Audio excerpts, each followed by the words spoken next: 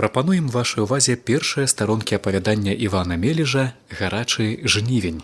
Выканаўца артыстка Ліка Пташук.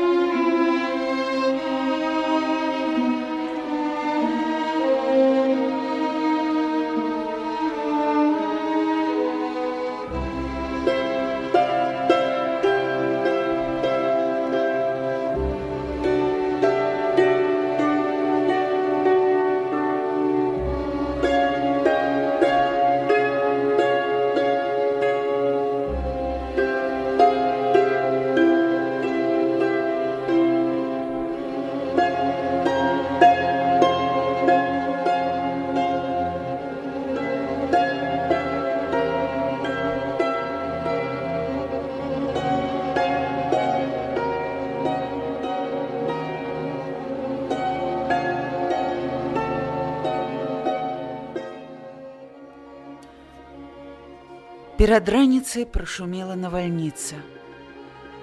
На світанні яна сціхла, дождж сышоў на захад да Прыпяці, а за ім хутка сплылі хмары. Над вымытымі вадой палямі засінела чыстае неба і засіхацела яркае жнівеньскае сонца. І неба, і сонца, пераліваючыся вясёлкавымі колерамі, адбіваліся ў незлічоных буйных кроплях, што былі шчодра рассыпаны на пожні.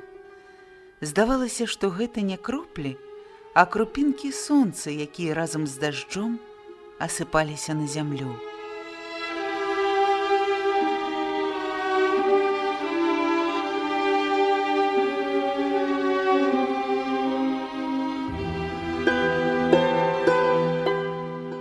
Калі сонца паднялося вышэй, на зямлю зноў сышла гарачыня. Луг ахутала трапяткая цягучая смуга.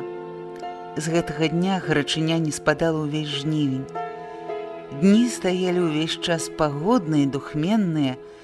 Неба сініла высокае, бяздоннае, чыстае. На ім толькі зрэдку ў недасяжнай вышыні зіхацелі белыя, як пух, воблачкі.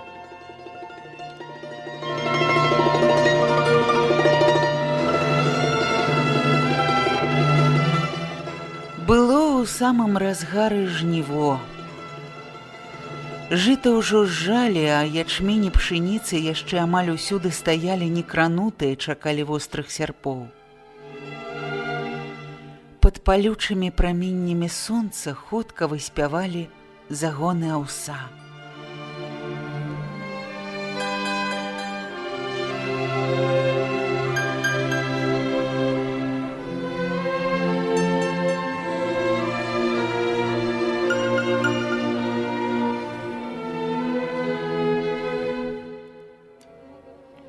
Неспадзявана ўзгарэлася спрэчка.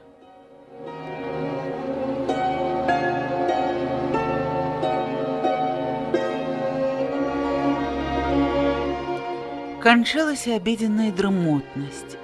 Поле, што пяклося маўкліва і нерухомае, стала ажываць.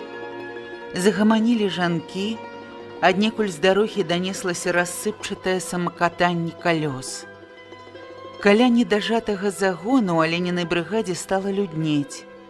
Праўда, шмат каго яшчэ не было. Некалькі жней, што вярнуліся з абеду, чакаючы, пакуль падыдуць астатнія, сядзелі на пожні, на прыпеку, ціха і аднастайна гаманілі.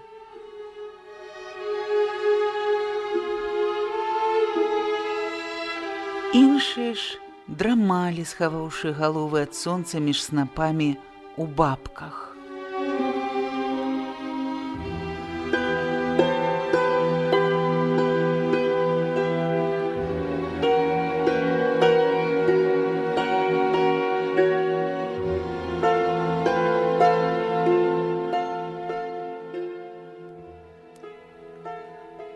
Яшчэ не паспелі сабрацца ўсе, як цётка Маланню ўсхапілася, быццам яе мурашка ўкусіла, і глянула на сонца.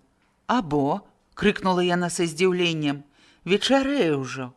Як час ляціць, скажы, ты заспаліся!» Алена спалохана паднялася. Няўжо ж праўда, што заспала? Ёй, здавалася, хвіліны не прайшло, як яна вочы заплюшчыла. Цень, што выпас з-пад бабкі, быў асцярожны і нясмелы. Яна глянула на неба і аслепла ад іскрыста-белага распаленага бляску.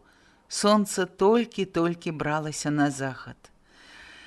«Эх, як млосна!» – прамовіла ўстаючы Лізавета, Маланіна суседка. «Не інакш у лазні. Разамлела я». Яна лена пацягнулася, выпінаючы грудзі, смачна пазяхнула, павольна завязала белую памятую хустку, што сунулася з галавы. «Зірніце на яе», – разамлела яна. «Млосна ёй. Зараз я табе разамлею. Вось як аперажу перавяслам па спіне, а вы што стаіце, як вешкі? Годзе абіваць бокі!» Накінулася раптам на ўсіх разгневаная Маланя. «Абед ужо даўно скончыўся. А ну, варушыцеся!» І строга звёўшы тонкія, сярдзітым заломам бровы, Маланя азірнулася. Усе жнеі падняліся ўжо, адны ваду пілі са збанкоў, другія весела перакідваліся смешкамі, браліся за сярпы. Хоць Малані выдавала гэты начальніцкі тон за жарт, жанчыны было прыкметна заварушыліся жвавей. «Ой, як трэба з імі, брыгадзір, вучыся! Бач, я хоць і самазванец, а слухаюць. Ведаюць, што смешкі мае кепскія, я вострая. Яшчэ як у салдатках хадзіла, дай Бог памяць, звалі ж мяне недарма фельдфебель у Андараку». «Фельдфебель і цётка Маланья цяпер адменены. Яны былі пры старым рэжыме», – сказала адна жанчына. «Як адмянілі? Хто табе сказаў? Дык хто ж тых, хто быў у шынялі, а не ў Андараку, зразумела? Пагаварыце яшчэ ў мяне».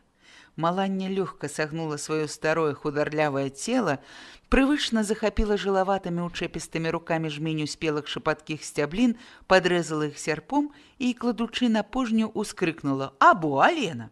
Колас пачаў асыпацца! Ай-яй-яй! Ён жа асыпаецца, бачыш, жаць трэ хутчэй!» Алена, якая ўвесь гэты час напружана да нечага прыслухоўвалася, заклапочана перабіла: «А чаму ж няеркі з кругоў не чуваць? А хто там рыбка на ёй? Хто, Вольга ці Махова? Казала, што не забавіцца і на табе да гэтага часу няма. Што там такое з ёю сталася? Даўмецца не магу. Эх, відаць, трэба бегчы на кругі, паглядзець, мо адсюль не чуваць. А чаго ж, ідзі, Аленка, ідзі хутчэй пасылай жаць, бо, не дай Божа, прападзе ячмень». Алена шпарка пайшла да кругоў, дзе ж няярка павінна была жаць ячмень.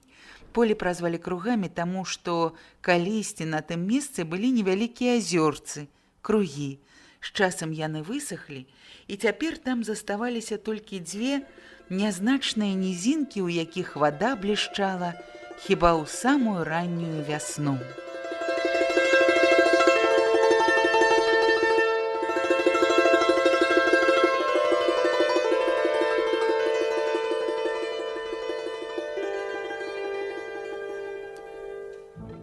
Алена ідзе і распораз выцірае далонне з твару пот. Босыя, паколатыя і падрапаныя пожнюю ногі асцярожна ступаюць па гладка ўбітай, як ток сцежцы. Зямля напалілася, як гарачы прысак пячэ ў падэшвы ног.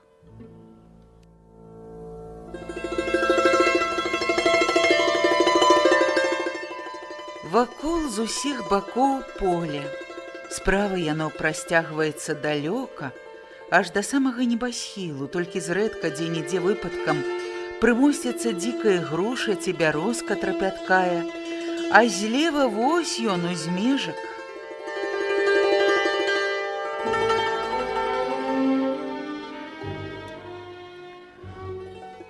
Поле тут адразае чорна-зялёная сцяна густога цяністага сасонніку. Далей наперадзе вёска, рад саламяных, гонтавых і дашчатых дахаў і стрэх, сады, а за імі атуленая ніклым купчастым лазняком павілястая рэчка Тур'я.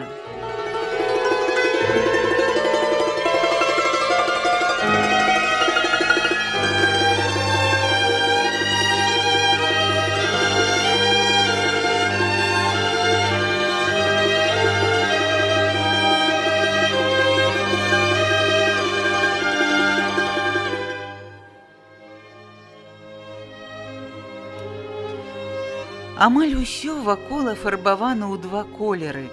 Залацісты і блакітны поле, бясхмарнае неба, лазняка смужаная далеч. Толькі бліжні лес выбраў інакшы колер, густое, амаль чорнае зеляніва.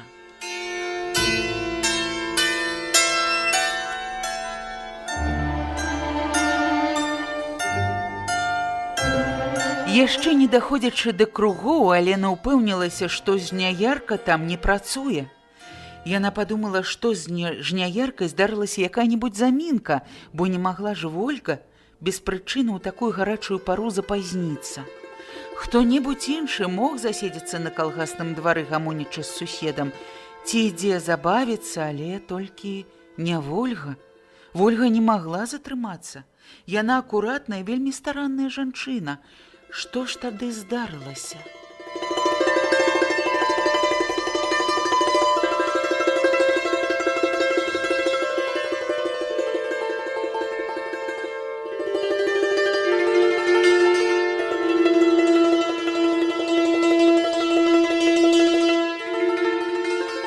Алену апанаваў непакой. Яна недаўменна паглядзела на дарогу, што ішла з калгаса між яшчэ нязжатых спелых жытоў. Там таксама жняяркі не было відаць.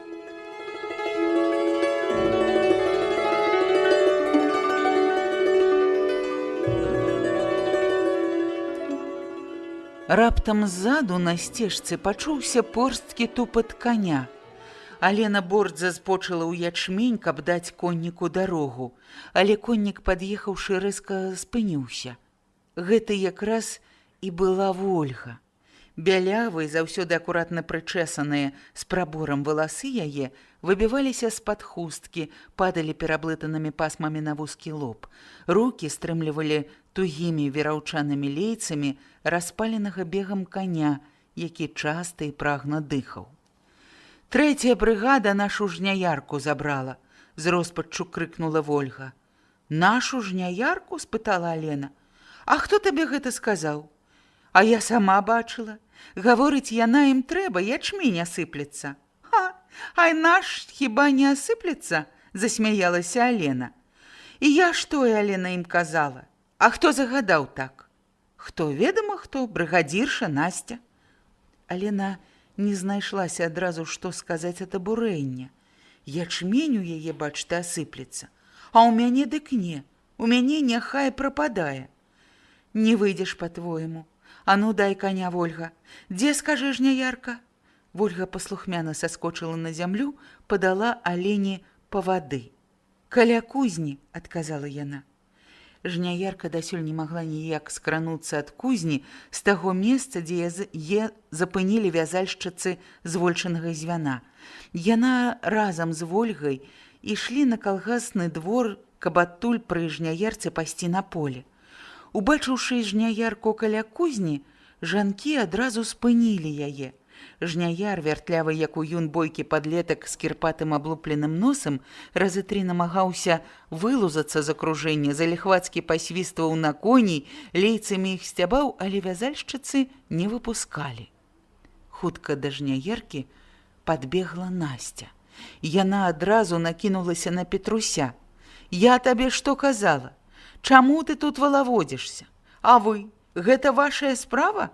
Чорныя Насціны вочы нацэліліся на вязальшчыц. «Без вас, калі трэба будзе, разбяруцца. Чым ацірацца тут, лепш рабіць ідзіце». «Не мела ты такога права нашу жняярку?» – пачала была адна вязальшчыца, але Насці і слухаць не стала. Як толькі Пятрусь убачыў поруч з сабою Насцю, ён падняў галаву вышэй і, не зважаючы на едкія рэплікі і насмешкі, тузануў лейцы. Коні крануліся. Так бы і звезла Насця жняярку, каб на той час якраз не паспела Алена. Яна, як дагнала шумлівую працэсію, яшчэ не спыніўшы каня, зляцела з яго і кінулася да хлапчука. Неяк так здарылася, што Насці яна ў першую хвіліну не заўважыла, а чуўшы падмогу, калгасніцы з брыгады Алены сунялі жняярку. «Ты куды?» – хапілася Алена за лейцы і тузанула іх з рук Петруся. Той не выпусціў іх. «Куды трэба, туды і еду», – адказаў Пятрусь. Алена загарэлася. Невялікі твар яе, усыпаны каля малых шэра-сініх вачэй і на тонкім носе дробнымі крапінкамі вяснушак, густа пачырванеў. Гэта ж наша жняярка, разумееш? Нашай брыгады. Ты павязеш яе зараз жа назад, да двара, з натугай стрымліваючы ўзрушанае дыханне, строга загадала яна. «Нікуды я не паеду», – адказаў хлопец Пятрусь. Упартасць яго прывяла Алену ў замяшанне. Яна азірнулася і тут нечакана ўбачыла Насцю. У прыгожых чорных Насціных вачах трапятала усмешка задзірыстая, самаўпэўненая. Алена не адразу знайшла, што сказаць. «Чаму ты бярэш жняярку? Цяпер жа мая чарга», – прагаварыла Алена пакрыўджана.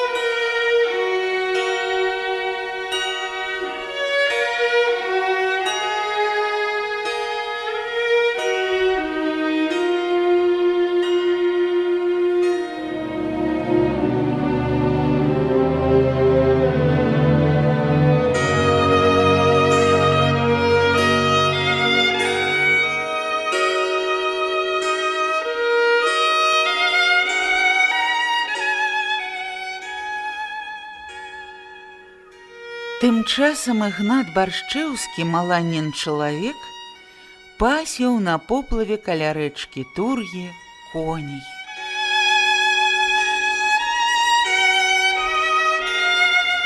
Сонца загнала Ігната ў цень ад чэзлай алешынкі, што стаяла на ўскрайку поплава.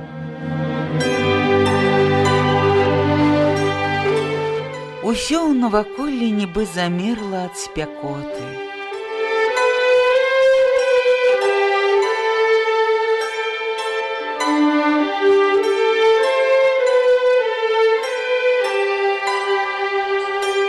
Ігнат час ад часу пазіраў на сонца, спадзяючыся, што яно сунулася на захад, але кожны раз расчароўваўся. Разамлелае сонца як быццам застыла ў нерухомай вышыні.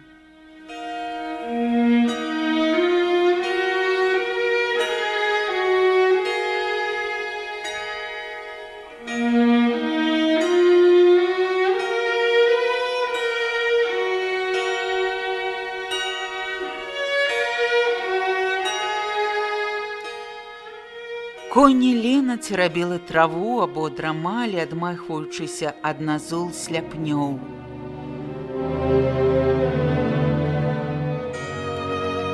Адзін худы кашлаты конік бесперастанку цягаўся на поплаве, то кусане чаго-небудзь, то гарэзліва выбракне, і ўсё нягоднік як бы знарок наравіць адысці ад гурта, да балота.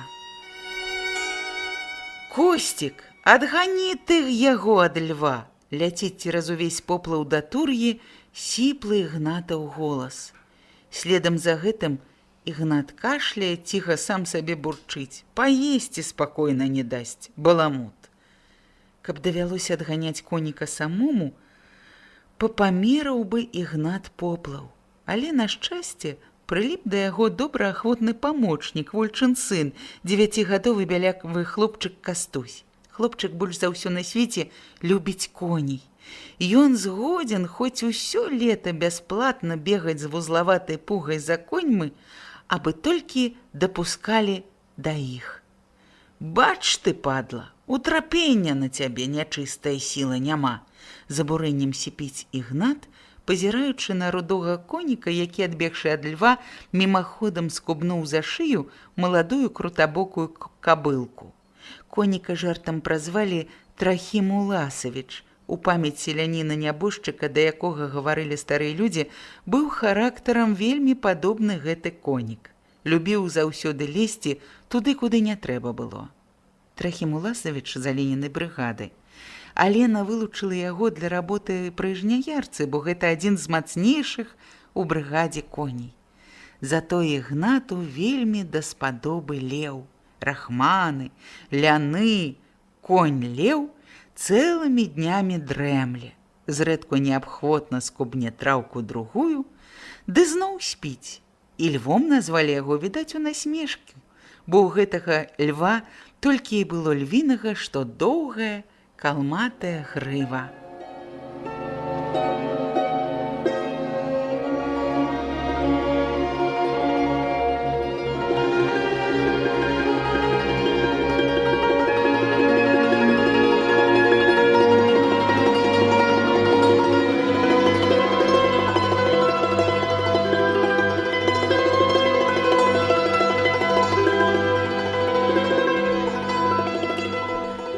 Ігнат у гэты дзень вельмі мала дбаў пра коней.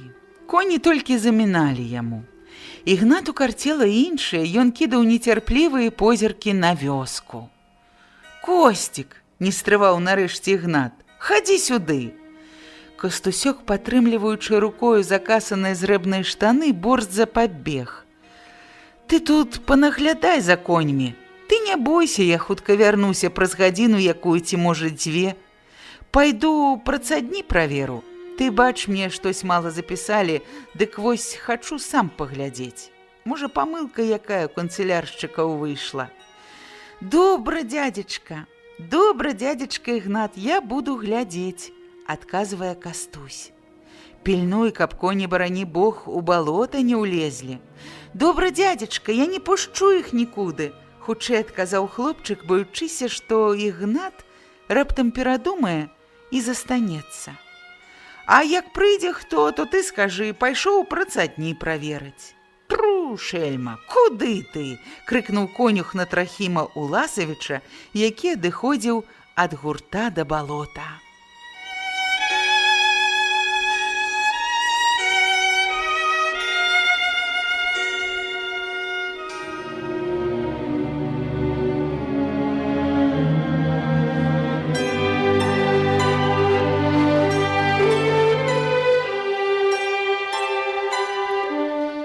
Кастусёк пабег на пярымы, а Ігнат з палёгку ўзняўся і хутка пашыбаваў зараснікі алешніку. Калі Кастусёк завярнуў каня і прыйшоў назад да алешыны, Ігната ўжо не было відаць. Ён ішоў па чорнай тарфяной сцежцы, прадзіраўся праз густыя зараснікі алешніку і пякучай балотнай крапівы, наўпрасткі да крайніх хат сяла.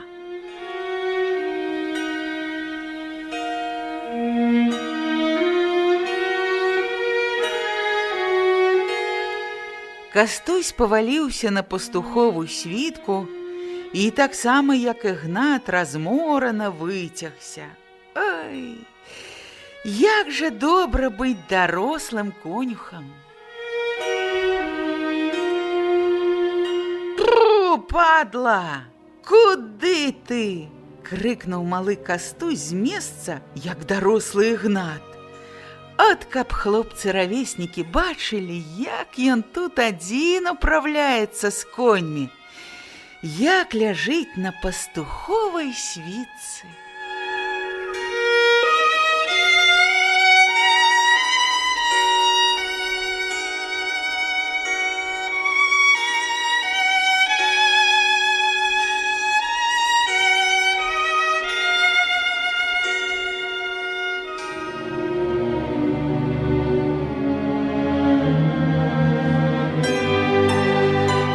Кастусь, аднак, ляжаў нядоўга. Конь Трахім Уласавіч усхадзіўся, як ашалелы. Ледзь толькі Кастусёк на хвілінку адыдзе ад коней пад алешыну, каб паляжаць на дзядзькавай світцы, як гэты свавольнік наўпрасткі шыбуе да балота. І Кастусю, хоць яму так не хочацца ўставаць, трэба бегчы на пярэймы.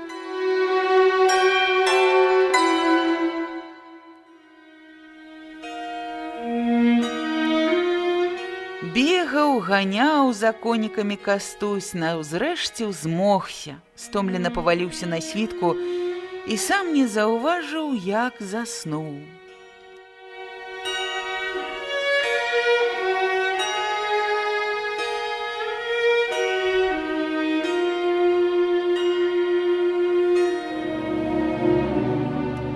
і раптам разбудзілі яго вокрыкі. Кастусь соладка чмокнуў вуснамі, павярнуўся на другі бок, каб зноў заснуць. Вельмі ж не хацелася прачынацца яму, але ад яго чамусьці не адставалі. «Ну-ну, хопіць спаць! Ты ўстань жа нарэшце!» Ужо са злосцю сказаў неадчэпны голас. Кастусь неахвотна расплюшчыў вочы. Перад ім стаялі брыгадзір 3-й брыгадзе Абуховіч Насця і яшчэ адна жанчына незнаёмая, невысокага росту, хударлявая, з лагоднымі чорнымі вачыма. Жанчына трымала ў левай руцэ аброць з вузлаватым пяньковым повадам. «А дзе Ігнат?» – запыталася пагрозліва Абуховіч Насця. «А ён працадні пайшоў праверыць», – адказаў Кастусь. «Працадні пайшоў лічыць», – перакрывіла Насця. «А коні хай самі пасвяцца». Кастусь яшчэ санліва паглядзеў на Пашу, потым зірнуў на балота і сумеўся. Усхапіўся і ў другі раз неверачы паглядзеў. Конь, Трахім Уласавіч, сядзеў у гразі, толькі спіна ды галава вытыркаліся з твані. Увапёрся такі ў балота паганец, але ўслед за гэтым Кастусю давялося яшчэ больш здзівіцца, бо ён убачыў, што побач з конем Трахімам Уласавічам з твані тырчыць калматая галава рахманага льва. «Ну от, угруз леў, от і запражы яго вазіць ячмень, бяры яго», разгублена прамовіла хударлявая чарнавокая жанчына. Яна паглядзела на Насцю, нібы чакала ад яе адказу. Кастусь моўчкі апусціў галаву. Ён так разгубіўся ад гэтага неспадзяванага здарэння, што, каб можна было, згадзіўся б лепш праз зямлю праваліцца. Дзядзька Ігнат паверыў яму як сталаму чалавеку, а ён, вось, не стрымаў слова. Як пасля гэтага дзядзька Ігнат будзе на яго паглядаць? І што хлопцы скажуць, як даведаюцца пра ўсё? Чаго ж тут? Трэба клікаць людзей ды выцягваць. А ты назірай тут, глядзі, каб яшчэ які конь не ўлез, строга наказала Насця. Ігнат сядзеў за сталом у гардзе шкробата і смачна хлюпаў пахучым гурочным рассолам, налітым у шурпатую гліняную міску.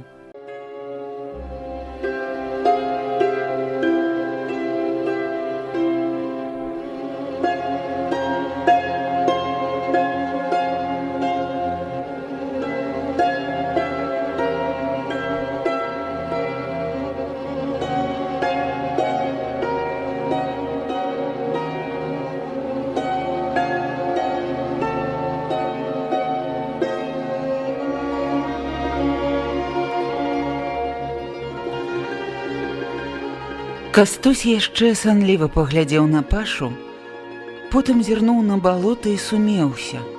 Усхапіўся і ў другі раз, не верачы, паглядзеў. Конь Трахім Уласавіч сядзеў у дрыгве, толькі спіна ды галава вытыркаліся з твані. Увапёрся такі ў балота паганец. Але ўслед за гэтым Кастусю давялося яшчэ больш здзівіцца, бо ён убачыў, што побач з канём Трахімам Уласавічам з твані тырчыць калматая галава рахманага льва. «Ну от, угруз і леў, запражы яго вазіць ячмень, бяры яго», разгублена прамовіла хударлявая чарнавокая жанчына. Яна паглядзела на Насцю, нібы чакала ад яе адказу. Кастусь моўчкі апусціў галаву. Ён так разгубіўся ад гэтага неспадзяванага здарэння, што, каб можна было, згадзіўся б лепш праз зямлю праваліцца. Дзядзька Ігнат паверыў яму як сталаму чалавеку, а ён, вось, не стрымаў слова. Як пасля гэтага дзядзька Ігнат будзе на яго паглядаць? А што хлопцы скажуць, як даведаюцца пра ўсё? Чаго ж тут? Трэба клікаць людзей ды выцягваць. А ты назірай тут, глядзіш, каб яшчэ які конь не ўлез, строга наказала цётка Насця.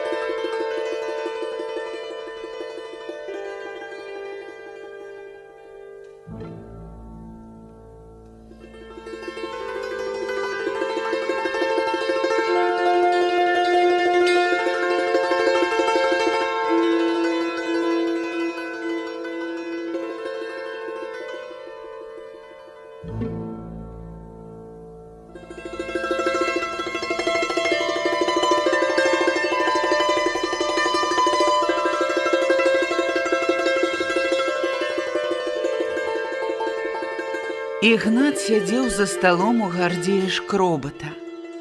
Смачна хлюпаў пахучым гурочным расолам, налітам у шурпатую гліняную міску. На стале стаяла літровая пляшка. Самагонкі заставалася ў ёй пры самым дне. Ігнат і Гардзей сядзелі ўдвух. Старая Гардзеіха, сухая, як трэска, з бяльмом, корпалася на гародзе.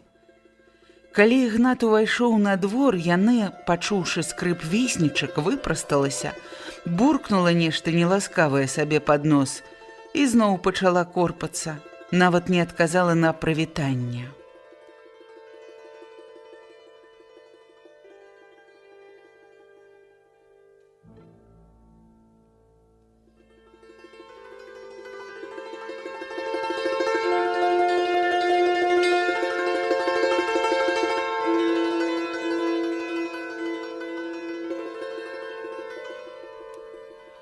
Шкробаты жылі адны.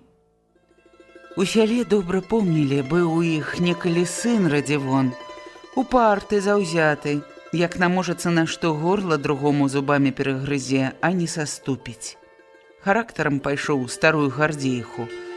Пры немцах зрабіўся начальнікам паліцыі, некалькі разоў вадзіў на партызан-карнай экспедыцыі, меў нават ад немцаў жалезны крыж. Але партызаны злавілі яго і павесілі.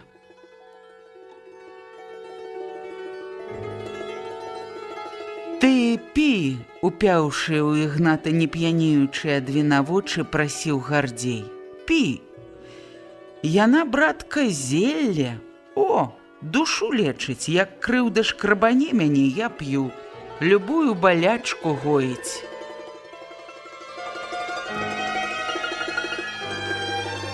Не толькі сына страціў Гардзей, шмат чаго страціў ён акрамя сына.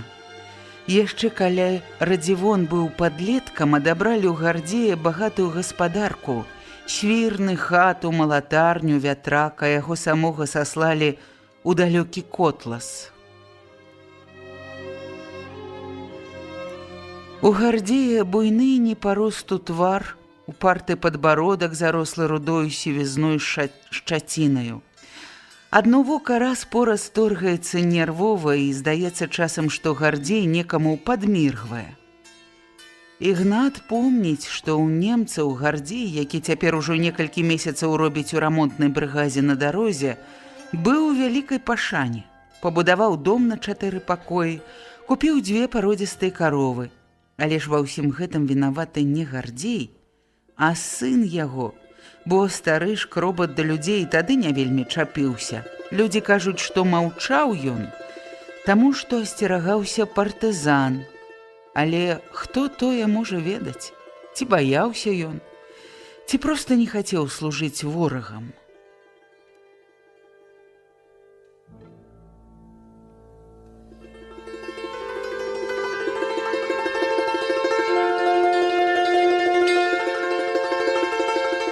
Мы цяпер адзінакія.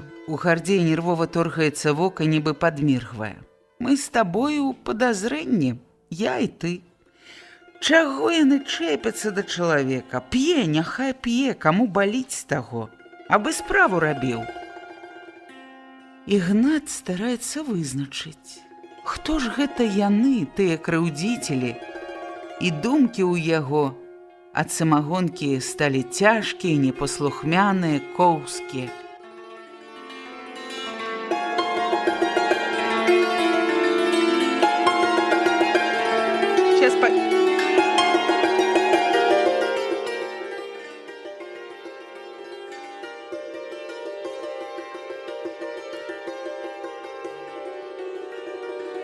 «О, ты да мяне чэпяцца», – сказаў Ігнат. «Не так там на дарозе, як тут. Яны. Ведама, сын, канешне, сваё крэўнае, шкада, вядома, але сказаць бацька за сына не адказ». Ігнат больш не слухае. Думае упарта сваю непаслухмяную думку. Яны. Яны гэта Марцін, Алена, Вольга. Маланья таксама выслужваецца, Стаханаўка. А мне напляваць на іх. А я буду весяліцца, піць. На душы Ігната лёгка, бесклапотна. Гардзей прыносіць новую пляшку і да краю налівае Ігнатаву шклянку. «Пі, весяліся, братка, няхай яны грабуцца, а мы будзем піць. Піць!» Эх, шкада Варывончыка засудзілі, хлопец быў душэўны, сапраўдны старшыня. Шкада хлопца, распадаюцца, разлятаюцца добрыя людзі. Гардзей сціснуў далонямі галаву і заплюшчыў вочы. «А мне напляваць на іх», — паўтарае п'яны Ігнат, не слухаючы. Ён, братка, паўлітру першаку адразу выпіваў. Толк ведаў чалавек у гарэлцы, не той, што цяперашні. Бывала, прыйдзе з кладаўшчыком: «Гардзей, сляза Божая ёсць?» Першак значыцца. «Для каго няма, кажу, а для вас заўсёды, таварыш старшыня, знойдзем». А ён: «Во, люблю, кажа, разумных людзей», і падае руку. О як! Няма старшыні Варывончыка. Пасадзілі за п'янства, за растрату. І вось гэтыя яны пасадзілі. Яны, што хочуць, то і робяць. У іхніх рука сіла. Але і я не без галавы. Што-небудзь і кумекую. Не лыкам шыты. Гне і гне. Думае гаспадар, халоднымі вачыма пазіраючы на Ігната, і ўспамінае сына. Ах, Радзівон, Радзівон, не слухаўся, не сцярогся, і да сэрца падступае балючая жаласць і злосць.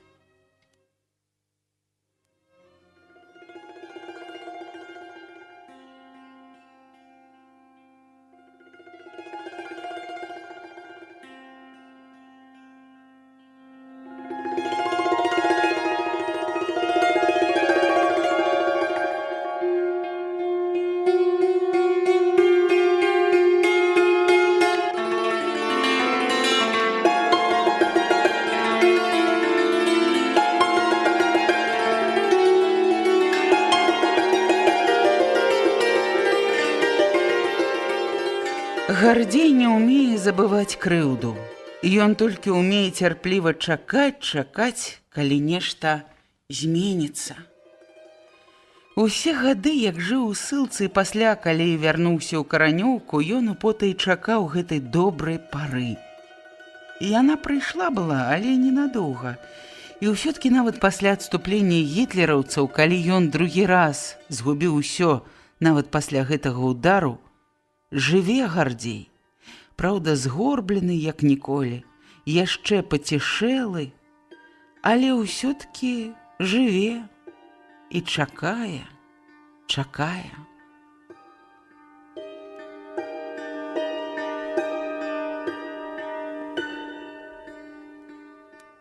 Гардзей прыдушыў жаласць да сябе.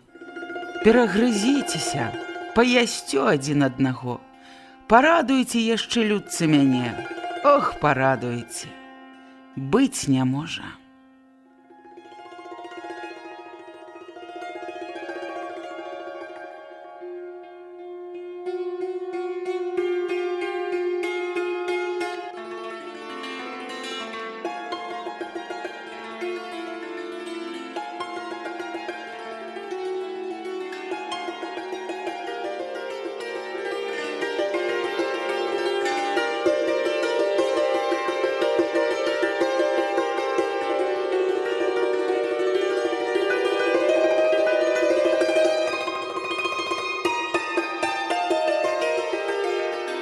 Ігнат кажа: Алена і Настя паскубліся з-за жняяркі сягоння. Гардзей смяецца, шчэрыць дробныя востренькія зубы. Можа сказаць, што трэба памагаць скупціся? Не, Гардзей, такое не бразне марна, падумае. Не на добрае гэта, кумекай, асцярожна выціснуў Гардзей, з затоенай увагай працяў Ігната. Разумееце, не. Гардзей ніколі не трапіў асцярожнасці і развагі, колькі б не піў. Нават калі бывала пад стол звальваўся, не траціў галавы. Мы цяпер адзінакія, дадаў для бяспекі ён, і падумаў: а хто ж цябе ведае, што ты за чалавек? Цяпер-то ты добры, а заўтра, можа, яшчэ ў сельсавет пойдзеш з даносам, што падбіваў. Скажаш, што спаіў знарок, паспадзявайся толькі на цябе. З-за глупства клопату не абярэшся.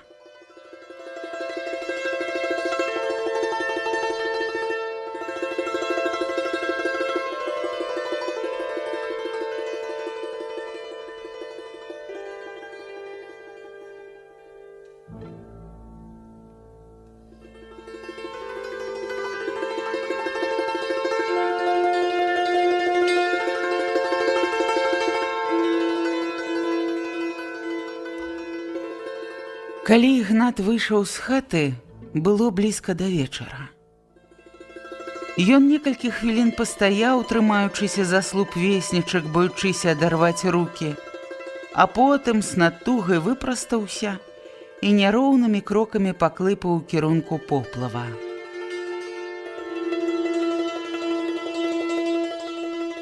Ледзь толькі конюх працерабіўся праз гушчар алешніку на поплаў, як убачыў каля балота людскі натоўп. Ігнат спыніўся і, схаваючыся ў алешніку, стаў глядзець, што ж там робіцца. Сцебанула здагадка, што здарылася нейкае няшчасце, бо звычайна ў гэты час людзей на поплаве не было.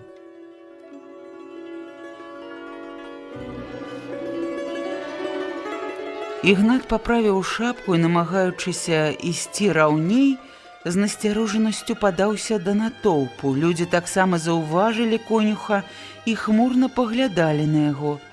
Кастусь вінавата апусціў галаву. Паводдаль ад людзей ступалі мокрыя, залепленыя граззю коні. Трахім Уласавіч і леў. Трахім Уласавіч весела трос галавою, ад якой ляцелі брудныя пырскі. Ігнат зразумеў усё.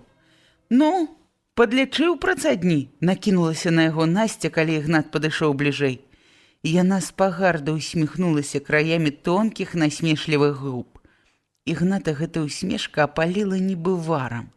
«Чаго вышчырылася?» — адразу ўскіпеў ён. «Падлічыў». Нехта кпліва хіхікнуў. «А ён пакуль працадні лічыў, замарыўся? Гляньце, людцы, ледзьве на нагах трымаецца». «Падлічыў? Ну дык скінь цяпер частку. Праўленне за сёння адлічыць табе. Глядзі, што ты натварыў». Насця кіўнула галавой на коней, толькі што выцягнутых з балота. Ігнату хацелася даць у адказ што-небудзь абразлівае, але ён не адважыўся. «Марцін табе не даруе гэтага. Я ўсё скажу». Па голасу, якім гаварыла Насця, Ігнат зразумеў. Мабыць, скінуць з конюха. Але, падумаўшы пра тое, што яго здымуць з працы, Ігнат не пашкадаваў. Ну і хай. Ён са злосцю вылаяўся сам сабе. «Напляваць, яшчэ крычыць на мяне. Я табе пакрычу». Нягледзячы ні на кога, пацягся да коней. У натоўпе нехта сказаў след: «Усыплюць гароху нашаму атроху».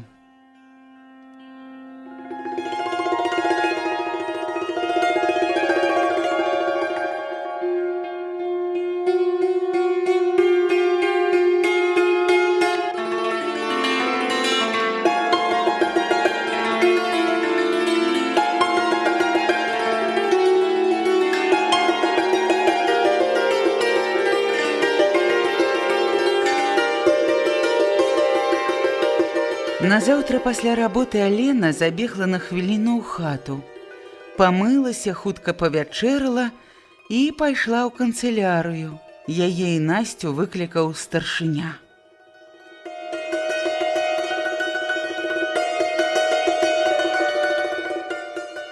Марцін выпадкова трапіў на спрэчку. Ён акурат ішоў у кузню праверыць, як каваль ладзіць плугі на асенняе ворыва. Падышоўшы да жняяркі, Марцін зразумеў усё без роспытаў. Аднак пры з'яўленні старшыні калгасніцы з абедзвюх брыгад паднялі такі крык, даводзячы кожнае сваю праўду, што яму прыйшлося некаторы час стаяць моўчкі і толькі слухаць. «Усё?» – запытаўся Марцін, як толькі зрабілася ціха. Жанкі маўчалі, пазіраючы на яго. «Усё ці, можа, яшчэ што будзеце гаварыць? Не будзеце?» Ну, любіце вы, казакі мае, пагаварыць. Пракрычалі вушы, а без толку. Пра ўсё гэта было рашэнне праўлення, ніякіх спрэчак не трэба, няма чаго крычаць. Марцін гаварыў спакойна, крыху марудна, але цвёрдае ад яго спакойнасці на распаленае спрэчкай сэрцы жанчын нібы дыхнула свежым цвярозлівым ветрам. Яны чакалі слоў старшыні з нецярплівасцю, непакоем. Марцін паглядзеў на ўсіх і паўтарыў: «Так, казакі мае, няма чаго крычаць. Жняярку Аленінай брыгадзе ніякіх спрэчак, і зараз жа, каб усе былі на полі, нечага марнаваць час. А Насця і Алена заўтра вечарам у канцылярыю». Ён павярнуўся і, злёгку абапіраючыся на гнуткі арэхавы кіёк, пагультаяў да кузні. У яго словах і рухах хавалася такая ўпэўненасць, што калі ён адышоў, ніхто ўжо не стаў спрачацца, і людзі пачалі хутка разыходзіцца працаваць. Вязальшчыцы з вольчынага звяна, задаволеныя і вясёлыя, пайшлі за жняяркай.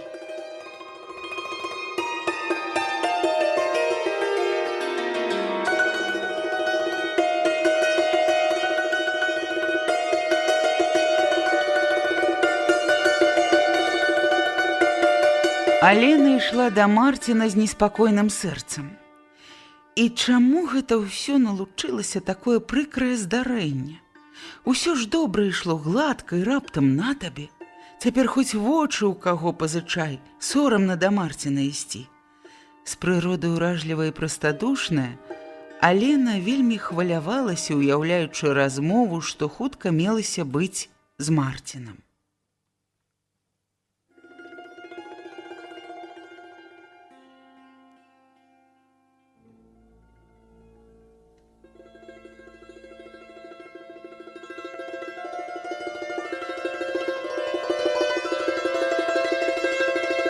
На вуліцы, як звычайна летнім адвячоркам, было людна і тлумна. У жнівеньскі дзень ад ранку вуліца ціха дрэмле. Рэдка пачуеш тут голас чалавека. Затое поле поўніцца жыццём. Спорна і дробна стракоча жняярка, важна працавіта рыпяць на дарогах, няўклюдна пагойдваючыся нагружаныя снапамі вялізныя, старанна ўціснутыя вазы, прывольна і шырока плыве жніўная песня.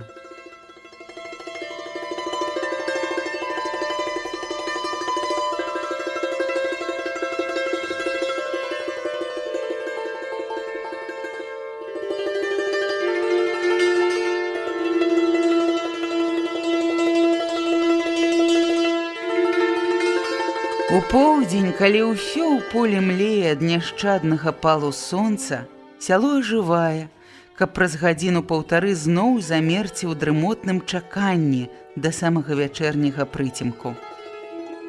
Увечары, калі над рэчкай Тур'ёю спакваля апускаюцца белы, як дым над вогнішчам бульбяніку туман, на вуліцу зноў уваходзіць неспакойнае чалавечае жыццё.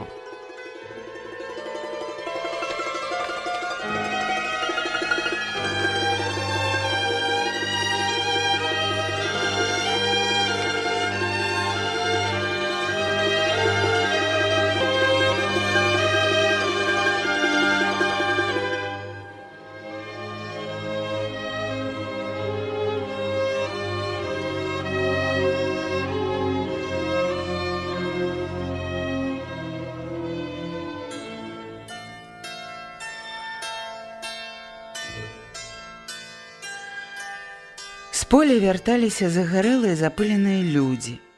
Старэйшыя, натомленыя дзённай працай, уступалі паважна і спакойна, будзённа гаманілі пра свае гаспадарчыя турботы, пра калгасныя навіны, пра ўраджай, шмат чо цікавіць старога калгасніка.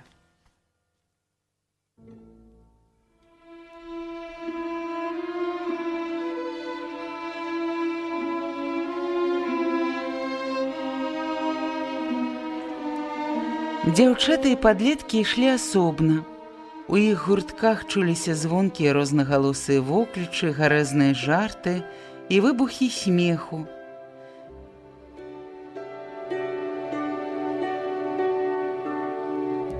Каля хат, чакаючы бацькоў, стаялі дзеці. То адно, то другое дзіця, пабачыўшы яшчэ наводдалек бацьку або маці, з радасным крыкам, хутка мільгаючы нагамі, кідалася насустрач і разам з дарослымі паважна вярталіся да хаты.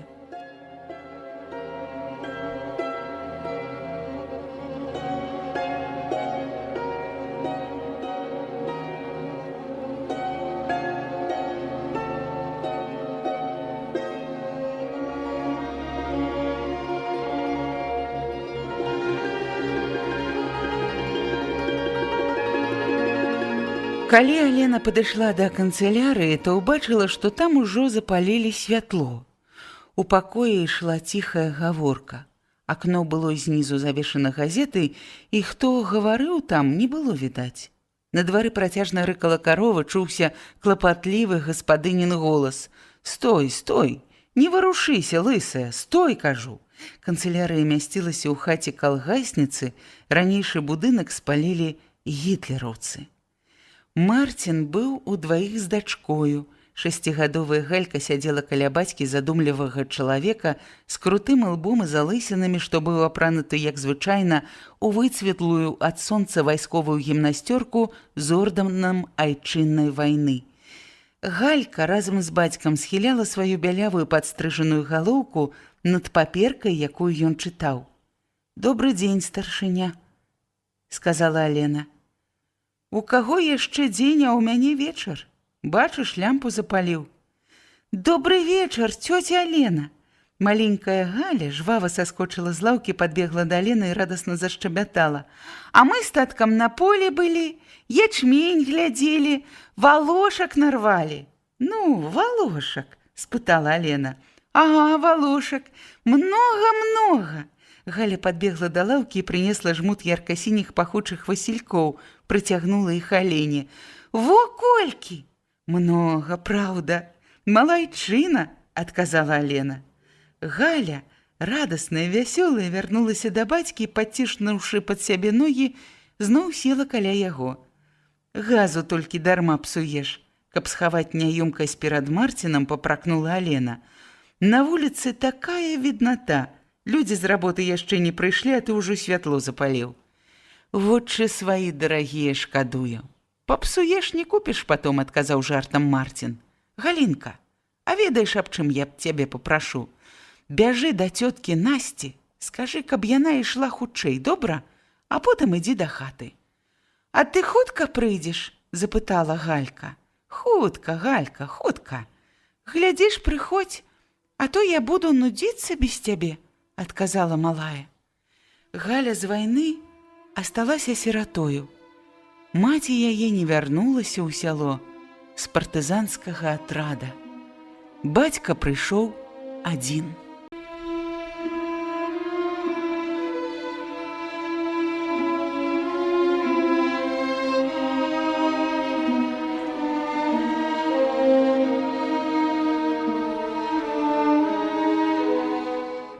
Калі Алена падышла да канцылярыі, то ўбачыла, што там ужо запалілі святло.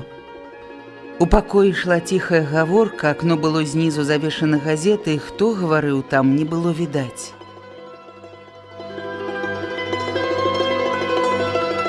На двары працяжна рыкала карова, чуўся клапатлівы гаспадынін голас. «Стой, стой, не варушыся, лысая! Стой, кажу!» Канцылярыя мясцілася ў хаце калгасніцы, ранейшы будынак спалілі гітлераўцы.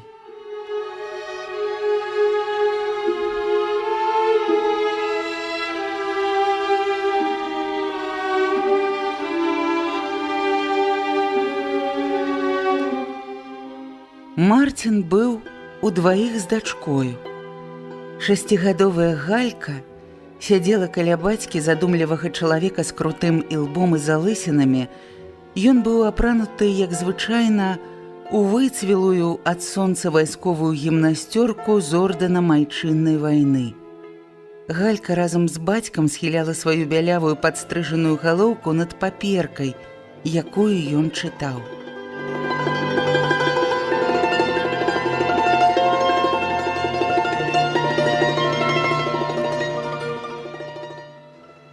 Добры дзень, старшыня, сказала Алена. Ну, у каго яшчэ дзень, а ў мяне вечар. Бачыш, лямпу запаліў. Добры вечар, цётачка Алена. Галя жвава саскочыла з лаўкі, падбегла да Алены і радасна зашчапятала. А мы з таткам на полі былі, ячмень глядзелі, валошак нарвалі. Ну, валошак, засмяялася Алена. Ага, валошак, і многа. Галя падбегла да лаўкі і прынесла жмут ярка-сініх пахучых васількоў і прыцягнула Алене. Во колькі! Многа, праўда. Малайчына, адказала Алена.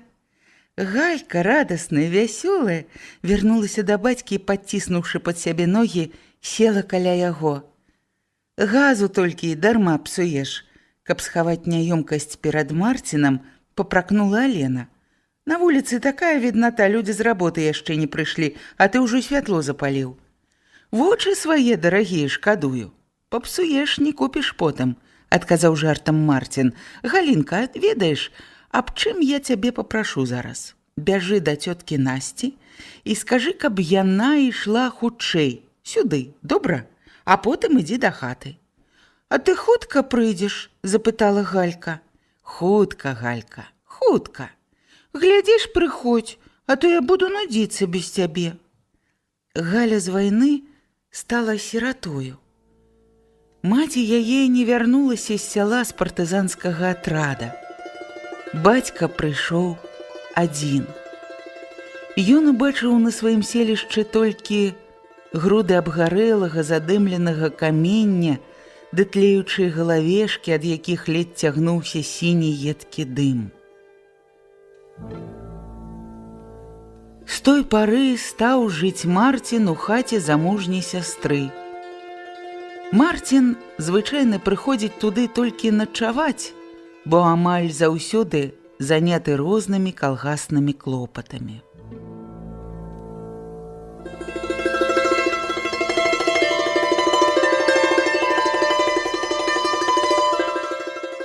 Сястра глядзіць па яго просьбе за Галькай.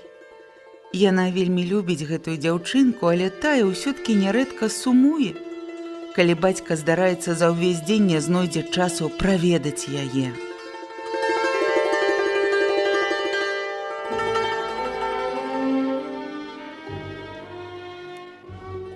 Якая ж яна падобная да Ганны?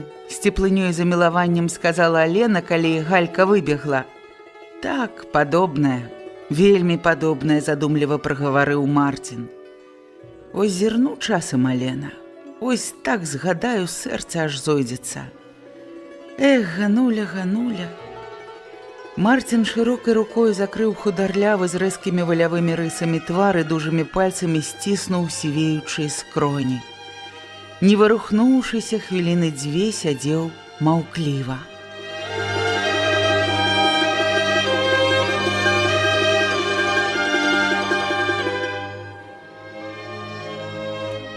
Але не хацелася падысці да яго, адарваць руку ад твару і сказаць што-небудзь добрае, пяшчотнае, каб сціхнуў смутак.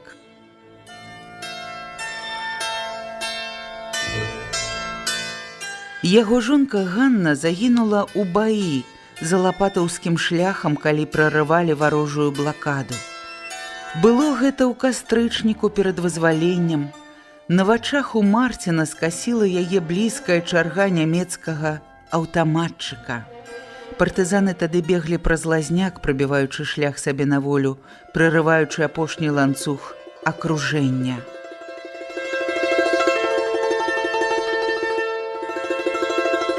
Раптам Ганна ўзмахнула рукамі, ступіла, спатыкаючыся крок другі і ўпала. Калі Марцін падбег да яе, нахіліўся, яна была ўжо мёртвая.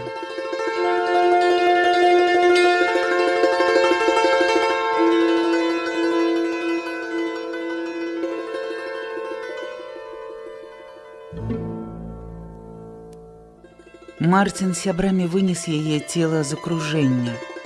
Ноччу, калі наступіла цішыня на бярозавым узлессі каля Тур'і, пахаваў.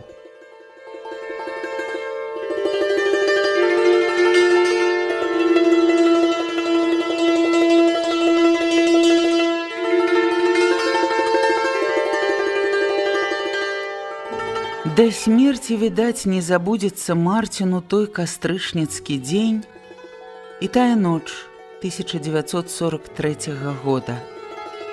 «Не ўспамінай, Мартин», — сказала Алена. «У мяне тое ж самае. Нашто трывожыць?»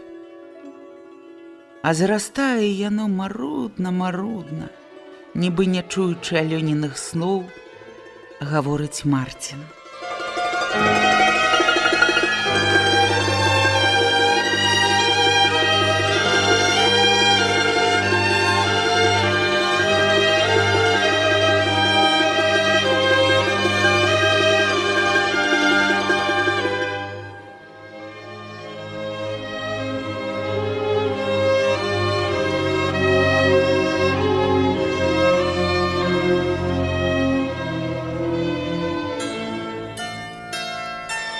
На ганку нехта затупаў. Мартин адразу адняў руку і з намаганнем сагнаў з твару засмучонасць. Увайшла Настя. Насцярожана зіркнула вострымі чорнымі вачыма на абаіх, голасна прывіталася і села на лаўку. «А ў вас тут гамонка, здаецца. Вельмі душэўная была. Прабачце, калі перашкодзіла, я ж не ведала, можа мне пакуль выйсці, пачакаць?» – спытала Настя. «Сядай. Ты чаму ж гэта познішся?» – спытаў Мартин. Задушэўны настрой, што прыйшоў да Алены ў размове з Мартинам, знік. Яна цяпер адчувала і непрыязнасць да Насці, і сорам перад Мартинам. Настя Абуховіч, менш чулая ад прыроды, не вельмі перажывала тое, што здарылася, хоць і ведала, што яна вінаватая. Думкі Насці былі накіраваны да таго, каб зменшыць сваю віну і як-небудзь апраўдаць свой учынак. «Што ж гэта, памочнікі мае дарагія, у ясны дзень буру паднімаеце?» – спытаў Мартин. Алена мімаволі збянтэжылася і паружавела. Мартин светлымі нядобрымі вачыма паглядзеў на іх, потым пачаў корпацца ў шуфлядцы стала. От, ён выняў невялічкі кулёк паперы, разгарнуў яго засцярога і паказаў брыгадзірам. На паперце ляжалі спелыя востраносыя зярняты. «Што гэта? Як вы думаеце?» – спытаў ён. «Ну, ячмень», – прастадушна адказала Алена. Настя кпліва усміхнулася краямі тонкіх насмешлівых губ. «Няўжо ячмень? А я не ведала». «Ячмень, правільна», – сказаў Мартин. «Зярняты, што высыпаліся з пераспелага коласа. З 15 каласоў толькі. Я знарок сабраў, яны ляжалі ўжо на зямлі. Гэта гіне наша дабро. Гіне кожны дзень, кожную хвіліну, якую мы змарнавалі, мы трацім дабро сваё. Хлеб. Вы мае лейтэнанты. На вас і Коржыка першая мая надзея. Ён са сваёй брыгадай управляецца. А ў вас што? Учора ў адзін дзень адразу 2 факты. Ігнат самавольна пакінуў работу, 2 кані ўгрузлі ў балота, прыйшоў жняяр узняць каня, запрэгчыў жняярку, а конюха і блізка не відаць недзе ў вёсцы. І вы пачалі сварку. Вы, брыгадзіры. «Не раўняй мяне з Ігнатам», – перапыніла яго Настя. «А я не раўняю. У вас розныя ўчынкі, але атрымліваецца так, што Ігнат і вы аднолькава сарвалі работу. 7 чалавек прыйшлося зняць з работы, каб выцягнуць коней з балота, а вы на гадзіну затрымалі жняярку без працы, а яна ў нас адна. І людзі марнаваліся праз гэта». Жанчыны маўчалі. На пераносіцы між брывей у Мартина напух працяты маршчынай бугорчык.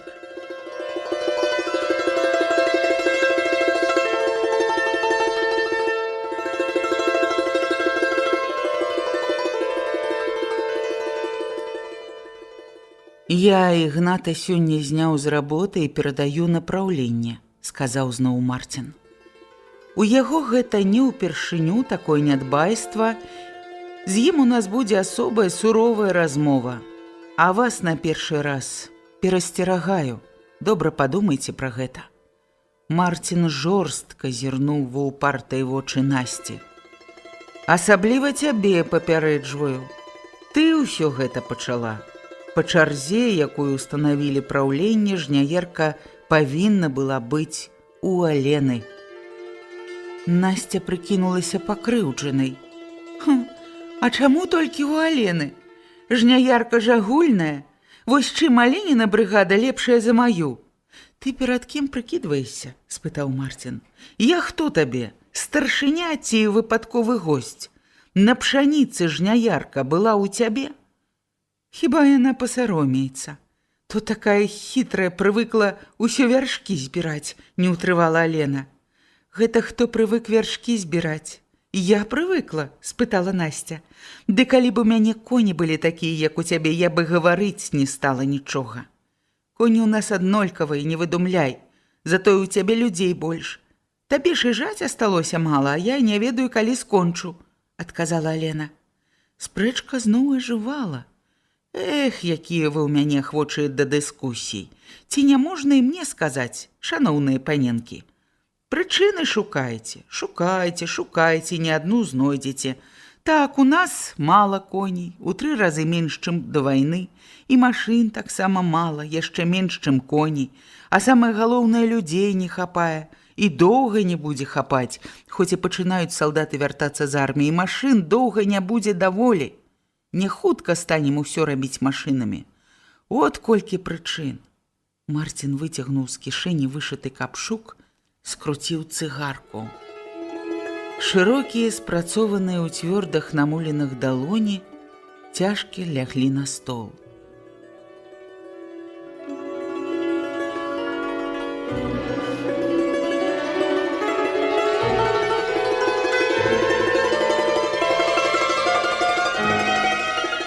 І ўсё-ткі, хоць многа прычын нам замінае, працягваў Марцін, мы павінны зрабіць усё. Мала людзей, мала машын, а трэба зжаць і змалаціць, трэба. Хлеб аснова ўсяму.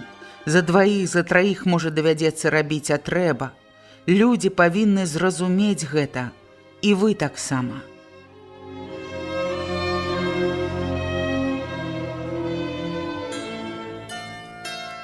Разважлівы і цвёрды ён здаваўся Алене нібы дужэйшым і вышэйшым, чым звычайна. Такое самае пачуццё было раней, калі Марцін маўклівы вёў іх на прарыў.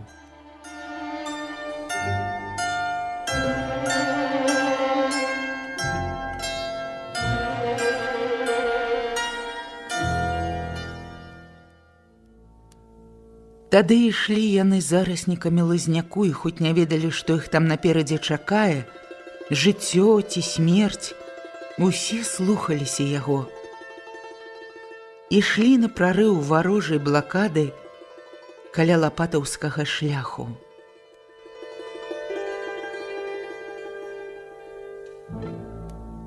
І ў той дзень Алена яшчэ раз адчула, што Марцін мацнейшы за яе, і стала яго асабліва паважаць.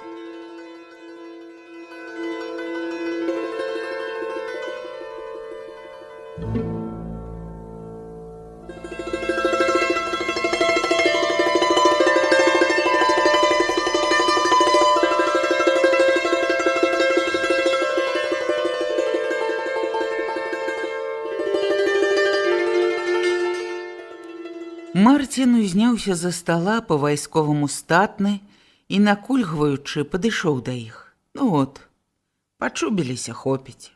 Хоць на старым спатыкнецца ўзноў, не пашкадую ні вока, ні бока. Ну, але хопіць. Заўтра да вас прыйдзе дапамога. Я сказаў, каб усіх, каго можна зняць са сталай работы, паслалі на поле, усяго здымаем 16 чалавек. Цэлае аддзяленне. Мне здаецца, што іх лепш за ўсё паслаць на сціртаванне. Што вы скажаце пра гэта? Правільна, трэба сціртаваць. Алена кіўнула галавою. Сціртаванне ў нас зусім спынілася. Настя таксама не пярэчыла. Ну, хай будзе па-твойму, Марцін, сказала яна. Я баюся, каб не было разрыву паміж сціртаваннем і жнівом. Трэба і тое, і другое разам рабіць. І ў гэтую хвіліну дзверы расчыніліся, і ў пакой увайшла хударлявая чарнавокая жанчына. Настя тут? запыталася яна ўзрушаным голасам, ледзь толькі адчыніла дзверы, і ўсе здагадаліся, што здарылася нейкае няшчасце. Ага, ты тут. Настя ўстрывожылася, усхапілася з лаўкі. Што? Ячмень наш пабіў нехта. Які ячмень? Дзе? Спытала Настя. На далёкім полі. Жанкі вось толькі адтуль прыйшлі гаворыць коньмі. Сляды там капытоў конскіх.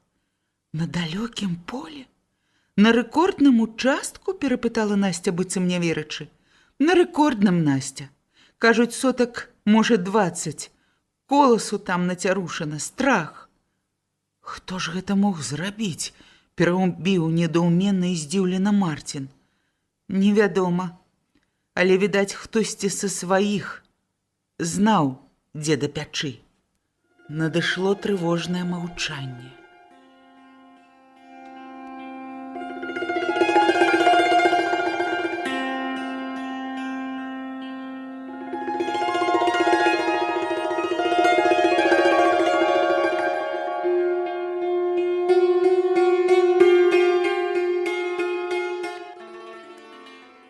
Я ведаю, з чыёй гэта стараны, ціха адказала Настя.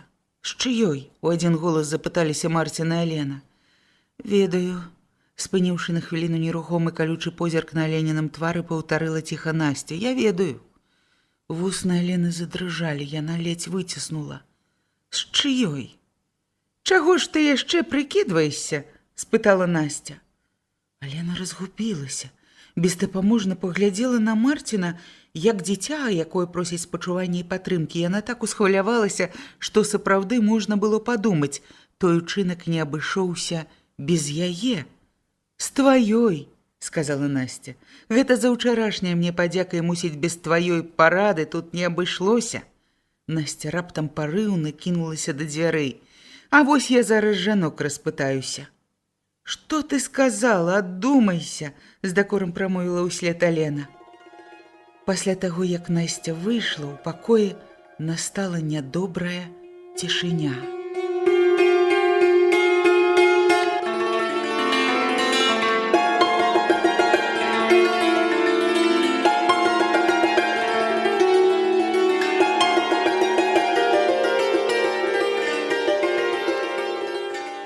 Алена, як раней, стаяла разгубленая, спалоханая, пухлыя, быццам у дзяцей вусны бездапаможна ўздрыгвалі. Марцін падышоў да яе ціха, пазіраючы ў вочы, запытаўся. А можа, і праўда з твае брыгады? Не, не можа быць. Не ведаю, сказала Алена.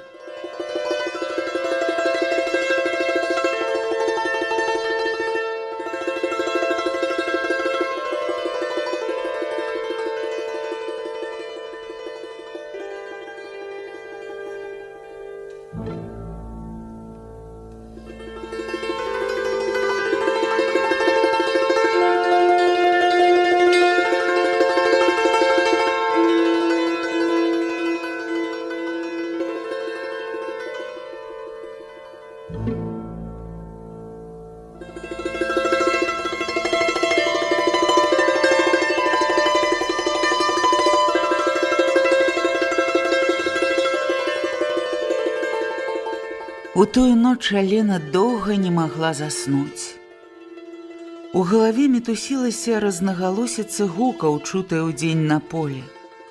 Трашчаць, стракочуць зялёныя конікі, жыкаюць сярпы, суха шамаціць салома.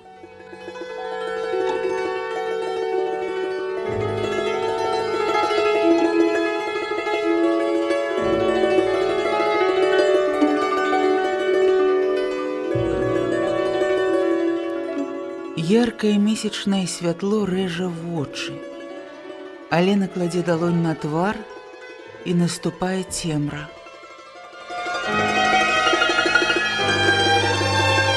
І адразу ў змроку перад вачыма паўстае бачанае. Звязаўшы сноп, жняя павольна выпроствае спіну, здранцвелую ад бесперапыннага згінання, выцірае засмяглыя губы і пазірае з-пад рукі на сонца.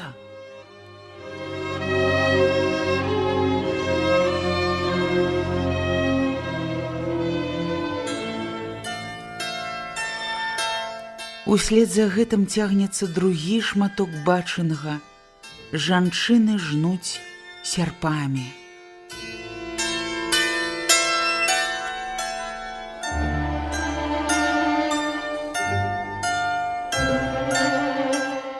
Або, сумелася Маланне, глядзі, Аленка. Яна паказвае вунь дзесяткі два зламаных сцяблін. Перастаялая салома не вытрымала вагі каласкоў. Каласкі звесіліся ўніз, а мярцвела, нерухома, быццам падсечаныя, тырчаць вострыя канцы сцяблінак.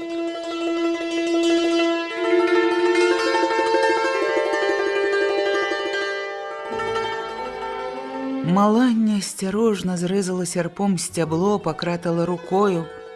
Салома белая, крохкая.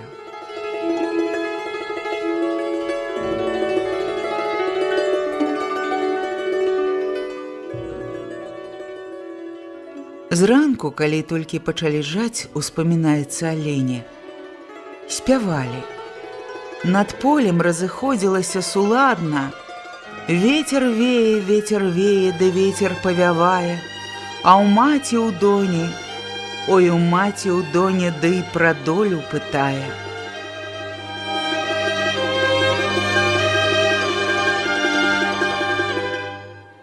У галаве Алены гучыць і гучыць гэтая песня, а потым, як сталі прытамляцца, сціхлі, і толькі сярпы пераклікаюцца. Жык-жык, ды жняярка зводдалеку па сарачынаму далучае.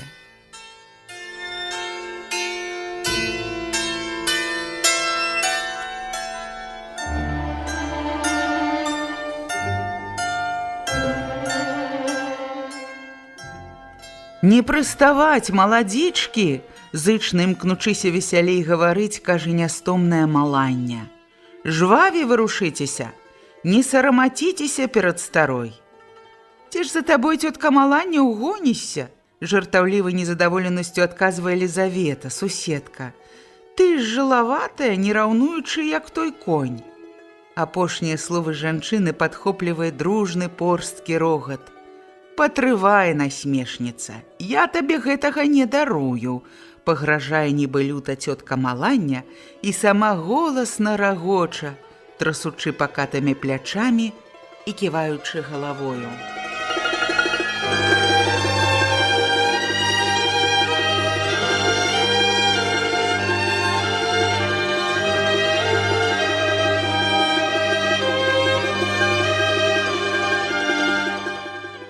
Алена аднімае далонь ад вачэй і гарачымі бяссоннымі вачыма пазірае ў прарэз дзвярэй на заліты святлом месяц шчарбаты з учарнелых завостраных дошак плот і на бярозу пры веснічках.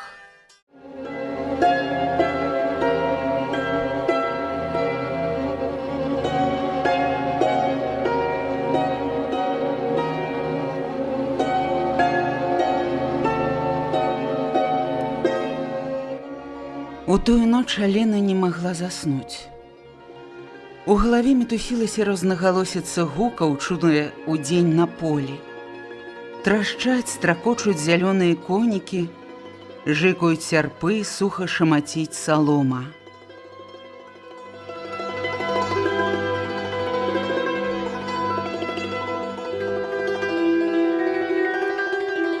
Яркае месячнае святло рыжа вочы.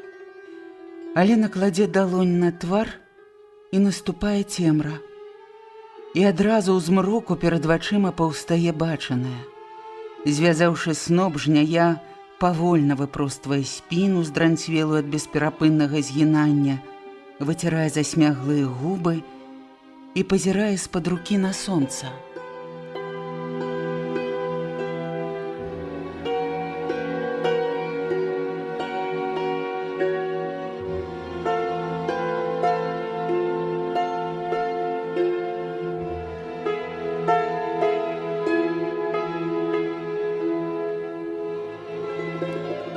Услед за гэтым цягнецца другі шматок бачанага. Жанчыны жнуць сярпамі. Або, сумелася Малання, глядзі, Аленка. Яна паказвае вунь дзесяткі два зламаных сцяблін. Перастаялая салома не вытрымала каласкоў, каласкі звесіліся ўніз, а мярцвела нерухома, быццам падсечаная, тырчаць вострыя канцы сцяблінак. Малання асцярожна зрэзала сярпом сцябло, пакратала рукою. Салома белая, крохкая.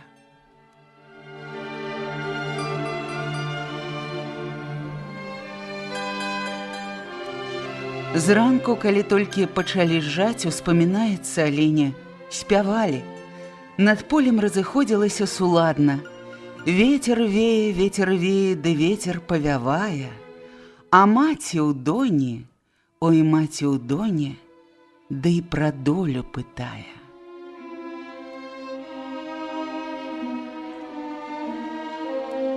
У галаве Алены гучыць і гучыць гэтая песня. Потым, як сталі прытамляцца, сціхлі. Толькі сярпы пераклікаюцца, ды жняярка зводдалеку па-сарачынаму далучае. «Не прыставаць, маладзічкі!» Зычна, імкнучыся весялей гаварыць, кажа нястомная Малання. «Жвавей варушыцеся, не сарамаціцеся перад старой!» «Ці ж за табой, цётка Малання, угонішся?» Жартаўліва незадаволенасцю адказвае Лізавета суседка. «Ты ж жылаватая, не раўнуючы, як той конь!» Апошнія словы жанчыны падхоплівае дружны порсткі рогат. «Патрывае, насмешніца, я табе гэтага не дарую!» Пагражае нібы люта цётка Малання і сама голасна рагоча, трасучы пакатымі плячамі і ківаючы галавою.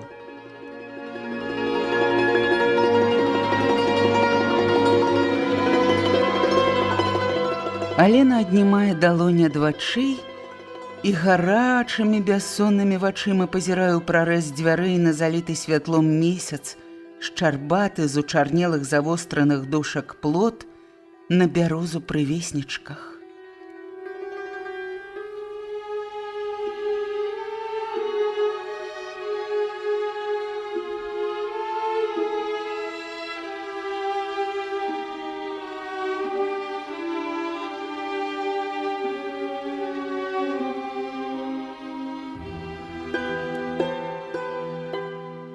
Хата, у якой жыве Алена, яшчэ не дабудавана. Здарылася так, што ўвішная летняя пара спыніла будаванне ў самым разгары.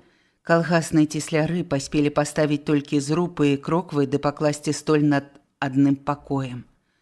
Вось у гэтых пакоі і жыве Алена з той пары, як пераехала сюды з хаты Марцінавай сястры, дзе паціснулася 3 сям'і пагарэльцаў. Бяроза Алене відаць да паловы. Роўны малочна-белы ствол з чорнымі плямамі. Гэтую бярозу пасадзіў Андрэй, яе чалавек, калі яны пабраліся. Перад Аленай раптам, нібы асветленыя ясным бляскам, успыхнулі тыя вераснёвыя раніцы. І тая раніца, у якой Андрэй ля гэтай бярозы абняў яе апошні раз. Калі Андрэй пайшоў служыць у армію, бяроза была яшчэ зусім малая. Тады яшчэ і паўгода не было, як яны пабраліся.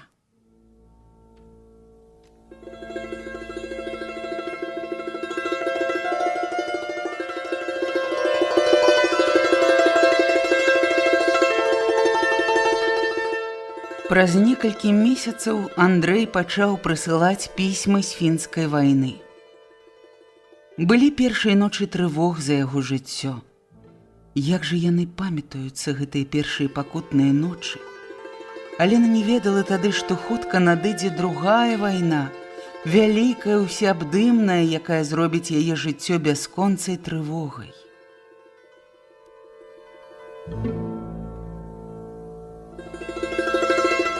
За ўсе доўгія гады гэтай вайны яна не атрымала ні аднаго ліста ад яго.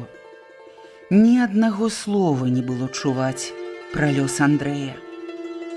І пасля вайны Алена лістоў таксама не дачакалася. І цяпер трэба ўрэшце паверыць, што ніколі яна не дачакаецца.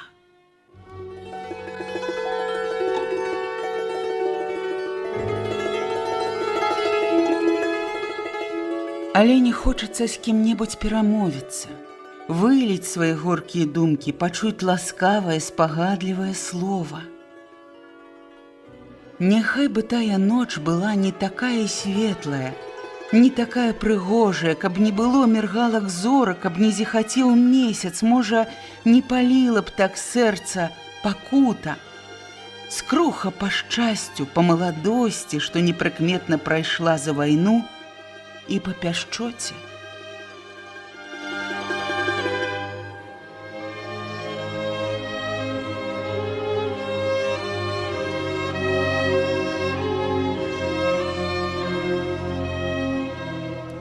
У суседзяў закрычалі пеўні, а Алена ўсё думала пра сваё жыццё, згадвала маладыя гады таварышаў па партызанскаму лагеру, Марціна, калі ён быў камандзірам роты. Трэба б заснуць, хутка світанне, ну хоць бы на гадзінку заплюшчыць вочы перад работай, так думала Алена. Але сон, як і раней, не ішоў. Сталі варушыцца неспакойныя думкі пра брыгаду, пра жніво, з якім трэба як мага хутчэй управіцца. У цішыні бяссоннай ночы ён зноў успомніліся ўсе абставіны той размовы. Балючай, несправядлівай паўтарылася кожнае слова, якое сказала Насця. І яна ўбачыла уважлівы позірк Марціна, пачула запытанне: «З твае брыгады?» І ў сэрцы зашчымела крыўда, сціснула горла.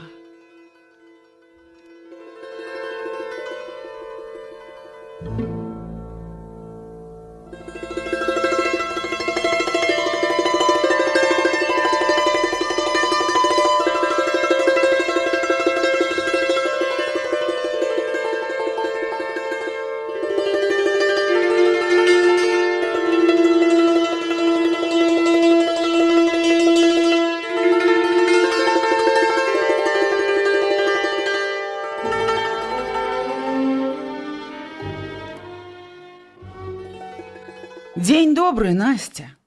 Насця азірнулася на Гардзея, які сказаў гэтыя словы і прыпынілася. «Дзень добры, кажу», – паўтарыў Гардзей і кіўнуў галавою. «Добры дзень», – неахвотна адказала жанчына. Насцярожана паглядзела на шкробата. Яны ніколі не віталіся раней, хоць жылі адзін да аднаго непадалёку і часта даводзілася бачыцца. «А ты ўсё спяшаешся.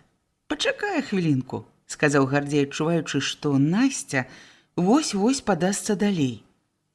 Гардзей падышоў да Насці ад сваіх веснічак, дзе стаяў, калі Насці ішла па вуліцы. Наблізіўшыся, ён ціха з дакорам прамовіў: «Чуў я, усё чуў ад людзей. Нядобра зрабіла, Насця. А табе што да гэтага? Табе што?» Насця не любіла Гардзея і ніколі не хавала сваёй непрыязнасці да яго. «А ты цішэй, цішэй. Чаго лямантуеш на ўсю вуліцу?» Спакойным тонам парадчыка адказаў Гардзей. «Як гэта? Што мне да гэтага?» Ён паказаў здзіўленне. «Хіба я чужы чалавек? Хіба я не з тваёй вёскі, не з аднаго сяла з табою?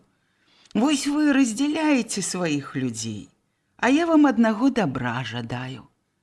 Насця апаліла ўпартымі чорнымі вачыма, кпліва ўсміхнулася. Заўважыўшы гэты позірк, Гардзей паўтарыў: «Аднаго дабра. Нядобра ж ты зрабіла, нядобра, Насця. Ведаеш што, стары, не суй носа не ў сваё проса. Я сама ведаю, што рабіць», – адказала Насця. «Мала ты ведаеш, зелень ты», – па-бацькоўску прамовіў Гардзей. «Мала. А пыху трымаеш, нібы ты хоць. Я табе гавару, а ты вазьмі на розум». Спакойны павучальны лад гаворкі шкробата распякаў Насціну ганарыстасць. Твар яе паступова бялеў, але яна стрымлівалася. «Не суй носа, кажу, стары, не вучы мяне, я цябе ўсё роўна не паслухаюся». Гардзей паківаў галавою, плюнуў пад ногі. Неслухмянка ты, от што. Не думаў я, што ты такая, не чакаў. Куды табе да Алены? Да яе табе як зямлі да сонца. От то разумная жанчына і сталая, разважная, другой такой, пэўна, па ўсяму свету не знайсці. Нездарма Марцін так паважае яе. Ось я учора быў у канцылярыі, дык акурат бачыў, як ён яе сустракаў, сваю Аленку. Аж вочы ў Марціна запаліліся, а яна... А пра яе гаварыць не трэба. Увогуле справу ў іх, як той казаў, як па маслу. Ну і няхай, хорошая жанчына, дай Бог ёй шчасця. Настя, апусціўшы галаву, штосьці абыякава разглядала на дарозе. На яе чорных густых валасах, што выбіліся з-пад выпрасаванай шаўковай хусцінкі, глянцавіта паблісквалі сонечныя водсветы. Цяпер у Насці пярэчыліся цікавасць і ганарыстую упартасць. Хутка цікавасць адолела, і Насця, пагардліва усміхаючыся, запыталася. «Дак ты кажаш, ён вельмі радаваўся, калі тая прыйшла? О, як табе сказаць? Я ж казаў ужо, радаваўся. Нібы не бачыліся 10 гадоў. Брэшаш ты, стары!» Недаверліва сказала Настя, пранізваючы Гардзея вострым позіркам. «Ну, вядома, брашу, усё выдумаў», — абыякава адказаў шкробат. Гэтая абыякавасць Гардзея зусім збіла Насцю. Яна падумала, што ўсё тое, што ён расказаў пра ўзаемную прыхільнасць Марціна і Алены, праўда, тым больш, што яна учора і сама прыкмеціла. Яна ж тады падумала, што ёй проста здалося, але выходзіць усё гэта чыстая праўда. Настя памкнулася ісці. «А насуперак нашай указцы ты не зробіш, Настачка, не дазволім». Настя азірнулася. «Хто не дазволіць? Гэта ты не дазволіш? І я, і ўсе, і Марцін, і Алена». «Запомні, мне ніхто не ўкажа таго рабіць, чаго я не захачу. Ясна? Зразумеў, стары? Мы укажам». «Укажаце? Ты, што ли, укажаш? Алена?» Настя з пагардай акінула позіркам Гардзея і ганарліва засмяялася. «Указчыкі!» Яна рэзка павярнулася і, не азіраючыся, хутка пайшла па вуліцы. Гледзячы на яе парывістую хаду, Гардзей падумаў: «Агонь, баба! Зачапі яе, усё сяло раскідае. Не то, што Алена. Тая ўсё ў сэрцы трымаць будзе ўнутры». Соладка ў Гардзея варухнулася радасць.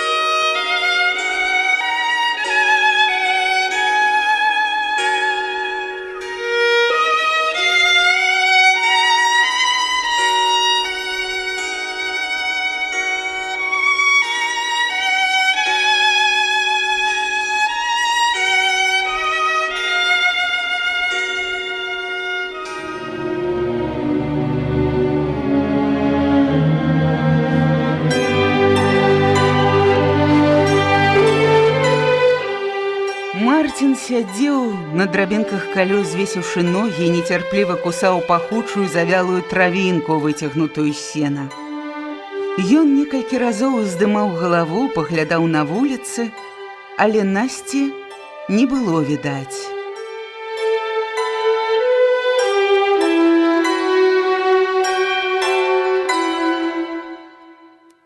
Калёсы, на якіх сядзеў Марцін, стаялі каля плота на двары МТС. Конь, прывязаны лейцамі да альховай штакеціны, на якой дзе-нідзе віднеліся тонкія шчыліны, церабіў сена. Ён стаяў у ценю пад старой разгалістай таполі, падранай унізе карою. Мухі і сляпні не давалі спакою каню, атакуючы яго з усіх бакоў, і Марцін час ад часу саскокваў з драбінкі, каб адагнаць іх.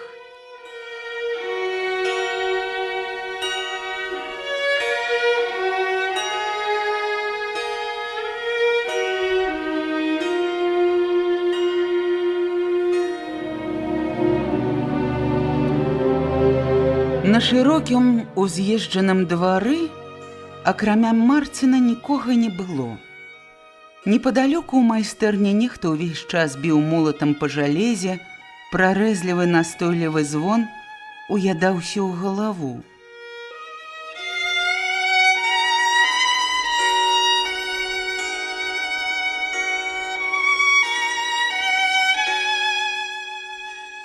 Марцін і Насця прыехалі разам у горад. Яму трэба было ў МТС дамовіцца, каб блізкімі днямі прыслалі ў калгас малатарню. Сабралася нямала таксама іншых спраў, якіх нельга было больш адкладваць. А Насця прыехала сустракаць свайго мужа Паўла. Павел прыслаў з Брэста тэлеграму, што сягоння прыедзе, і Насці хацелася спаткаць яго на станцыі. Ужо даўно быў час ім прыйсці, а вось усё іх не было.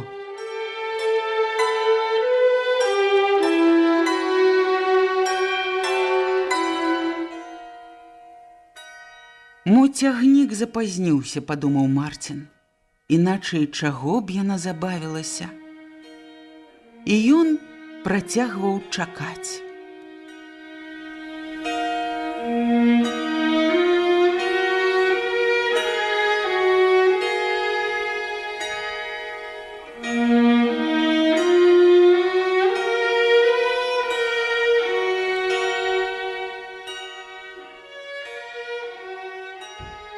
Каб адагнаць нецярплівае жаданне ехаць, ён пачаў думаць пра Насцінага чалавека. Павел і Марцін некалі былі таварышамі. Яны рассталіся яшчэ да фінскай вайны. Марцін успомніў, што не давялося быць на вяселлі таварыша, бо Павел жаніўся, прыехаўшы з часці на паўмесяцу ў отпуск, а ён у той час служыў пагранічнікам на Карпатах. А даўно ж такі не бачыліся, падумаў Марцін. Глядзі ты, гэта ж ужо амаль 7 гадоў. Як гады ляцяць. А Павел, відаць, вельмі змяніўся за такі час. Цяпер і не пазнаў бы, напэўна, каб адзін на адзін спаткаўся. Так думаў Марцін, закурваючы.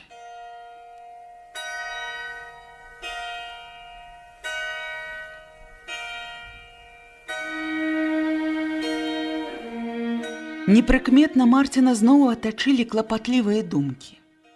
Ён успомніў пра здарэнне на далёкім полі, пра спрэчку паміж Насцяй і Аленай, саскочыў з драбінак і, не ведаючы, чым заняцца, пачаў нецярпліва тупаць вакол воза, перавязваў вяроўкі ў задку калёс, падгарнуў па задок больше сена, распораз паглядваючы на дарогу. «Хто ж гэта той ячмень патравіў?» – думаў Марцін. «Не можа быць, каб Алена падбівала на гэта каго-небудзь. Ліха яго ведае хто. Адно мне толькі вядома, што цяпер гэтая хмарка, чорт бы яе пабраў, вельмі непатрэбная». І ён пашкадаваў, што яшчэ дагэтуль не дабраў ладу ва ўчынку на далёкім полі.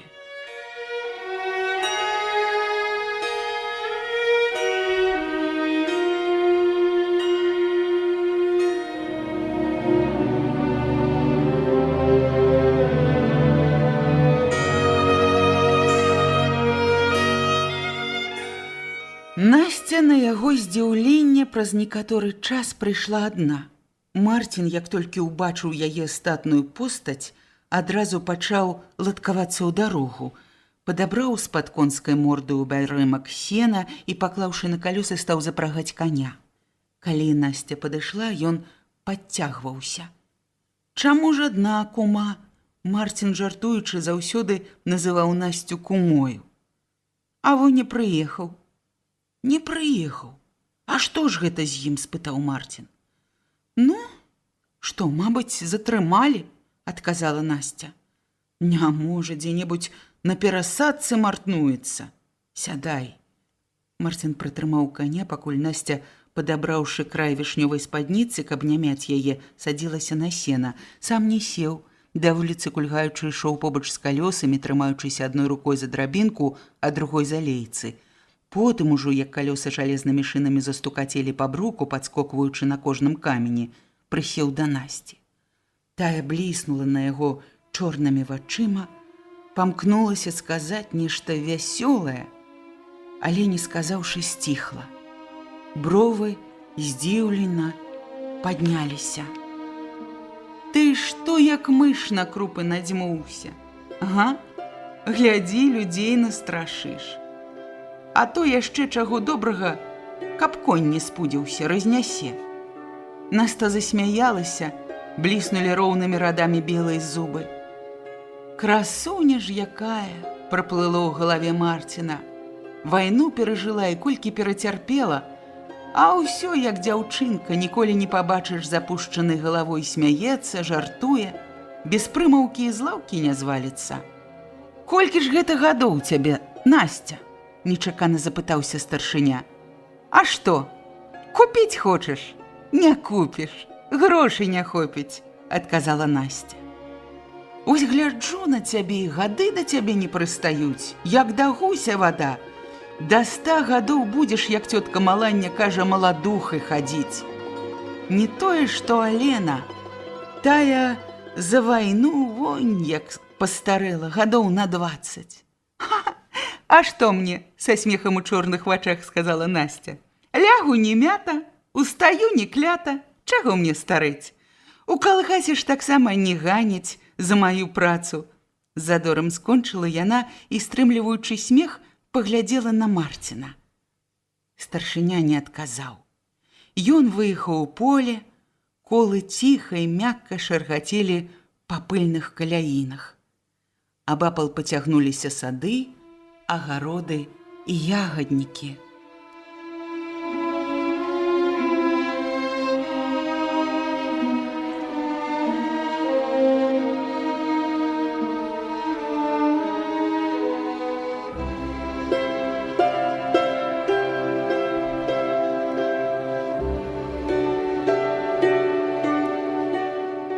А як ты думаеш, загаварыў праз некаторы час раптам Марцін, чаго я надзьмуўся? Хто ж цябе ведае, адказала Насця. Табе ж нібыта відней. Відней-то відней, праўда. А ўсё-ткі ты б даведалася, каб трохі падумала. Мо ў старшыні для ноты паясніцу ломіць. А можа, ён трывожыцца. Вунь на полі ячмень асыпаецца, а тут разлад, спрэчка паміж 2 брыгадамі. Наперадзе праз паўкіламетра шлях браўся направа. Ад павароту ён хаваўся між 2 радамі старых бяроз. Калі Марцін і Насця пад'ехалі да павароту, насустрач ім з-за бяроз паказалася павозка, нагружаная мяхамі. За ёй 2, 3, 4. Яшчэ зводдалек старшыня пазнаў, што гэта абоз са збожжаў з іхняга калгаса, з партызана. Старшыня саскочыў з калёс і пайшоў насустрач калгаснікам.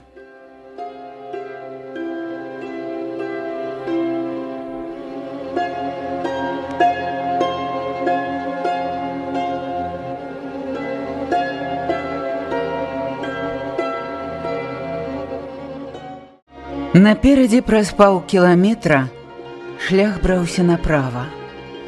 Ад паваротаў ён хаваўся між 2 радамі старых бяроз. Калі Марцін і Насця пад'ехалі да павароту, насустрач ім за бяроз паказалася фурманка, нагружаная мяхамі. За ёй 2, 3, 4. Яшчэ зводдалек старшыня пазнаў, што гэта абоз са збожжам з іхняга калгаса, з партызана. Ён саскочыў з калёс і пайшоў насустрач калгаснікам.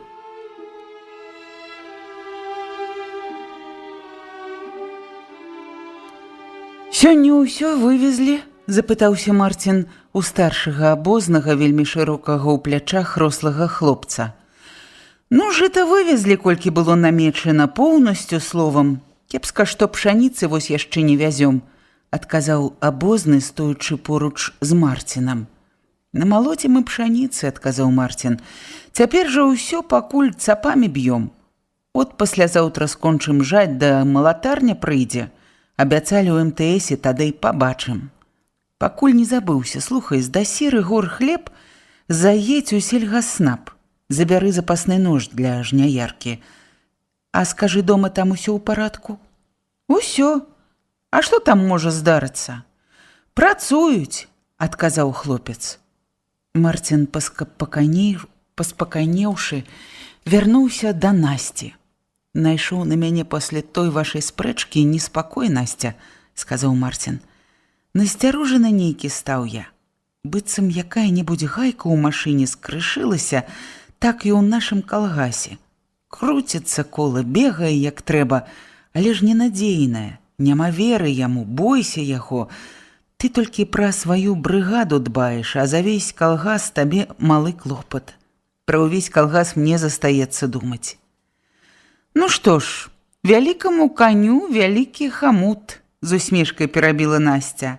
Ты б от пра Алену меней думаў, тады б лягчэй было. Потым яна дадала сур'ёзна і горача. А ты што ж хочаш, каб я памірылася? З ёй не той, што мірыцца. Яе трэба, калі хочаш ведаць, можа судзіць тваю хвалёную Алену. А ты яшчэ прыкрываеш. Чаму ж ты давядзеш, што Алена вінавата, спытаў Марцін. А нечага й даводзіць. Я і так ведаю, што яна.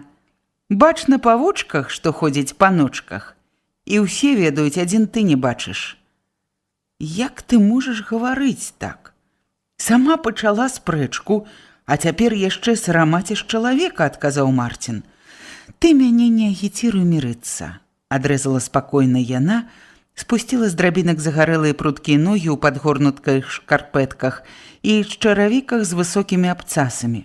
Стала моцна сцябаць пугай па запыленай прыдарожнай траве. Як захачу, я сама прыйду, прыцягну руку.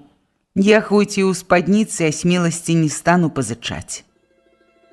Старшыня пачаў гарнуць цыгарку.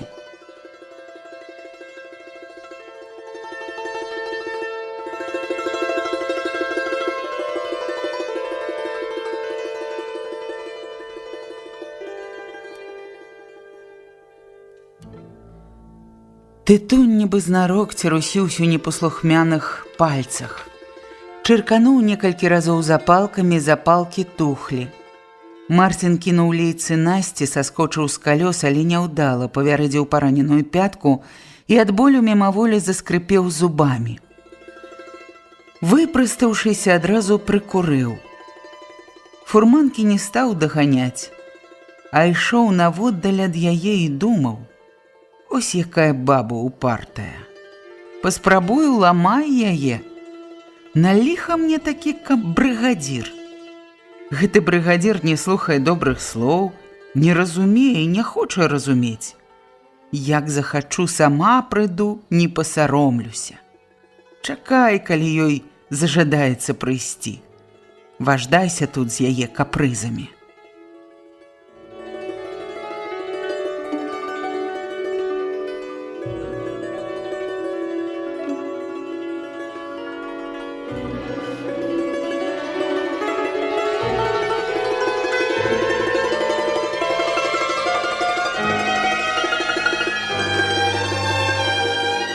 Марцін ішоў так доўга, абапал у сухім духмені жнівеньскага дня млелі палі.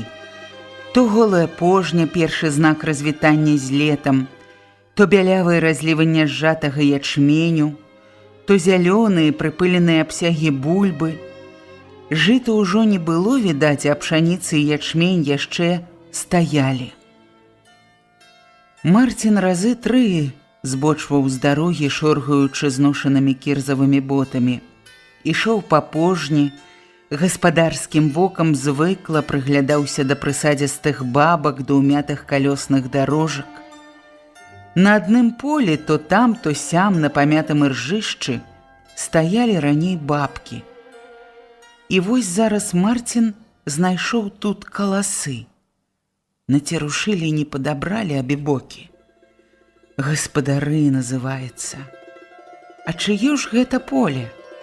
Здаецца, калгаса з чырвонага шляху. Ну так, правільна, чырвонага шляху. Трэба пазваніць старшыні, навучыць, як трэба рабіць. Марціна зноў крануў непакой. Ён збочыў з поля на шлях, кульгаючы ў подбег дагнаў калёсы і сеў.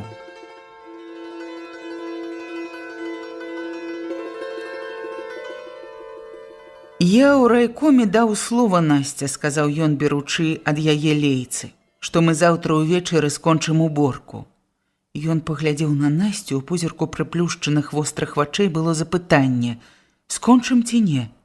Насця сказала: «Мая брыгада сёння скончыць. За мяне табе хвалявацца не прыйдзецца. Я, можаш быць спакойны, не падвяду». «А іншыя?» – спытаў Марцін. «А іншыя? А што мне галаву лішне ламаць? У кожнага ёсць свая галава, свой розум. Да чужога цела няма каму дзела», – адказала Насця. У вачах Марціна бліснулі жорсткія енчыкі. Ён згарача памкнуўся сказаць штосьці злое і едкае, але перадумаў і змаўчаў, потым, супакоіўшыся, суха выціснуў: «Пашлі сягоння на ноч чалавек 30 сціртаваць». І болей яны да самага калгаса не прамовілі ні слова.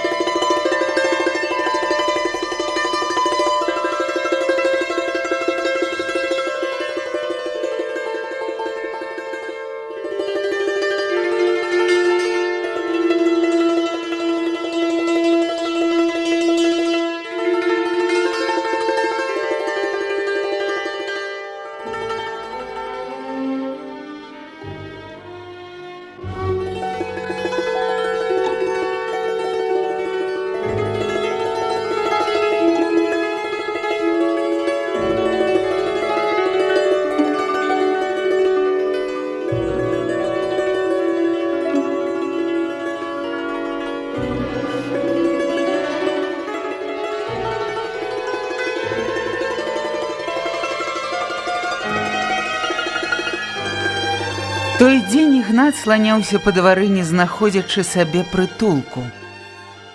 Коні пасвіў цяпер другі калгаснік. Ісці працаваць у полі Ігнат не хацеў, бо гэта азначала ўступку яго крыўдзіцелям, Насці і Марціну.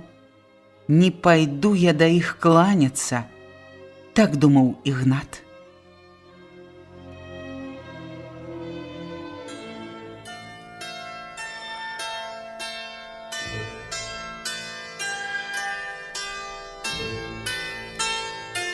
Але працаваць карцела. Ігнат любіў працаваць. 2 гады з таго часу, як у вызваленай Каранеўцы зноў стаў жыць калгас, Ігнат з дня ў дзень спяшаўся на працу. Яго галава была напоўнена рознымі думкамі, браконей. І раптам сёння Ігнату не трэба ні аб чым рупіцца, ні пра што дбаць. Спі, колькі заждаецца, гуляй, як табе хочацца. Раней часамі ён думаў, што не мець клопатаў прыемна. А вось цяпер выявілася, што такое становішча яму вельмі дакучае.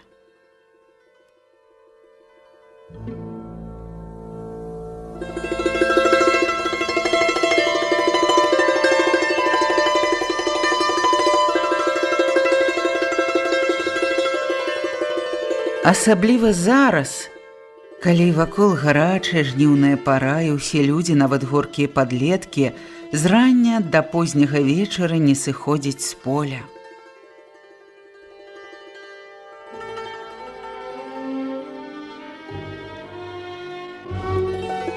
Учора, перадаўшы коней другому конюху, у сваяка суседа Ігнат выпрасіў пляшку гарэлкі. Цяпер даводзілася пакутаваць ад няўмольнай смагі, аднак пахмяліцца не было чым. Маланне, у якой ён прасіў хоць кроплю гарэлкі, сярдзіта накінулася на яго: «Трасцы табе, а не гарэлкі, абібок! І ёсць, а не дам!» Дадала яна напаследак, каб болей да пячы. І праўда, Ігнат ведаў, яна мае гарэлку, але болей не прасіў, помніў маланніну упартасць, хоць памірай, калі сказала «не дам». Значыць, не дасць. Ён вылыўся ціха і паплёўся ляніва з хаты ў агародчык. Там каля хлява стаяла некалькі вішенек. Пад вішнямі была густая аксамітная траўка, цень, прахалода. Ігнат разваліўся ў траве, спадзяючыся заснуць, але сон не ішоў. Ігнат некалькі разоў перавярнуўся з боку на бок. Дарэмна, смага не давала спакою.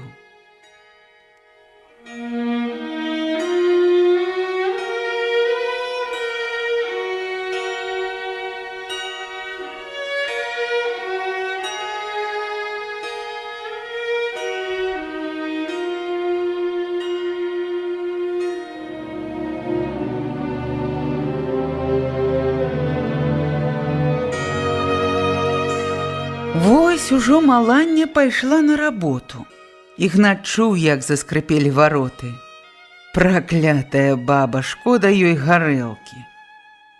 Нейкі час увага былога конюха была занята мураўём, што рупліва поўз па травінцы, несучы паклажу. Потым пачуў ён дзіцячы плач. Дзіця плакала недзе непадалёк, і нехта яго супакойваў. Хутка дзіця сціхла, і над сялом запанавала непарушная цішыня.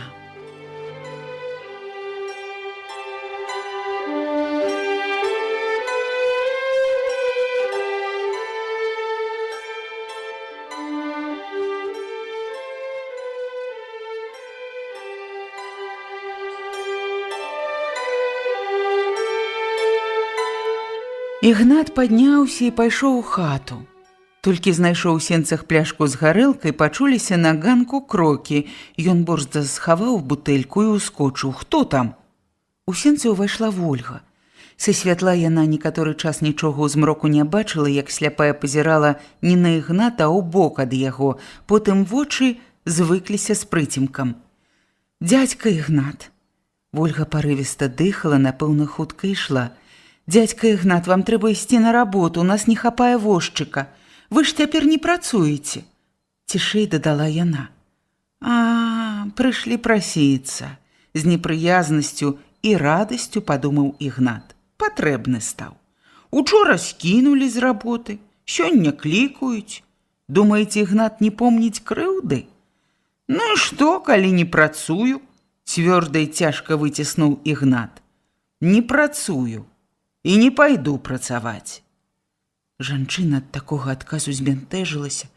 «Дзядзька, ну там не хапае возчыка. Паўлік захварэў, ліхаманка яго трасе».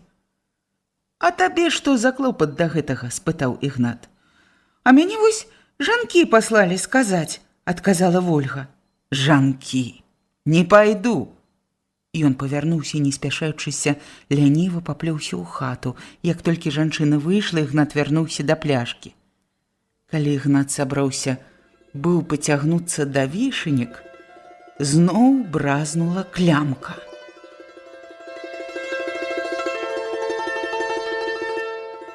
«Каго гэта нячыстае носіць?» – незадаволена варухнулася ў яго галаве.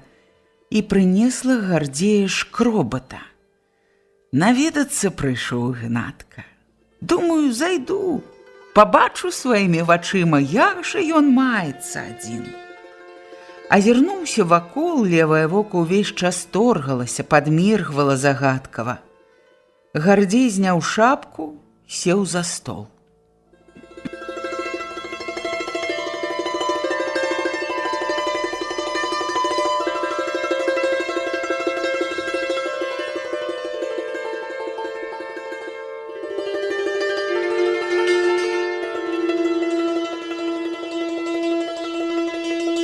Праз некаторы час Гардзей сказаў: «А я пляшачку гарэлкі прынёс табе. Думаю, пакаштуем па-сяброўску разам па даўняй памяці. Аж бачу, ты ўжо прылажыўся да горлачка, не стаў чакаць. Ах ты, нецярпячка гарачы».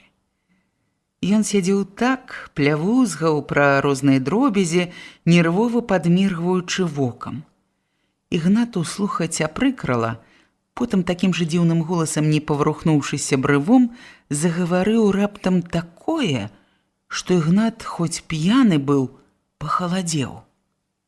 «А я да цябе, Ігнатка, можна сказаць, па справе прыйшоў», – сказаў Гардзей. «Не па сваёй, праўда, па тваёй. Аб табе непакоюся, смелая ты галава. Храбры ты, Ігнатка, храбры. За такія ж справы менш за 10 гадоў не дадуць. 10 гадоў, не менш. О, а ты што думаеш? Гэта табе смешкі. І не пабаяўся ты, адвага». Усярэдзіне ў Ігната нешта адарвалася. Адкуль ён ведае, сумеўся Ігнат, паспрабаваў апраўдацца. «Дык то коні самі ўлезлі, не даглядзеў», – сказаў Ігнат. «Кінь ты, Ігнат, я ж не маленькі, нібы хто паверыць». «Не паверыць? Чаму ж не паверыць? Гэта ж праўда. Заснуў, ну, коні ўбіліся», – адказаў Ігнат. «Убіліся. Ну і жартаўнік ты, Ігнат. Дай шклянку». Ігнат паслухмяна прынёс шклянку. Гардзей наліў сабе, выпіў, наліў другую, падсунуў Ігнату. Той узяў шклянку, але піць не стаў. Ён быў прыгнечаны і разгублены. «Горды ты, Ігнатка. Не даешся ў крыўду, гэта па-мойму. А чаго ж дараваць крыўду, праўда? Толькі ты ж не бойся, не дрыжы, як заяц». «А я не дрыжу», – сказаў Ігнат. «І правільна. Я не кажу. Толькі ты мала, Ігнатка, даў ёй Насці гэтай. І Марціну мала даў. Учора зжалі гэты рэкордны ўчастак, копы склалі. Дык ты вазьмі, ды раскідай іх, і ўсё. Глупства адно. Шкода няшмат, але затое грому, о, як яны закіпяць». Кожнае слово, якое кідаў Гардзей, важка асядала ў Ігнатавай душы. Ігнат яшчэ ніколі не бачыў Гардзея такім дзіўна ўпэўненым, такім нязвычным і неразгаданым. Яму рабілася млосна.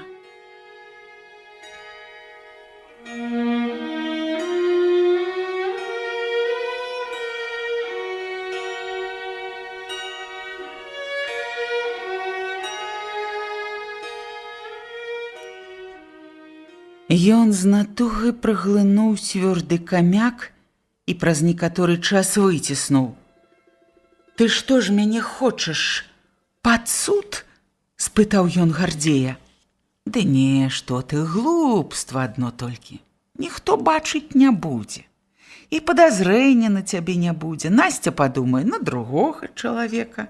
Ніякага падазрэння», – сказаў Гардзей. «Ты што гэта? Смяешся?» – не знайшоўшы нічога іншага сказаць Ігнат. «Смяюся я ці не? Як табе сказаць? Не ведаю. Не ведаю, Ігнатка. А ты ўжо сам кумекай. Смяюся я ці не смяюся я», – адказаў Гардзей. Ігнат рэзка адхапіў шклянку, ускочыў. «Я не хачу». «А ты не кіпяціся, не кіпяціся. Жыццё табе надакучыла. А я ж табе не вораг, хоць ты цяпер увесь у маіх руках. Я скажу толькі адно слово, і цябе ўпякуць на 10 гадоў. На 10 гадоў як піць даць. А тут глупства адно. Раскідаў копы, дробязь, ніхто і ведаць не будзе». І ўпершыню з таго дня, як знялі Ігната, апанаваў яго непакой за мінулае.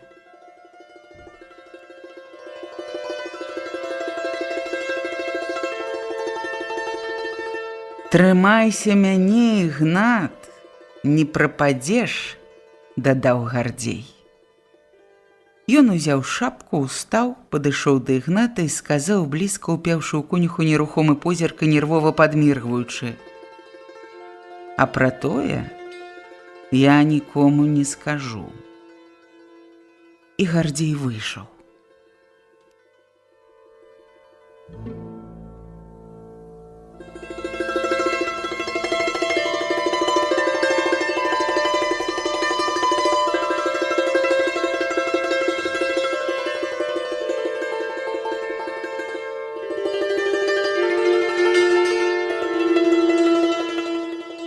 Ігнат узрушана абхапіў рукамі галаву і стомлена асеў на ўслон, паныла задумаўся.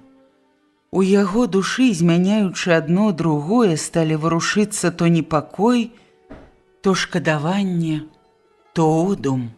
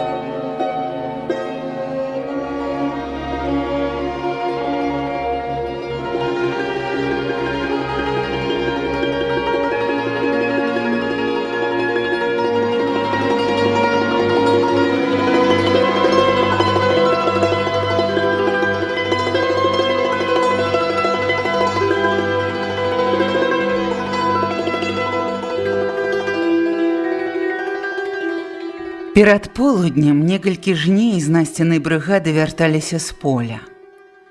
Жанчыны ішлі бязладна па адной, па дзве, змораны з радасным гоманам. За імі наводдаль, узбіваючы пыл, коні павольна кацілі жняярку.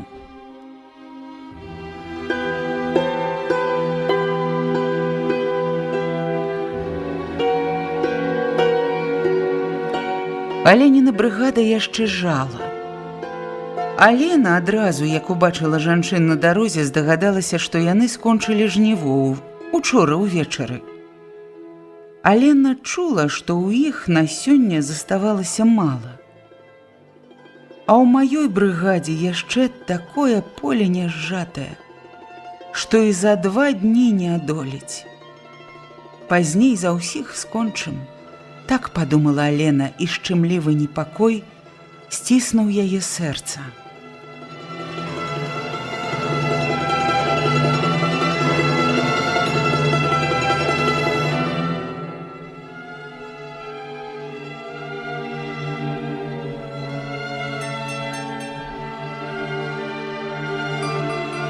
«А во Насціна ідуць палуднаваць», — сказала, перавязваючы хусцінку і пазіраючы на дарогу Лізавета.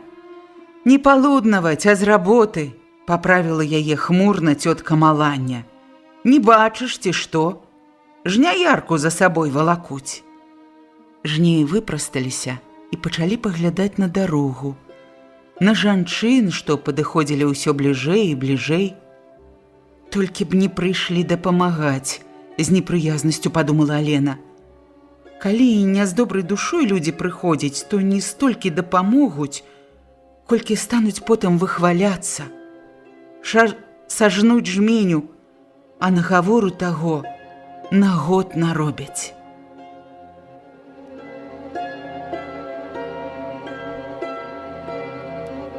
Пасля здарэння са жняяркай, пасля несправядлівых, крыўдных Насціных слоў, якія кінула тая перад Марцінам, між Аленай і Насцей лягла мяжа недавер'я.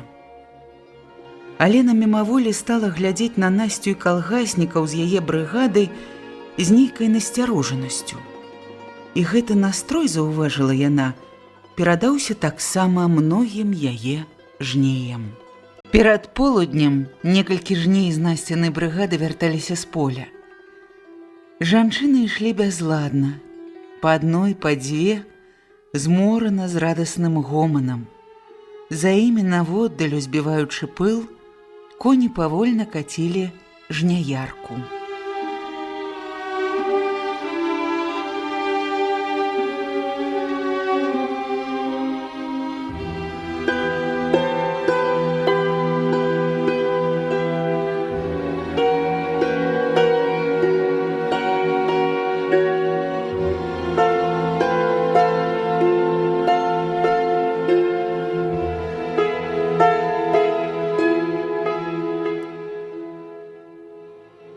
Аленіна брыгада яшчэ жала. Алена адразу, як убачыла жанчын на дарозе, здагадалася, што яны скончылі жніво учора ўвечары.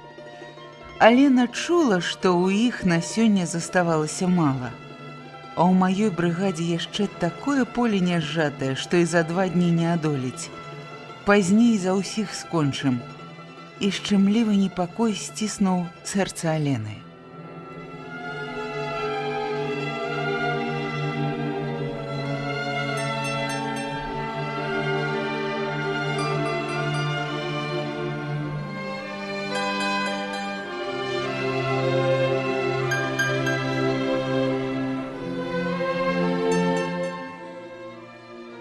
«А во, глядзі, Насціна ідуць палуднаваць», – сказала, перавязваючы хусцінку і пазіраючы на дарогу Лізавета.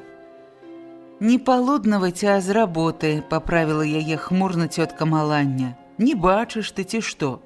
Жняярку за сабой валакуць». Жнеі выпрасталіся і пачалі паглядаць на дарогу, на жанчын, што падыходзілі ўсё бліжэй і бліжэй. «Толькі б не прыйшлі дапамагаць», з непрыязнасцю падумала Алена. «Калі не з добрай душой людзі прыходзяць, то не столькі дапамогуць, колькі стануць потым выхваляцца, сажнуць жменю, а нагавору таго на год наробяць».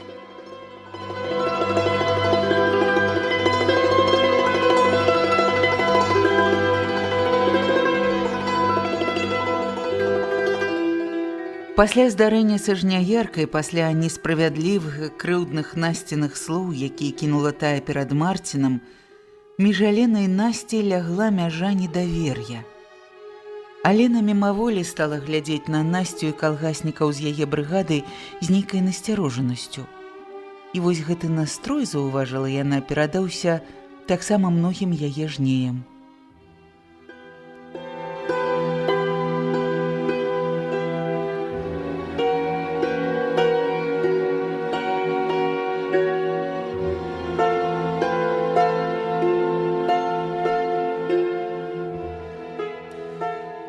«А што ж гэта вы, суседкі, адстаяце?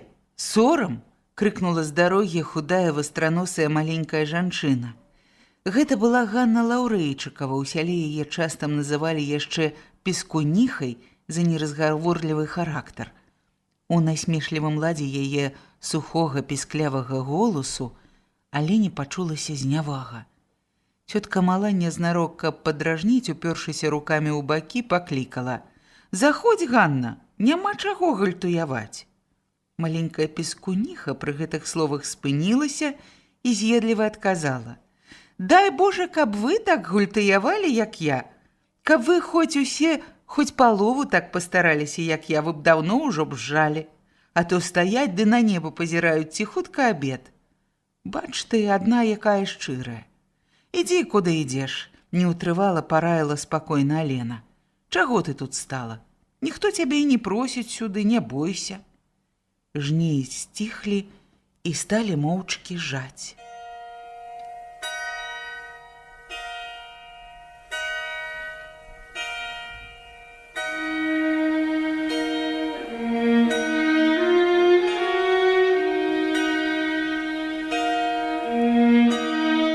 Алена задумалася, і жней, нягледзячы левай рукой забірае шмут шапаткіх сцяблін, звыклым поцягам правай рукі адразае іх ад зямлі. Брыгадзіра поўняць хвалююць невясёлыя думкі, каб жа гультыявалі. Калі б гультыявалі, не крыўдна было б, а то так шчыруем і ўсё роўна пасля ўсіх. Потым Алена пачынае разважаць. Гэта таму, што людзей мала. 4 чалавекі захварэла якраз тут такую пару. Ганна да Васіліна не сягоння-заўтра народзяць. А што Ігната дадуць? Хіба ж гэта дапамога? Толькі адна назва, што новы работнік, а карысці ад яго, як воўны з воўка.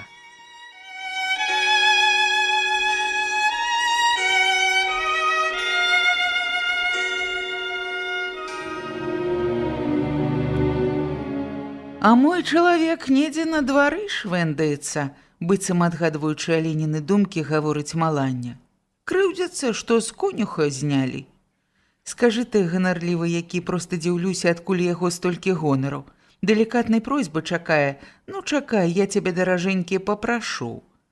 Так ён і баіцца вас, падбухторыла Маланню насмешніца суседка Лізавета. Што, мяне не баіцца?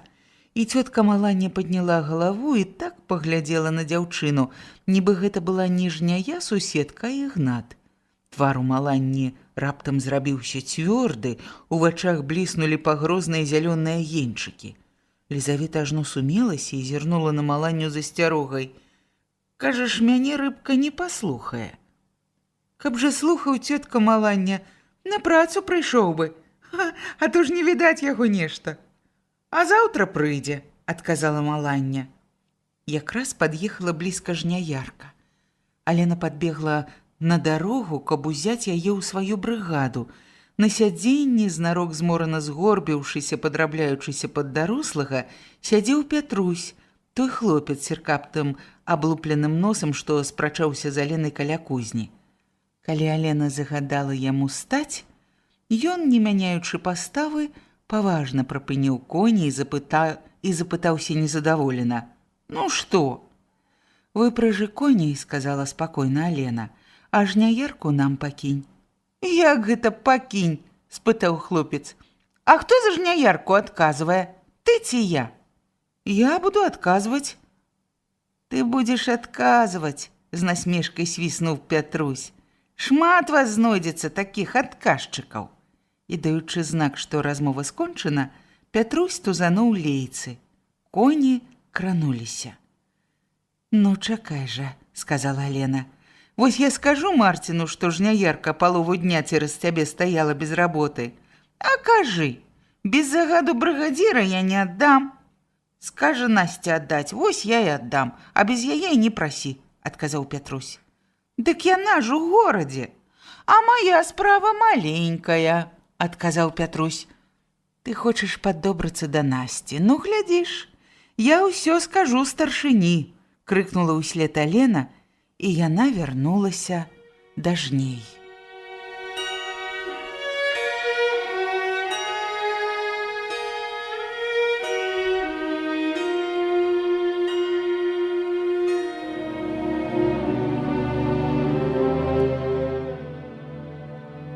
Хвілін праз 10 паказалася другая, большая група жанчын з Насцінай брыгады. Жанчыны, відаць, адсталі, каб назбіраць травы ці пустазелля для кароў і свіней.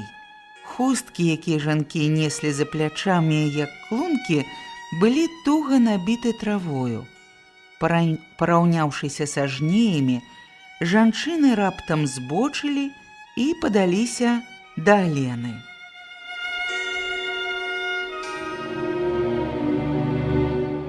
«Дзень добры, Аленка!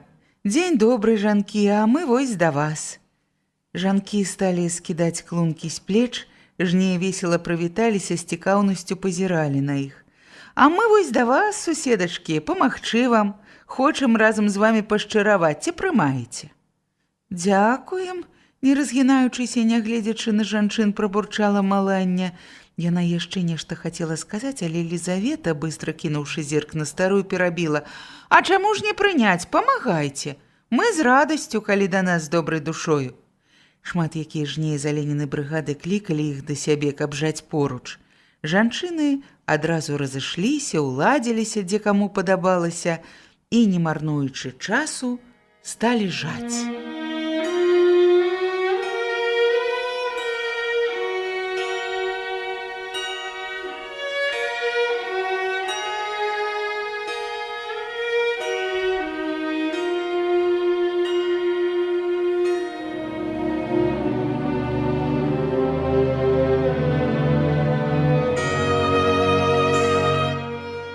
Цішыня. Толькі сярпы пераклікаюцца паміж сабою. У неагляднай глыбознай далечы ні адной хмурынкі. Нерухомае, спякотнае сонца.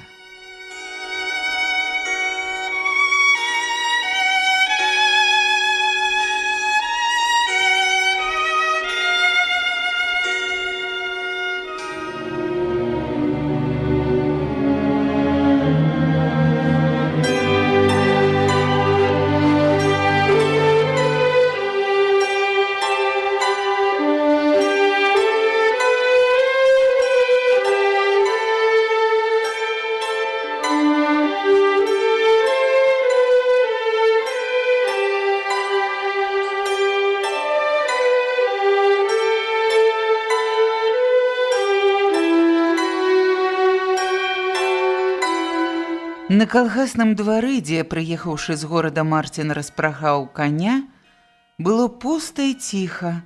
Толькі ў другім баку канюшні конюх пакрыкваў на хворых коней.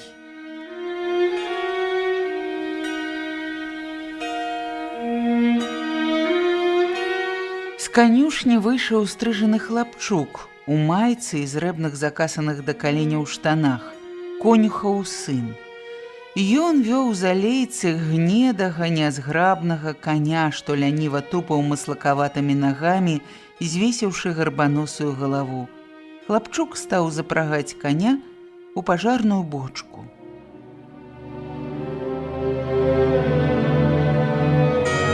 «Ты куды? Куды сабраўся?» – запыніў Марцін хлапчука. «Па ваду на рэчку. А хіба тут у калодзежы ўжо няма вады?» «Няма, уся высохла ад гарачыні. Бацька вось нядаўна набіраў, дык адзін глей». Марцін ужо ведаў пра тое, што здарылася. Яшчэ на дарозе, не даязджаючы да сяла, ён спаткаў агароднага вартаўніка Васіля Скорыка, і той яму падрабязна расказаў пра спрэчку за жняярку. Васілю Марцін не вельмі верыў, бо Васіль, расказваючы што-небудзь, заўсёды любіў многа дадаваць сваёй выдумкі. Тым не менш, словы вартаўніка ўстрывожылі Марціна, і ён спяшаўся хутчэй распрэгчы каня і даведацца пра ўсё больш дакладна.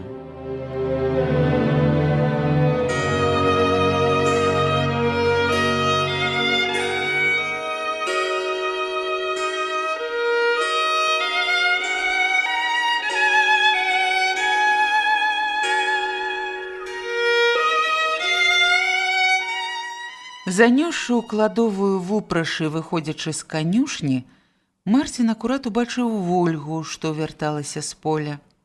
«Пачакай трошкі», – паклікаў Марцін і хутчэй пакульгаў услед ёй. Яна спынілася, стомлена пераступіла з нагі на нагу, чакаючы, калі ён падыдзе. «А дзе Алена?» «А Алена на поле, уся брыгада яшчэ на поле. Я прыйшла раней, бо дзіця малое нешта нядужае, цэлы дзень рабілі, на абед не хадзілі нават. Там і палуднавалі, толькі я хадзіла дзіця пакарміць». Яна зморана перагнулася назад і выпрасталася. Светлы, не пацямнелы ад загару твар, перасмыкнуў боль. «Ой, спіна як чыгунная. Але зрабілі многа». «А колькі зжалі?» – спытаў Марцін. «Я 16 сотак. Авёс быў густы, спорны, і болей жалаб, каб не хадзіла ў сяло. А маланне сягоння больш за 20 сажне». «А калі скончыце?» – спытаў Марцін. «Ну, паслязаўтра, можа, і скончым, але наўрад». «Што гэта ў вас такое здарылася з 3-й брыгадай?» – запытаўся нарэшце Марцін. І Вольга расказала. Слухаючы яе, старшыня з трывогай падумаў пра сваё абяцанне, якое даў у райкоме. Нібы знарок, каб перашкодзіць мне ліха гэтае. Цяпер управіцца за 2 дні яшчэ цяжэй. Чорт чаму я не ўцяміў папярэдзіць гэт, каб перадалі жняярку. Як жа я прашляпіў? Няўдача. І яны падышлі да вольчынай хаты. Перад хатай, дзе ў агародчыку да вайны Вольга садзіла кветкі, мальвы, вяргіні і півоні, цяпер яшчэ густа буялі калючыя кусты дурнап'яну, дзядоў ды крапівы.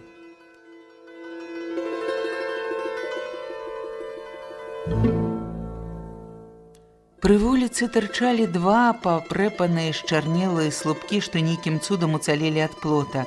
Вольга стала. Ну, мне дадому. Насця апошняе здарэнне таксама ўстрывожыла. Яна хоць і казала старшыні, што турбуецца толькі за сваю брыгаду, зусім неабыякава адносілася да таго, паспее ці не паспее калгас зжаць у час.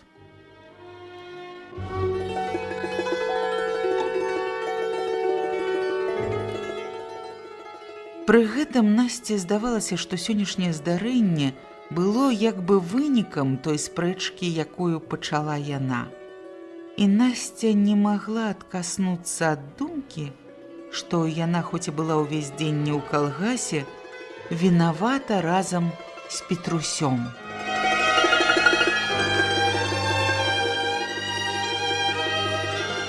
Аднак Насця старалася не паказваць старшыні свайго непакою.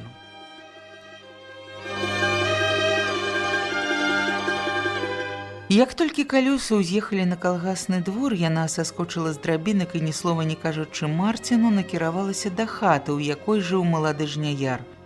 «Ах ты, нягоднае хлапчанё!» – думала ўзлавана яна. «Ён ужо, бачыце вы, свае парадкі тут устанаўлівае. Цэлага паўдня праз яго нягодніка змарнавалі».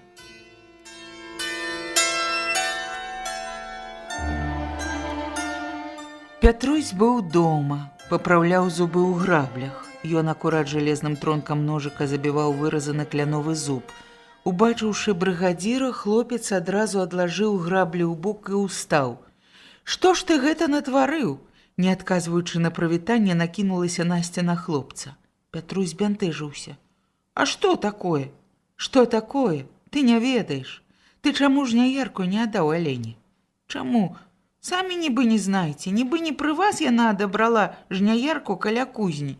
Нібы не ведаеце, што яна ячмень на далёкім полі». І Насці хацелася сказаць, што Алена па праву ўзяла жняярку каля кузні, але яна стрымалася, бо не такі быў у Насці характар, каб абы як прызнавацца ў сваёй віне, ды яшчэ перад нейкім зялёным падлеткам. А табе што да гэтага? Прасілі цябе ўмешвацца. Калі яна і зрабіла тое, то ты ўсё роўна не меў права не даць ёй жняярку, строга прамовіла Насця. Што яна, Алена, для сябе брала? Для сябе? Ну, не для сябе, канешне, адказаў Пятрусь. Для брыгады. Не для сябе. І ты не меў ніякага права не аддаць ёй, ясна? Вот мы зараз былі з Марціном у горадзе, ён там у райкоме сказаў, што наш калгас заўтра скончыць жніво. Ён слова цвёрдае даў, зразумеў? А цяпер што цераз твою выхадку атрымліваецца? Я не ведаў, адказаў Петрусь. Трэба было ведаць. Ад да таго, што я маю з Аленай, ты не чапайся. Не ў сваё проса не сунь носа, я сабе не дам сябе ў крыўду. Ясна? Хлопец не ведаў, што адказаць.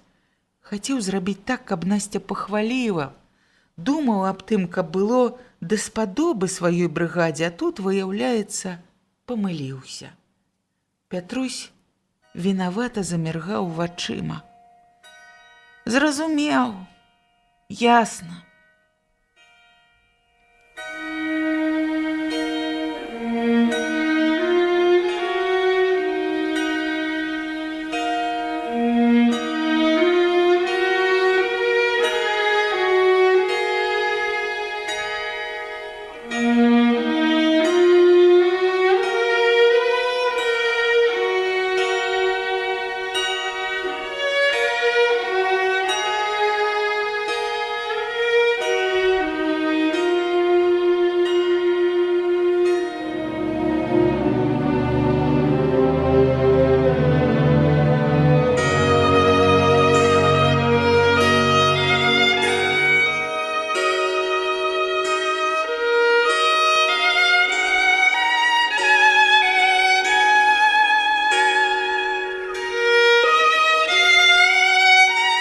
Яшчэ не ўзыходзіла сонца, калі Алена выправілася на работу.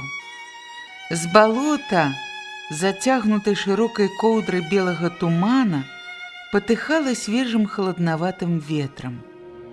Было золка. Неба ўсюды абложвалі цёмныя панурыя хмары.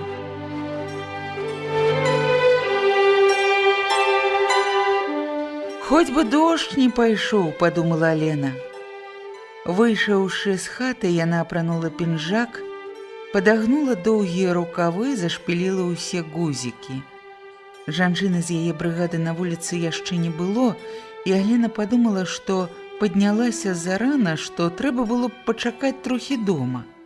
Але яна не вярнулася, ведаючы, што жанчыны стрымаюць сваё абяцанне і не спозняцца.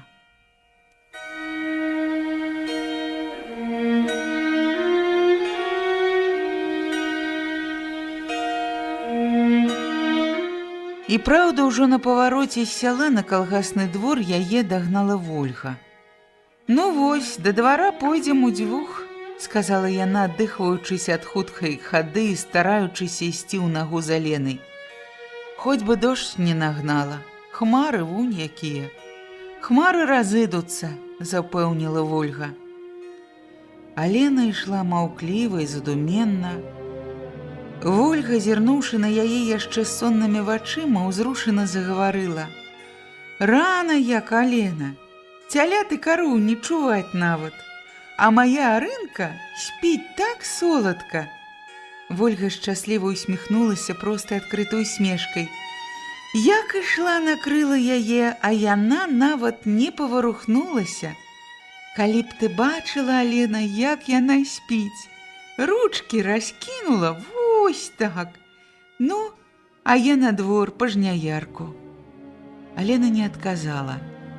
Вольга здзіўлена зірнула на яе і толькі цяпер заўважыла, што Алена зусім не слухала яе і думала аб нечым сваім.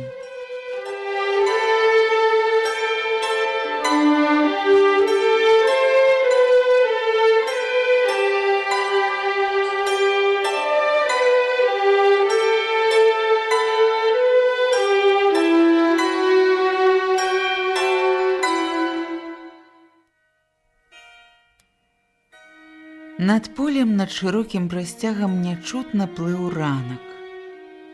На прыдарожнай траве, у вясёлых пялёстках рамонкаў, на пляскатых лісцях трыпутніку, на белых галоўках дзьмухаўцу, а вапал дарогі густа туманіліся кроплі расы.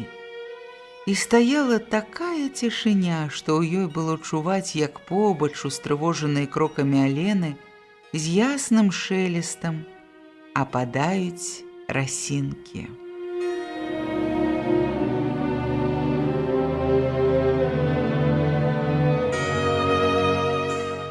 «Калі добра сягоння пастараемся, можа, як-небудзь заўтра да вечара ўправімся», – думала Алена. Пухлыя, падобныя да дзіцячых вусны, задрыжалі ад крыўды. Пазней за ўсіх.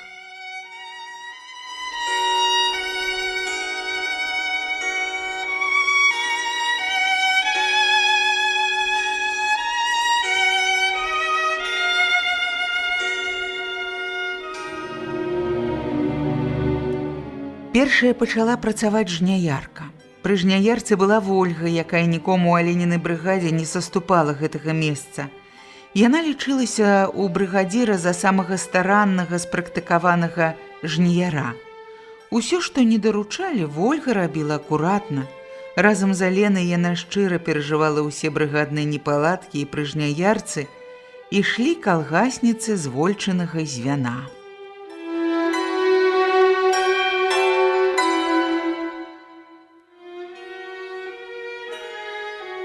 Жанчыны збіраліся дружна і адразу браліся за працу. Неба спакваля яснела. Радуючыся, што надвор'е правіцца, Алена праверыла, ці ўсе прыйшлі. Было 44 чалавекі, больш, як у іншыя дні, бо прыйшло некалькі калгасніц, якія незвычайна не хадзілі на жніво. 4 падлеткаў дзяўчат, што жалі ўпершыню, трымаліся між дарослых нясмела, незвычайна, як навічкі ў школе. Алена адвяла дзяўчынкам асобны ўчастак і назначыла старшую. Да дзяўчынак далучылася бабка Прося, сухая, маўклівая, строгая жанчына, дзе ў яе гады раўняцца з маладымі жнеямі. У іншыя дні бабка сядзела сабе пры хаце ды глядзела ўнука, а сёння дзіця аддала ў яслі і таксама прыйшла на поле жаць.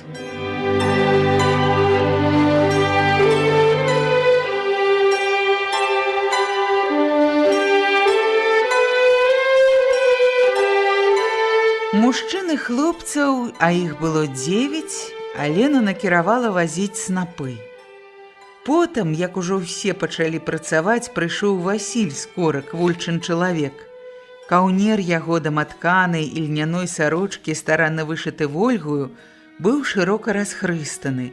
Пусты правы рукаў, каб не матляўся, Васіль засунуў з ніжняга краю за тонкі скураны поясок, што слабка перахопліваў сарочку. Пры наступленні на Мінск Васілю, які быў у той час мінамётчыкам гвардзейскай часці, асколкам з нямецкага снарада адарвала па плячо правую руку. Вярнуўшыся ў калгас, ён стаў працаваць агародным вартаўніком. Як агародны вартаўнік Васіль не меў дачынення да Аленінай брыгады, але ён разам з Вольгаю, сваёю жонкай, перажываў брыгадныя нелады.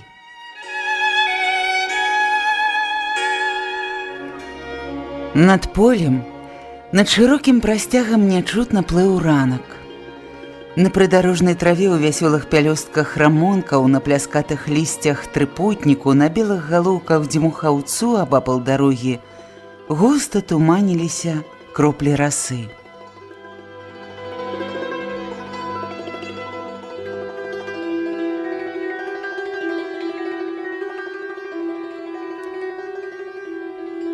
Стаяла такая цішыня, што ў ёй было чуваць, як побач устрывожаныя крокамі Алены з ясным шелестам ападаюць расінкі.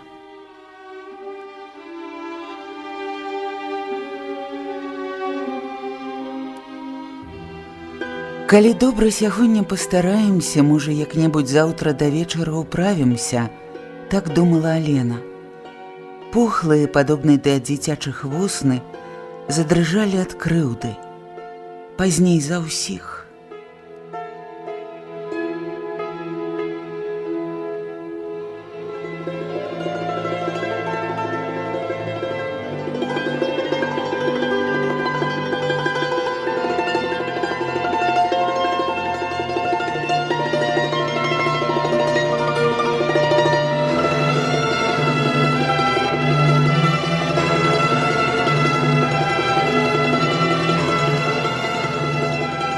Першая пачала працаваць жняярка.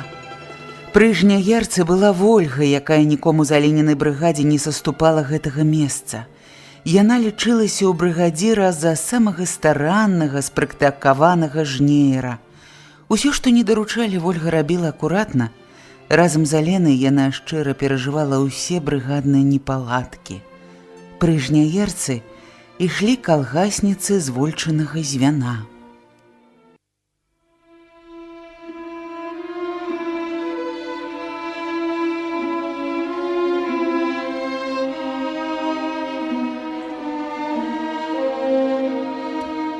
Жанчыны збіраліся дружна і адразу браліся за працу. Неба спакваля яснела. Радуючыся, што надвор'е правіцца, Алена праверыла, ці ўсе прыйшлі.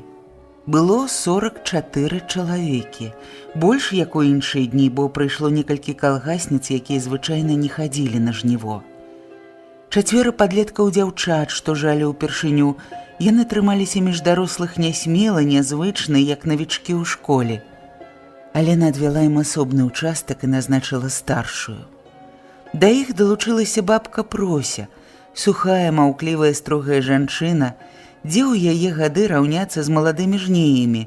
У іншыя дні бабка сядзела сабе пры хаце ды глядзела ўнука, а сёння дзіця аддала ў яслі і таксама прыйшла на поле працаваць.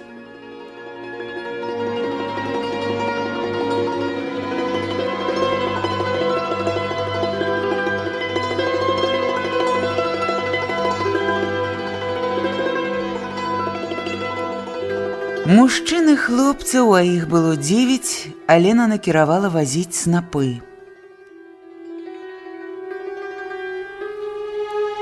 Потым, як ужо ўсе пачалі працаваць, прыйшоў Васіль Скорык, вольчын чалавек.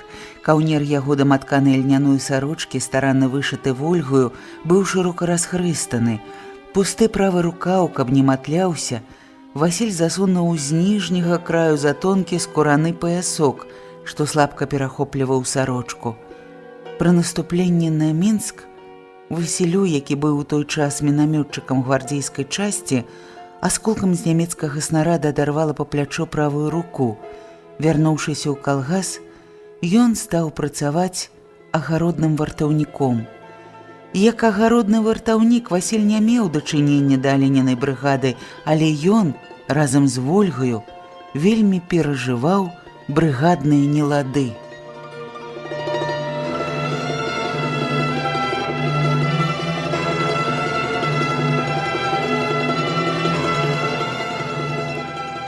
«Ну што, прымаеце ў памочнікі?» Голас у Васіля басавіты, моцны. Яго ў сяле за гэта жартам называюць трубою. Некалькі жанчын цікаўна зірнулі на яго. «Ну што, прымаеце?» «Чаго ж маўчыце?» «Ну чаму ж не прыняць? Калі ласка?» – адказала нейкая з жанчын. «Куды яго такога нездаляшчага?» – наўмысна запярэчыла Алена, хоць у душы радавалася прыходу Васіля. «Хто нездаляшчы?» – весела адгукнуўся Васіль, калі ён любіў жарты. «Я, ты б, мілая, лепей спытала маю Вольгу. Яна вонь там на жняярцы сядзіць. Яна табе сказала б, які я нездаляшчы». І ён раптам схапіў Алену за стан і прыцягнуў да сябе. Алена ўперлася рукамі, паспрабавала вырвацца, але дзе там? Васілёва рука як жалезны абруч. «Ну што, нездаляшчы?» З пераможнай усмешкай сказаў Васіль, адпускаючы Алену. Тая, заружавеўшы ад супраціўлення, лагодна усміхаючыся пухлымі губамі, развязвала змятую хустку, каб паправіць ускалмачаныя валасы. Жанчыны весела падсмеиваліся, з Алены кпілі. «Дык то адно з бабай управіцца, а гэта другое рабіць», – не здавалася Алена. «А як жа ж агарод? Там же свінні, на цінне натаўкуць, ці вераб'і выйдзеў будь каноплі без цябе, вераб'іны ты начальнік», – сказала Лізавета. «Не выйдзеў будь, яны ў мяне свядомыя», – пажартаваў зноў Васіль, потым, схаваўшы усмешку, сказаў сур'ёзна. «Там літка моя засталася». І ён пайшоў зносіць снапы ў бабкі. «Калекі хлеб зарабляюць, а мой гуляе. Ну, чакай, абібок, чакай, катаржнік, я табе не дарую».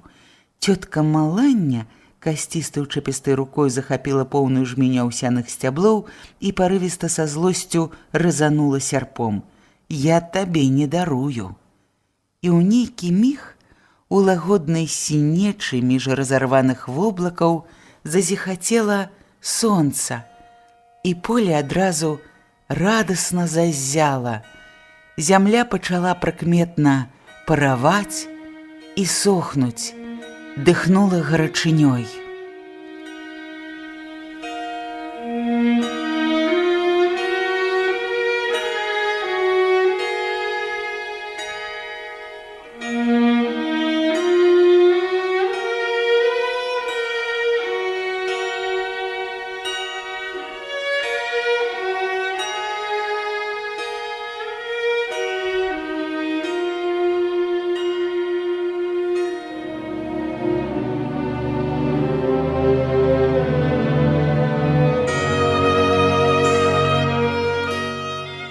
Далятае зводдалек прыгавіты клёкат жняяркі.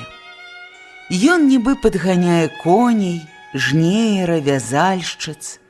Жняярка ідзе спорна, кладзе за сабою шапаткія абярэмкі спелых сцяблін.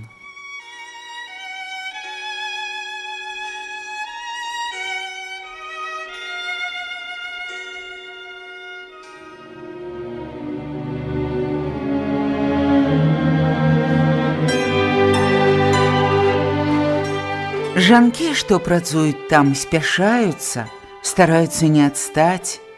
Гарачы едкі пот, сплываючы з ілбам, засцілае вочы. Толькі б паспець у час, толькі б хутчэй звязаць снапы.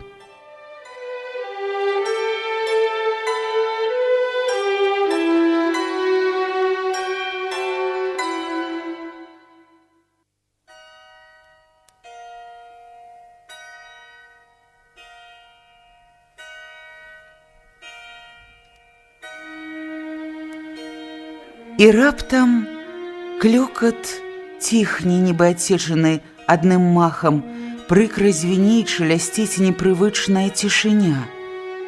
Алена ўстрывожана выпростваецца, глядзіць туды. Жняярка стаіць нерухома, з ускінутымі крыллямі, што паднімаюцца над аўсом. Машына здалёк нагадвае нейкага вялізнага матыля. Алена бачыць, Вольга саскочыла з сядзення і бяжыць наперад, чамусьці прыглядаючыся да аўса. Прабегла метраў 100, спынілася, зноў паглядзела наперад. Што ж там такое? Не церпіцца хутчэй даведацца Алене, чаму сталі? Неўзабаве Вольга, устрывожаная, з панурым тварам падышла да брыгадзіра. «Што там у цябе?» – спытала Алена. «Авёс ад перастою паламаўся. Не можна жаць». «Паламаўся? А многа яго?» – спытала Алена. «Сотак 10, увесь той узгорак», – адказала Вольга. «Абмяні, а я з жанкамі сажну. Ідзі». Вольга не чула апошніх слоў Алены. Яна наўпрасткі пабегла да жняяркі. Жняярка зноў пачынае стракатаць. Аднак Алена не спакайнее. Трывожная вестка, прынесеная Вольгаю, зноў абуджае горкія назольныя думкі. Спазніліся. Заўтра трэба хоць уночы рабіць, але скончыць.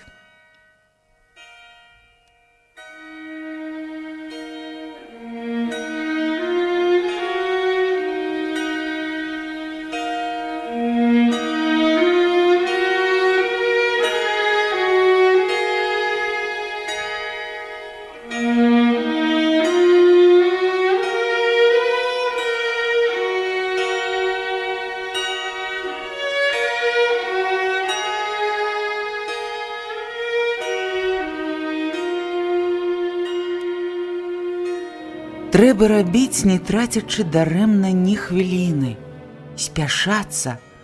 А тут раптам Маланя, нібы знарок насуперак касцістай, учэпістай рукой шмаргае Алену за спадніцу. «Глядзі, Аленка, а што там за працэсія?» Алена непрыхільна падумала, вот няшчасце яшчэ. Жала б, пра жніво больш думала б, чым попусту па баках сарок лавіць. Глядзі ды глядзі, такая непаседа, быццам маладая. Нечага мне цётка Маланя туды глядзець. «А не, рыбка, паглядзі!» Не адстала голасам, поўным здзіўлення і зацікаўленасці, сказала Маланя. Алена выпрасталася і зірнула на дарогу. Вольная рука, якая яна была, падняла, каб сцерці з твару пот, неспадзеўкі застыла.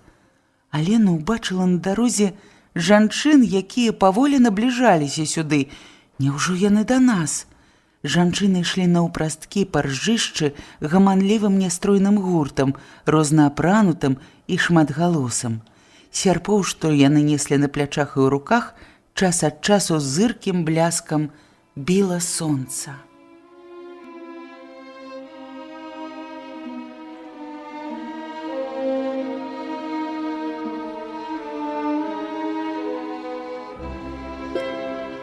«Яны жаць ідуць», – выказаў нехта ў голас думку. «Не інакш жаць, сярпы на плячах. Яны ж да нас ідуць, жанкі. Гэта ж Насціна брыгада, не Коржыкава брыгада, вон жа Агата. Гэта памагаць, мабыць, ідуць». І тут нечакана ў рознагалосіцу узрушаных і радасных воклічаў і меркаванняў уварваўся зычны Маланін голас. «Не трэба нам іхняй помачы». На нейкі час усе сціхлі. «Чаму ж гэта не трэба? Няхай папрацуюць, хутчэй скончым», – запярэчыла Лізавета.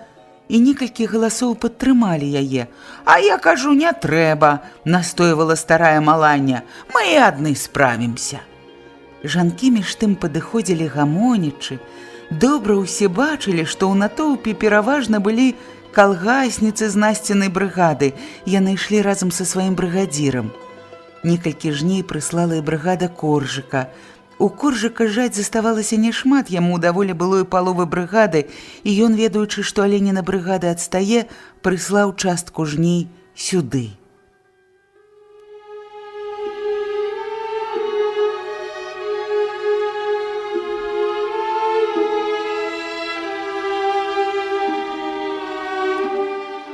Дзень добры, жанкі! Загучалі на перабой галасы гасцей, калі яны прыблізіліся. Добры дзень! Ці будзем на парозе стаяць, ці, можа, за стол папросіце? Пажартаваў нехта з гасцей. Лізавета адказала ў тон. Ну, калі з добрай навіной за стол, ды яшчэ на кут пасадзім. Бачыце, колькі яны зрабілі, пакуль мы збіраліся, падышоўшы з захапленнем, прамовіла Васіліна, смуглая з ласкавымі чорнымі вачыма жанчына ў сіняй сацінавай кофце, адна з тых, што ўчора прасілася дапамагчы. Мусіць, ні свет, ні зара прыйшлі сюды. От як стараюцца, нават брыгадзір з сярпом, сказала яна далей, звяртаючыся да сваіх таварышак. Тут жанкі увішныя, як мурашкі. Гэта былі словы добрыя, спагадлівыя. Жней з брыгады Алены сталі па-сяброўску вітацца, нібы вецер лагодны павеяў. Шчырыя словы суцішылі прыкрую насцярожнасць, якая не пакідала Алену з дня спрэчкі за жняярку. Жанкі пачалі па-таварыску гаманіць між сабою. Гледзячы на іх, нельга было бы падумаць, што між брыгадамі нядаўна быў нейкі нялад. Хоць гэта быў пакуль пачатак звароту добрай дружбы, але і ён радаваў Алену. Значыць, і ў трэцяй брыгадзе шмат хто думалася, верылася ёй, не лічыў яе вінаватай. І Алена, адразу ўзрадаваная, гатова была забыць усе свае крыўды. Добрая ад прыроды, яна не ўмела злавацца.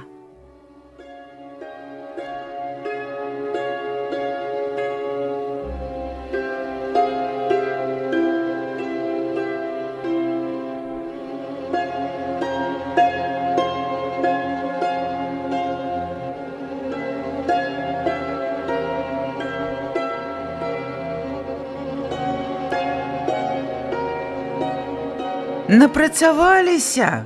А як жа? Буркліва праз некаторы час адказала жанчыне Малання. Не тое, што вы, абібокі, у поўдзень збіраецеся. Цётка Малання, Лізавета з дакорам тузанула Маланню за рукаў. Што цётка Малання? Хіба ж я непраўду, ягадка, кажу? Жанчына з чорнымі вачыма не пакрыўдзілася. Гэта мы, абібокі, звярнула яна Маланніны словы на жарт. А мы вось зараз пакажам, якія мы абібокі. Праўда, жанкі? Насця падышла да Алены, спакойная, упэўненая, як заўсёды. Ну, пакажы, дзе жаць, сказала яна. І Алена павяла яе на правы край загона.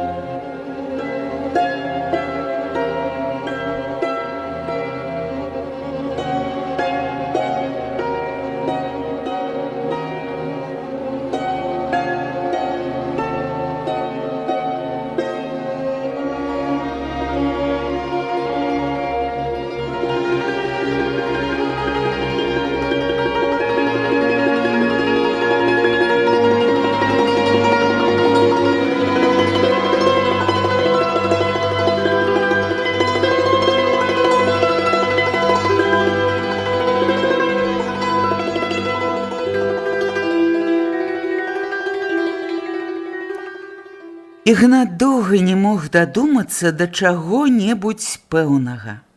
Пасля таго, як Гардзей, кінуўшы страшныя словы, выйшаў з хаты, Ігнат чым больш думаў, тым больш упэўніваўся ў тым, што заўтрашні дзень яго чорны. Ён імкнуўся выбрацца з заплытаных ходаў панурых думак, але нязменна вяртаўся да таго месца, адкуль пачынаў. Было толькі два шляхі. Адзін, які прапанаваў шкробат, а другі той, на які вяло Ігната яго сумленне. Сядзець без справы з такімі думкамі было нялёгка. Ігнат бадзяўся то па агароду, то па вуліцы, не знаходзячы месца.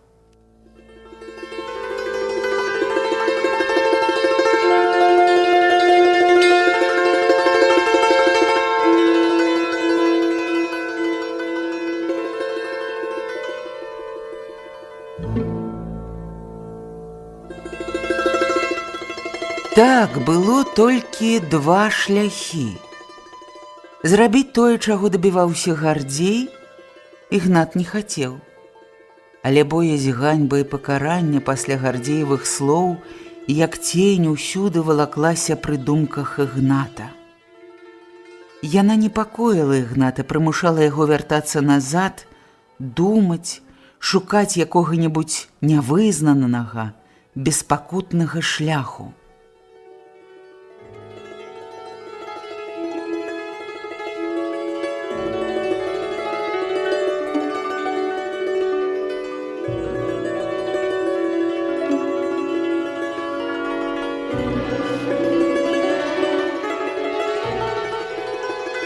Такім чынам, шукаючы выйсця і не знаходзячы яго, Ігнат не адзін раз успомніў нечаканы прыход Вольгі і неаднойчы пашкадаваў, што няветліва з ёю абышоўся.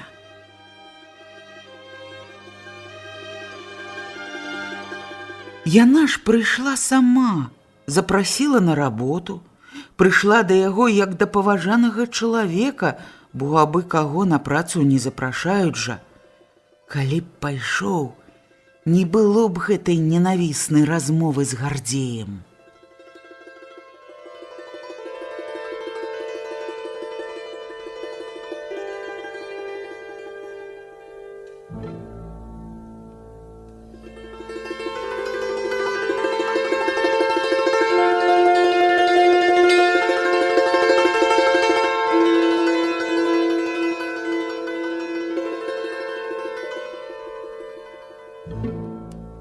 На наступны дзень перад абедам Гардзей прыйшоў да Ігната зноў.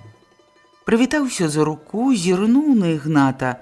Не зірнуў, а нібы наскрозь працяў чалавека, хаваючы адначас ад яго сваю ўважлівасць. Шкробат спаткаў недобразычлівы позірк.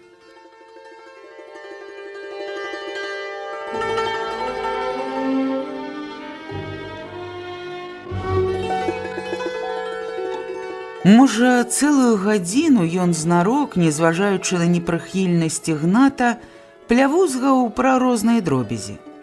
А гаспадар то садзіўся за стол, то падымаўся і неспакойнымі, хоць і павольнымі крокамі тупаў па хаце.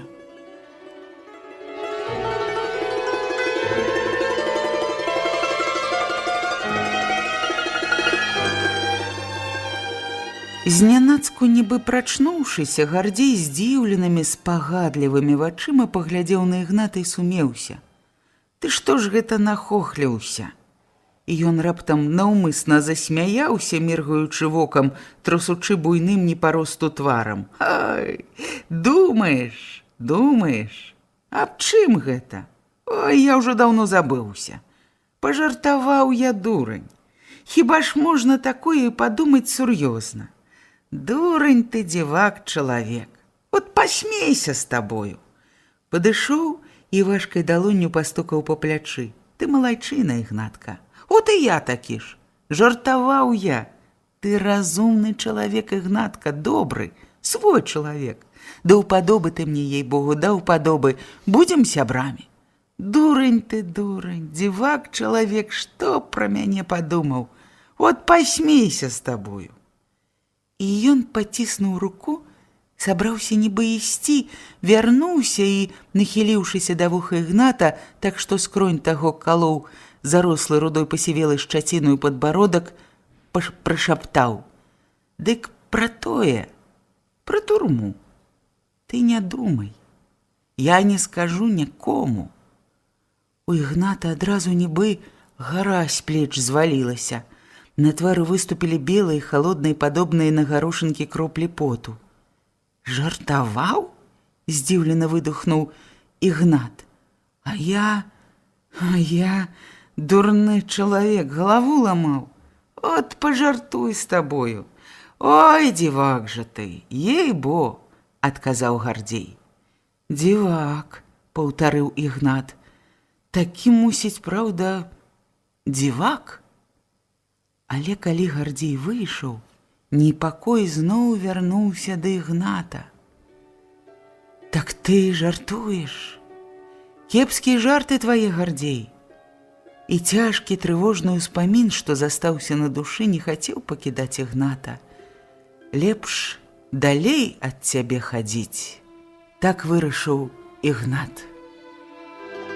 Загон, на якім жала Алена са сваімі жанкамі, падзялілі на две часткі па колькасці людзей у брыгадах, каб на кожную жняю прыпадаў роўны па велічыні шнурок. Жанчыны з Насцінай і Коржыкавай брыгад ішлі разам з правага боку загона. Каля паўдня дажалі да канца загона, да маладога шапаткога асінніку на ўскрайку лесу. Першай дайшла Аленіна брыгада. Скончыўшы, жанкі вярнуліся да сваіх памочнікаў, прыладзіліся, дзе каму прыйшлося.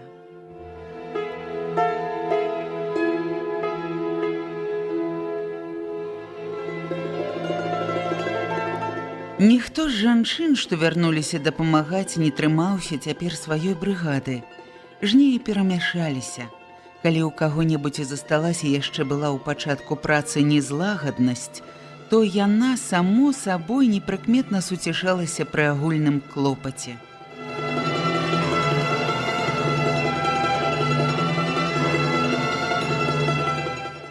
Нават цётка Маланне, якую ў сяле ведалі як вельмі ўпартую, незгаворлівую жанчыну, пакрысе пераставала бурчаць сама сабе: «Не трэба нам іхняй помачы».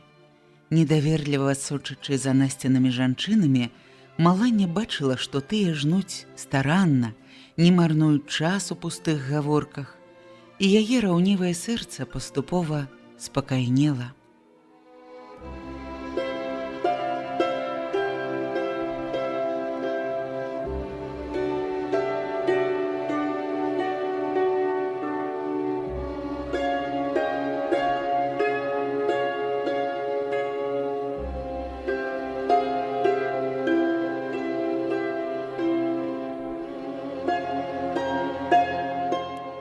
Праўда, гэты спакой неаднойчы змяняўся сумненнем.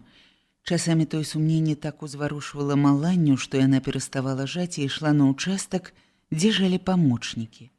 Як строгі інспектар, Маланне хадзіла па пожні, пільна прыглядаючыся, ці чыста зжата, ці добра звязаны снапы. «Цётка Малання», – ушчувала Лізавета, – «ну як вам не сорамна?»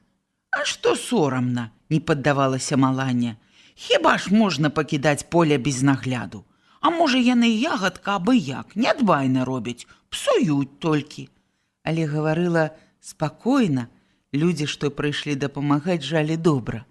Малання стала побач з той смуглай, з чорнымі ласкавымі вачыма жанчынай у сіняй сацінавай кофце.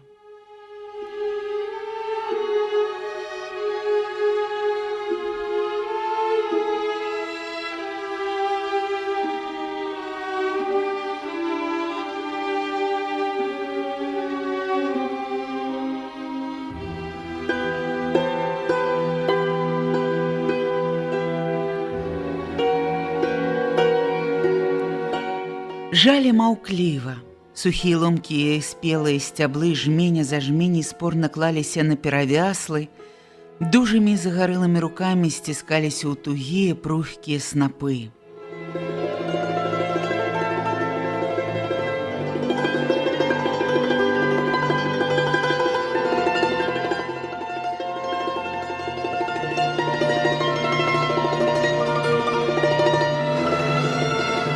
Вязалі снапы асцярожна. Крохкая салома, калі моцна закручваць перавяслы, рвалася.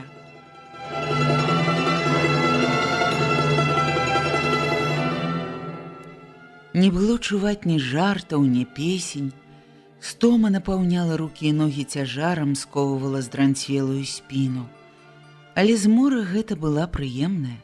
Людзі задаволена бачылі, як усё дужэйшыя і даўжэйшыя становяцца за імі рады бабак.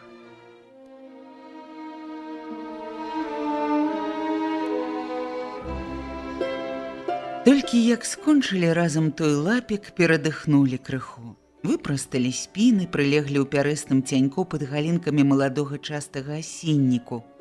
Хволіліся пад лянівае лапатанне срабрыстых снізу быццам падбітых белаватай байкай лісточкаў.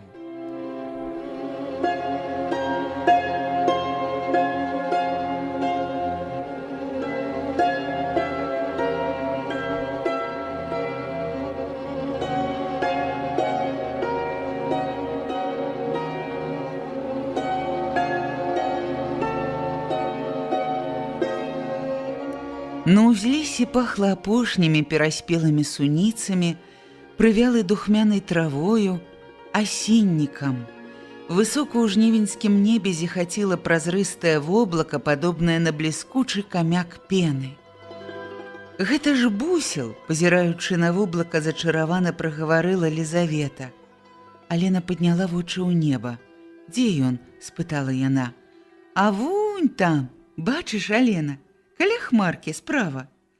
Алена, прыплюшчыўшы вочы, стала ўзірацца, але доўга не магла яго ўбачыць. Воблачка сляпіла яе. А потым убачыла. Бусел кружыў вакол воблачку ў бяздоннай глыбіні ясна-блакітнага паднябесся, і з зямлі ён здаваўся ледзь прыкметную нікчэмнаю кропачкаю.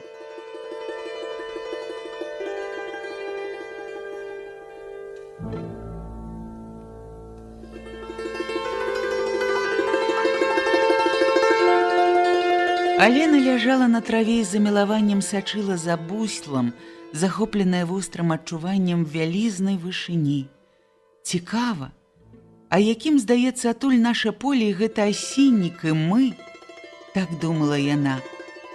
Але адпачывалі нядоўга, нельга было ляжаць. Іх чакала яшчэ вялікая паласа нязжатага поля.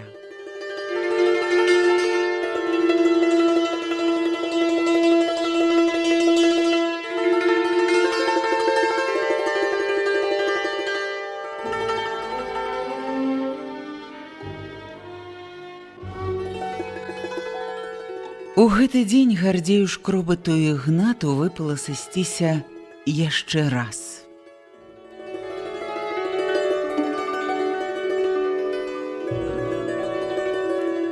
Каля свірна на выхадзе ў поле гаманіла некалькі чалавек, збіраючыся разыходзіцца на працу. Гардзей, па-старэчаму горбячыся, павольна падышоў да Марціна, паздароўаўся за ручку з ім, з Насцю, што забегла сюды, вяртаючыся з абеду. «Ну, што я казаў, Насця, тады на вуліцы? Не па-мойму хіба выйшла, га? А ты хацела слухаць». Насця насмешліва кінула на яго чорнымі непрыязнымі вачыма. Гардзей па-таварыску і разам з тым з павагай узяў Марціна за локаць і папрасіў адысці пагаварыць па важнай справе.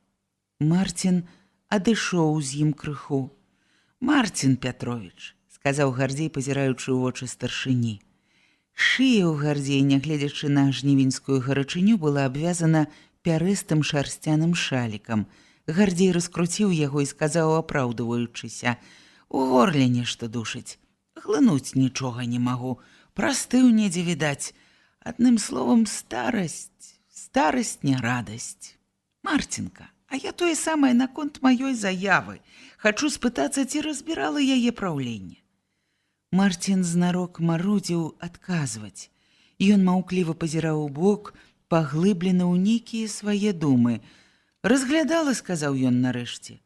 Шкробатаў твар выцягнуўся, у вачах бліснула штосьці. І рашылі пачакаць пакуль. «Пажыві сумленна, Гардзей, каб людзі паверылі». «А, – адразу абвяў Шкробат, – а колькі ж можна правяраць? Ці ж бацька адказвае за сына: «Я ж не вінен, Марцінка, што дзіця такая непуцяшчае пайшло». І тут размова перарвалася.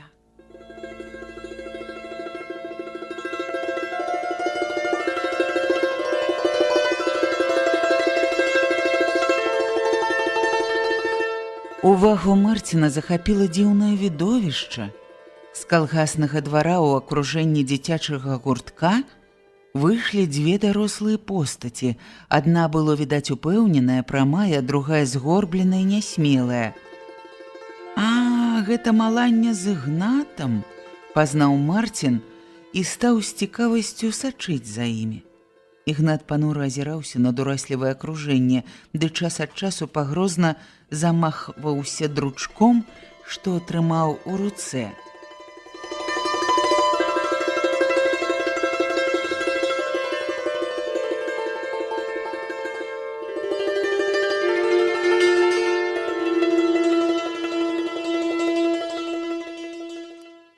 «Такі спраўдзіла сваё слова», – задаволена прасіпеў шкробат, падміргваючы Марціну. «І она, Малання, сіберная баба, не дай бог.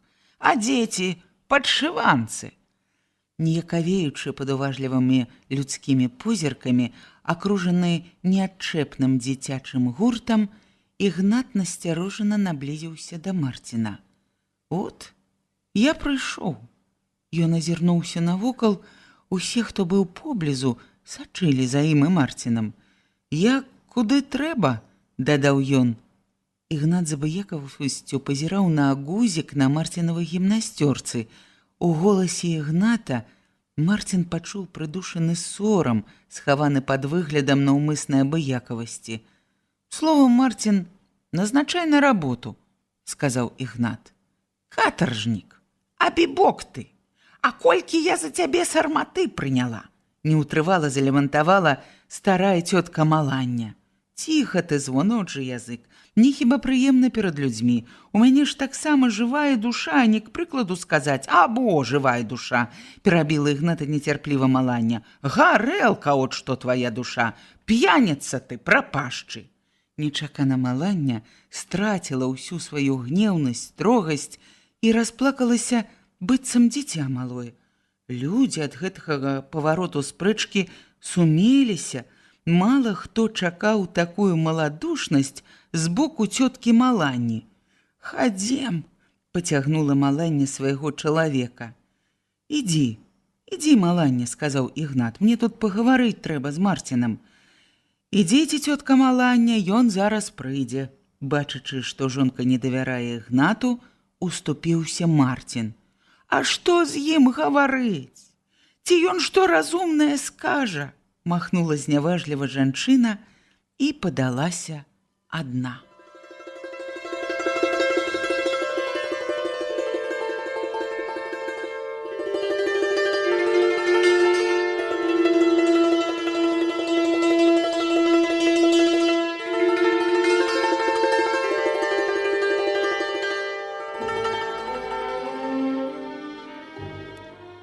Цяпер яны стаялі ўтрох: Марцін, Ігнат і Гардзей.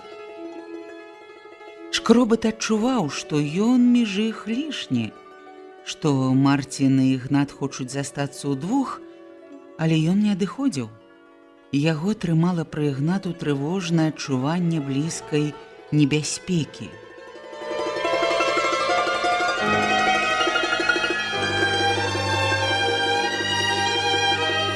Марцін кіўнуў галавой Ігнату. «Хадзем, пасядзім каля свірна». Гардзей затрывожыўся. Ігнат хоча пра штосьці расказаць. Але пра што? Чаму адзін на адзін? Тое, што Ігнат ні слова пра гэта не сказаў пры ім, навяло шкробата на думку, што размова будзе мець да яго Гардзея блізкае дачыненне.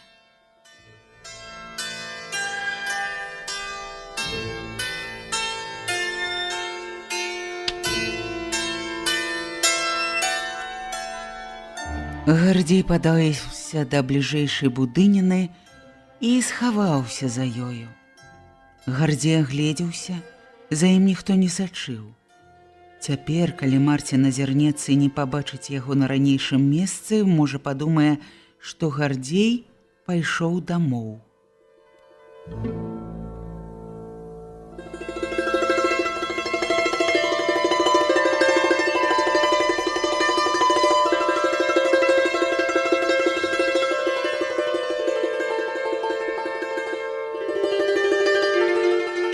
Будынкі стаялі ў рад, недалёка адзін ад другога. Абышоўшы будынак, за якім хаваўся, Гардзей пайшоў на другі бок да свірна. Ён баяўся, што яго прыкмеціць, але не мог спыніцца. Нядольная цікаўнасць і трывога вялі яго ўслед за Гардзеем, Ігнатам і Марцінам.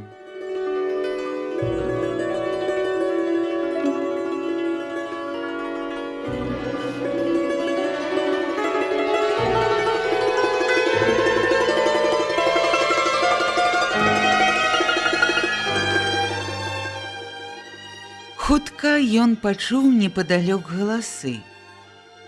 І Гардзей пачаў ісці асцярожней. Ён спыніўся ля таго самага вугла, дзе стаялі Ігнат і Марцін. Цяпер іх раздзяляў толькі рог свірна, і шкробат мог чуць амаль кожнае слова гаворкі.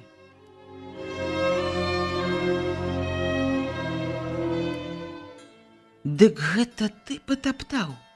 Я? Як жа гэта ты?» – чуўся голас Марціна. «Не дагледзеў, заснуў. Ну, коні ўбіліся. Трахім і яшчэ двое», – адказаў вінаваты Ігнат. І раптам Гардзея сцебанулі Марцінавы словы, а я думаў, гэта Гардзей зрабіў. Ён жа ў тую ноч трымаў у сябе каня з рамонтнай брыгады. «Не, я, не Гардзей», – адказаў Ігнат. «Які ж там ячмень прапаў», – строга прамовіў Марцін і дадаў спакайней. «Ну што ж, перадам напраўленне, няхай разбіраюць». Шкробат з асцярогай ад сцяны да сцяны адступіўся прэч. Азірнуўся, ніхто не ўбачыў. Сэрца яго калацілася. Ён прагна аблізаў языком засмяглыя раптам губы. «Ледь не ўліп», – падумаў Гардзей. «Добра, што я звярнуў тады гэта ў жарт. Беражонага Бог беражэ. А яны заўсёды знюхаюцца». Рукі Гардзея дрыжалі. «Усіх сцеражыся».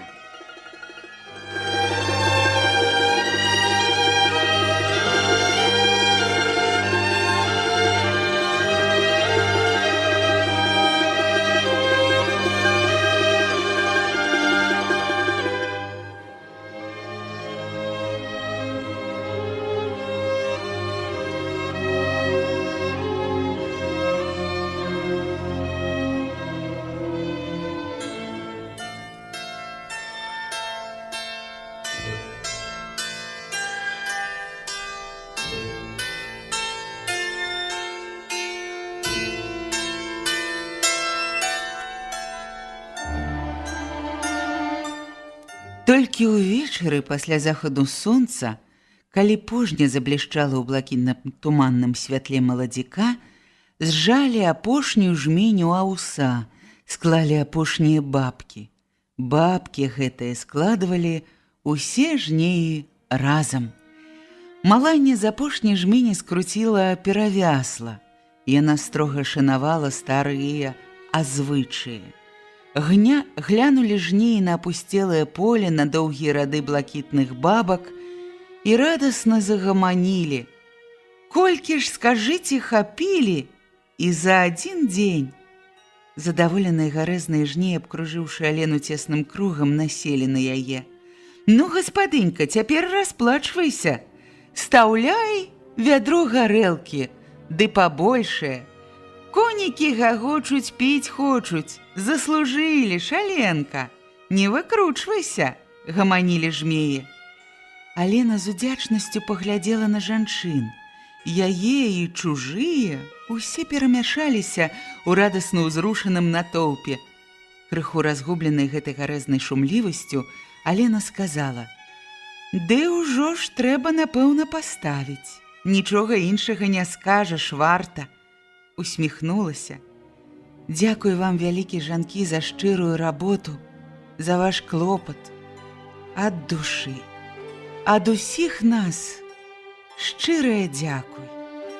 Людзі знарок нездаволена зашумелі ў адказ: «Ой, а мы не ведалі, што ты такая скупая гаспадыня. Ну-ну, не шкадуй, раскашэлься. Не, падзякай не адбудзеш». Алена глянула на Марціна, які гадзіны за 3 да вечара прыйшоў паглядзець, як ідзе жніво ў брыгадзе, і бездапаможна развяла рукамі: «Выручай, таварыш старшыня». Марцін, ён вельмі непакоіўся, што брыгада не паспее зжаць усяго толькі за 1 дзень. І тое, што ён, убачыўшы, прыйшоўшы на поле, бадзёрая ўзрушанасць жней, запал, суладная работа абедзвюх брыгад, так узрадавала яго і ўсхвалявала, і ён застаўся з жанчынамі да канца работы, памагаў зносіць снапы і складваць іх у бабкі.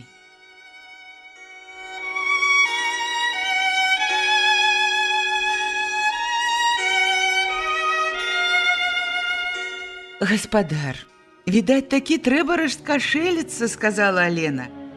«Заслужылі маі жнеі». «Заслужылі, Алена», — падумаў Марцін, але хаваючую смешку, каб жартам паспрачацца са жнеямі, сказаў абыякава: «Ну, трэба будзе, відаць, як-небудзь падумаць пра гэта». У той момант Малання, непрыкметна падкраўшыся ззаду, перахапіла яго нібы поясам перавяслым. «А цяпер, рыбка, не адгаворышся», — сказала старая. «Прыйдзецца такі капітуліраваць». Марцін адразу падняў рукі. «Ну, добра, здаюся». Жанчыны задаволена зашумелі. «Дажынкі згуляем на тым тыдні у нядзелю», — сказаў Марцін.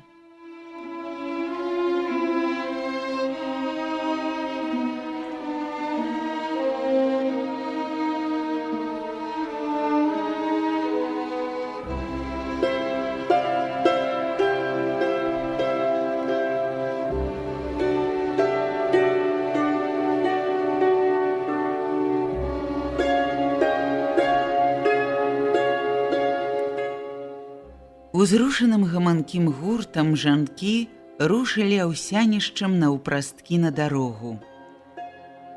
Алена адстала, нібы ёй рупіў які-небудзь гаспадарскі клопат.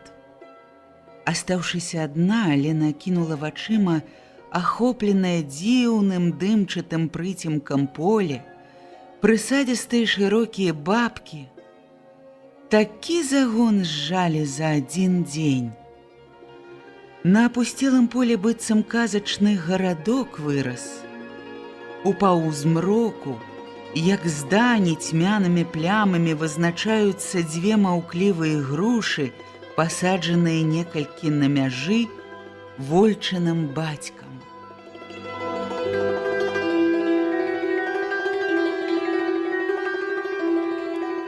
«Скончылі», — уздыхнуўшы, выказала Алена ў голас пачуццё, якое яе поўніла.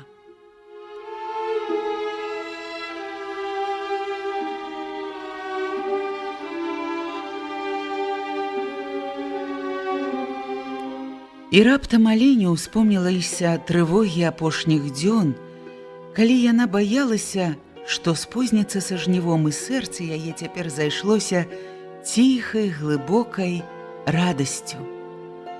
Алена ўсё блізка брала да душы і боль, і радасць. Якое шчасце пасля неспакойных зморных дзён працы, пасля ўсіх трывог, удач і няўдач, адчуць нарэшце нязвыклую радасць перамогі.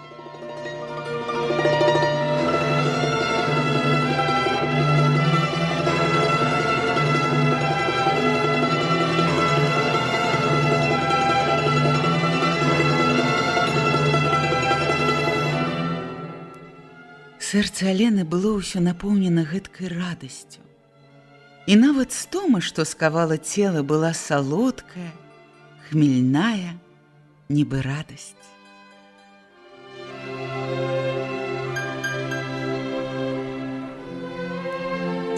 Ну, хопіць любавацца, неспадзявана пачула Алена Марціна ў голас. Яна здрыганулася, здзіўлена агледзелася. Ззаду непадалёк стаяў Марцін. Толькі ўвечары пасля захаду сонца, калі пожня заблішчала ў блакітным туманным святле маладзіка, зжалі апошнюю жміню аўса, склалі апошнія бабкі. Бабкі гэтыя складывалі ўсе жнеі разам.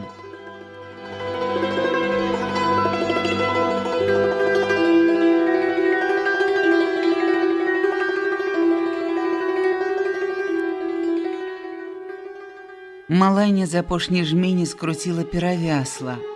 Яна строга шанавала старыя звычаі. Глянулі жнеі на апусцелае поле, на доўгія рады блакітных бабак і радасна загаманілі.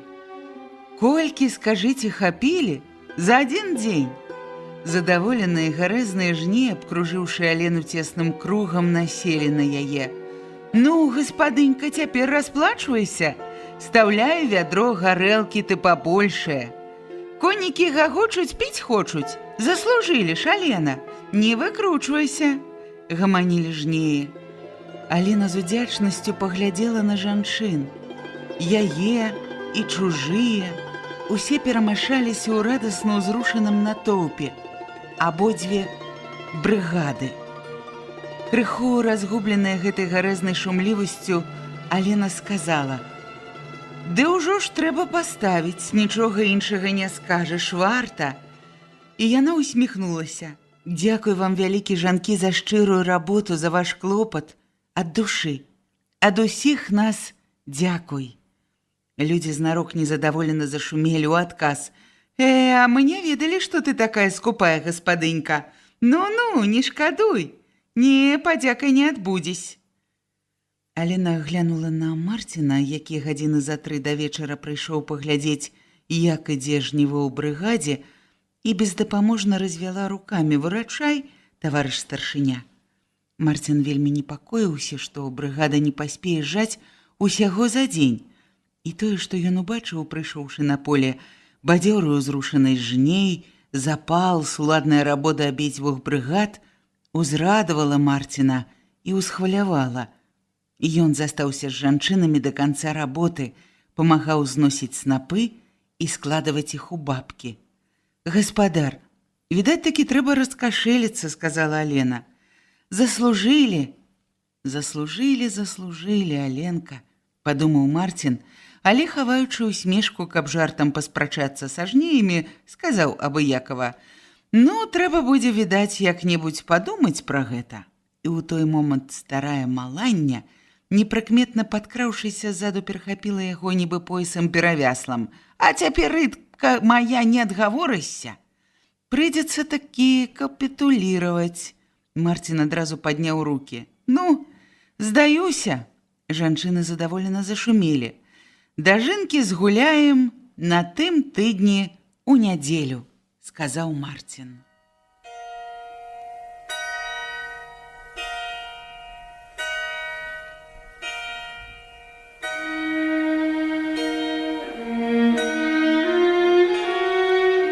Узрушаным гаманкім гуртам жанкі рушылі аўсянішчам на дарогу. Алена адстала, нібы ёй рупіў які-небудзь гаспадарскі клопат. Астаўшыся адна, Алена акінула вачыма ахопленае дзіўным дымчатым прыцемкам поле, прысадзістыя шырокія бабкі. Сапраўды, такі загон зжалі за адзін дзень.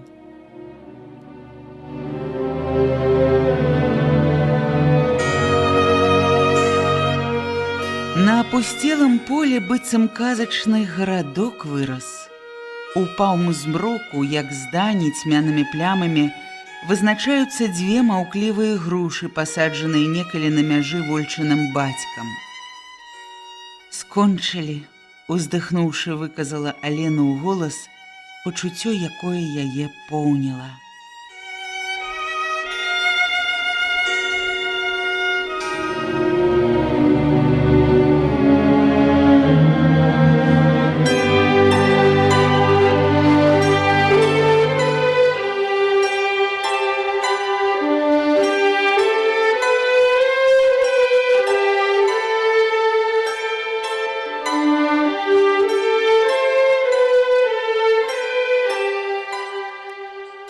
Ёй раптам успомніліся трывогі апошніх дзён, калі яна баялася, што спозніцца са жнівом, і сэрце яе цяпер зайшлося ціхай, глыбокай радасцю. Алена ўсё блізка брала да душы і боль, і радасць. Якое шчасце пасля неспакойных зморных дзён працы, пасля ўсіх трывог, удач і няўдач, адчуць нарэшце нязвыклую радасць перамогі. Якое шчасце!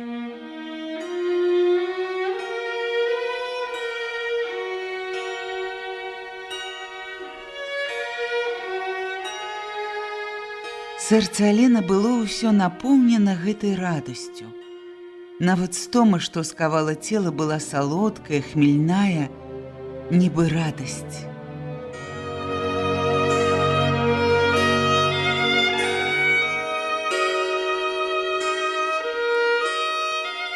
«Ну, хопіць любавацца», – неспадзявана пачула Алена Марціна ў голас. Яна здрыганулася, здзіўлена агледзелася.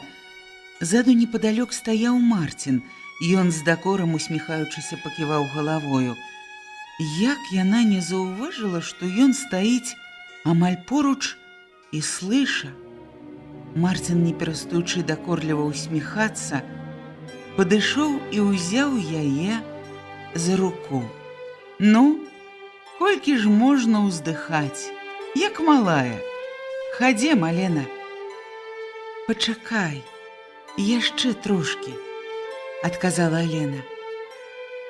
Але ж чаму так добра, калі ён бярэ сваёй рукой маю руку? Прыплывае мімаволі ў галаве Алены думка. Ад яго поціску радасць Алены шырыцца і мацнее.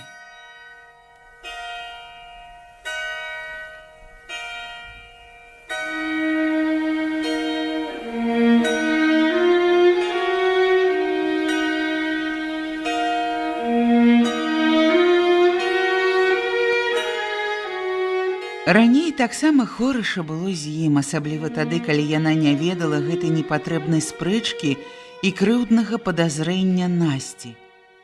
Цяпер сяброўскі поціск Марціна Алена прымае як узнагароду.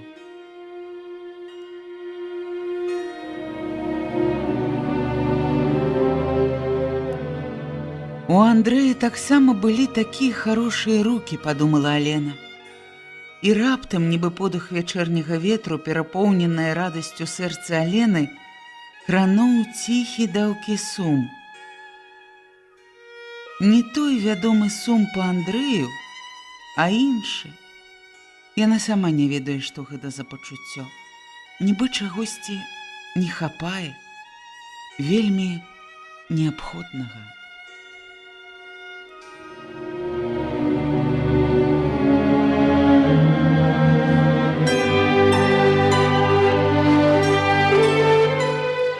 Стамілася я. Здаецца, села б тут на месцы, нікуды не пайшла б, сказала Алена. То давай сядзем, адпачнем трошкі, сказаў Марцін. У голасе яго Алена пачула нейкія нязвыклыя хвалюючыя гукі, і сэрца яе сціснула няяснае шчымлівае прадчуванне.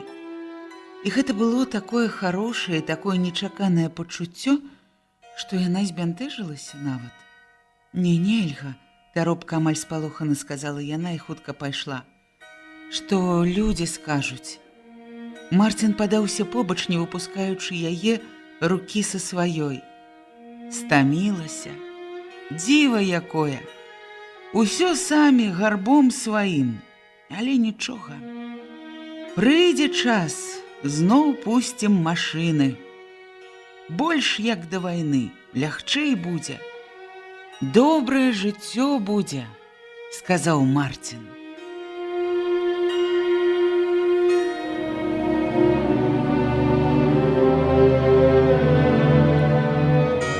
Некалькі хвілін абое ішлі моўчкі, напоўненыя адчуваннем нязнанай раней між імі блізкасці. Ноч якая! Дзіва, а не ноч, прышаптала Алена. Яна ўзрушана стала, а следам за ёй спыніўся Марцін. Стоячы поруч, яна здзівілася хараству навакольнага свету ў блакітным святле. І Алена ўспомніла, што такая самая ноч была тады, калі яна думала адзінока ў сваёй хаце тыя горкія думы.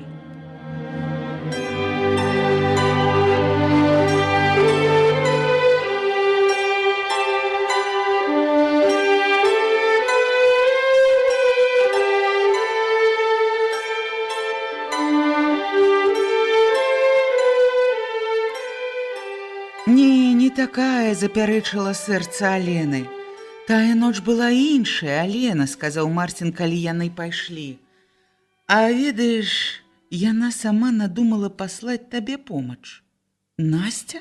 Спытала Алена. Настя. Прыйшла ўвечар да мяне, кажа, заўтра пашлю брыгаду Алені і больш нічога не гаворыць, ганарлівая. А я акурат на тое збіраўся зрабіць нараду, паслаць усіх свабодных людзей у тваю брыгаду. І Марцін засмяяўся. А я ўсё роўна паслаў бы. Але Алена, Настя мяне апярэдзіла. Ну і гэтаму рад, добра думаю, прыйшла, значыцца, бура сціхла. Толькі яна, не ведаю, ці казаць табе, пасур'ёзнеў зноў Марцін. Ну, кажы, адказала Алена. Яна нібы прачытала, што ў мяне галаве. Кажа, ты не думай, што я для Алены пайду. Я для калгаса раблю, а не для Алены. А ў тым кажа, што не Аленіны людзі нашкодзілі. Я сумняваюся яшчэ. Сумняваецца? І ты таксама, спытала Алена. Не, Алена, я і тады не верыў у тое, адказаў Марцін. Не верыў, узрадавана сказала Алена і ўдзячнымі цёплымі вачыма паглядзела на Марціна. Не верыў, сказала яна цішэй, апусціўшы вочы.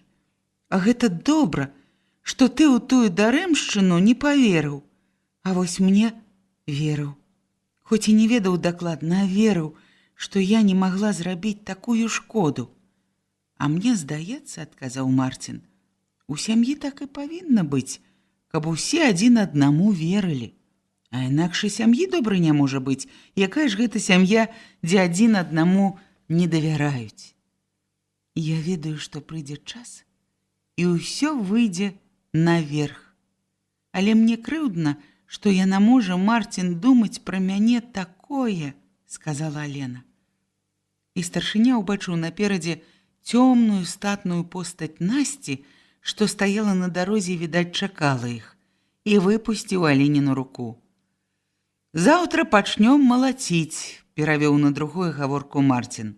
Твая брыгада, Алена, пойдзе першая, апавясці людзей на заўтра. Настя пайшла насустрач ім, а потым поруч. А ўперадзе нечы ласкавы, журботны, цягучы голас заспяваў. Ветер вее, ды ветер павявае, маці ў доні, ды пра долю пытае. І некалькі жаночых і мужчынскіх галасоў падхапілі тую песню дружна і суладна.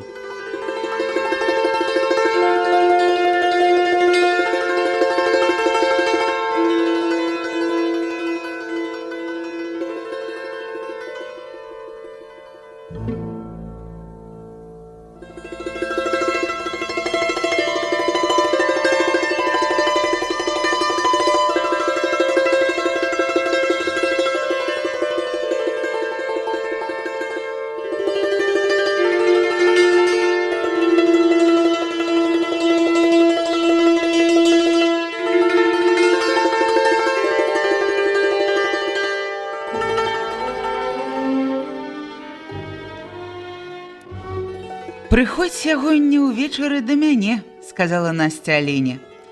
«Толькі не баўся вельмі дома. Павел прыехаў. І ты, Марцін, не спазніся таксама». А я ўжо чула, што прыехаў. Алена схапіла Настю за руку. «Ну, які ж ён цяпер?» «А ўсё такі ж», – спакойна адказала Настя. «Учора позна ўвечары прыйшоў. Спазніўся на пасажырскі, дак ён да таварнага прычапіўся». «Прыехаў. Радуешся?» – спытала Алена. Сказала і падумала, якое глупства пытацца пра гэта. Вядома, радуецца. І раптам радасць Алены патухла. І сэрца апаліў боль.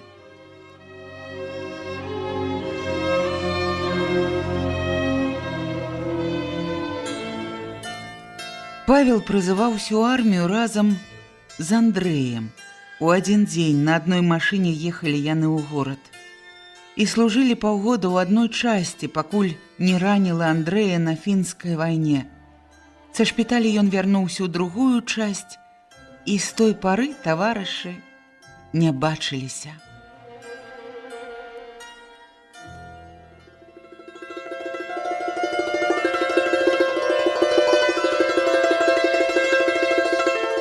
«А вось мой Андрэй не прыедзе», – падумала Алена. Навеяны Паўлавым зваротам у яе памяці, зноў яскравы і жыва паўстаў вобраз Андрэя і шчаслівыя дні замужжа.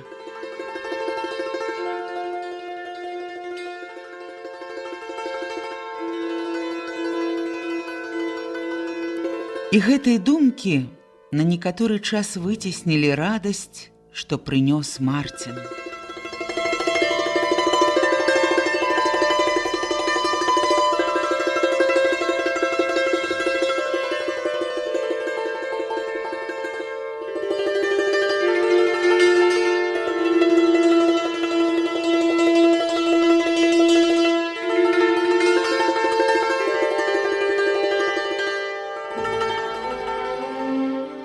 «Чаго ж ты прыйшла на работу?» – з дакорам і здзіўленнем папракнула Алена.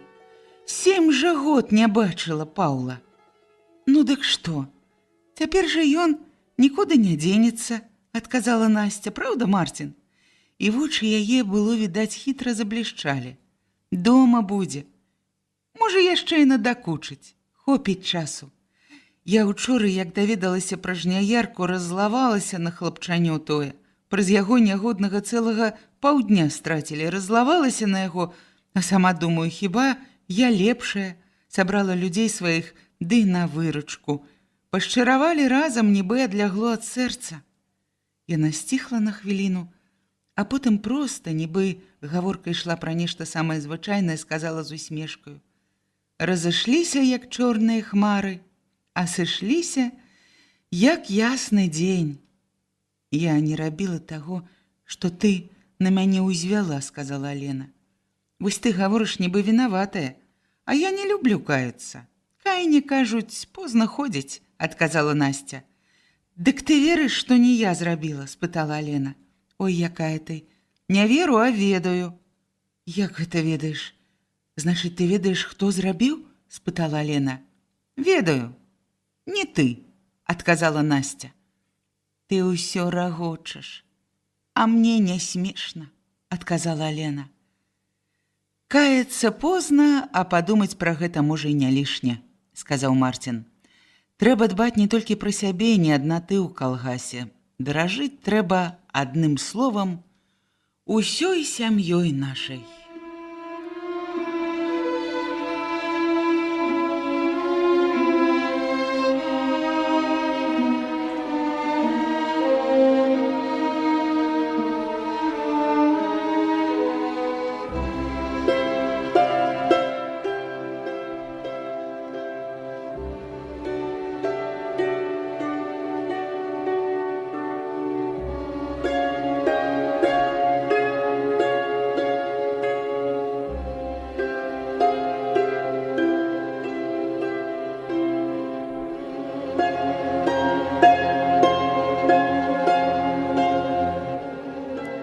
Наперадзе, у дзіўным месячным прыцемку, Шырокі і моцны голас усіх жней, падтрымаўшы ласкавы задумлівы альт, журыўся. Шэры гусі, ой, шэры гусі, ды й на моры начуюць. Ой, шэры гусі, ды й на моры начуюць. Яны маё, ой, яны маё, ды і ўсё горачка чуюць.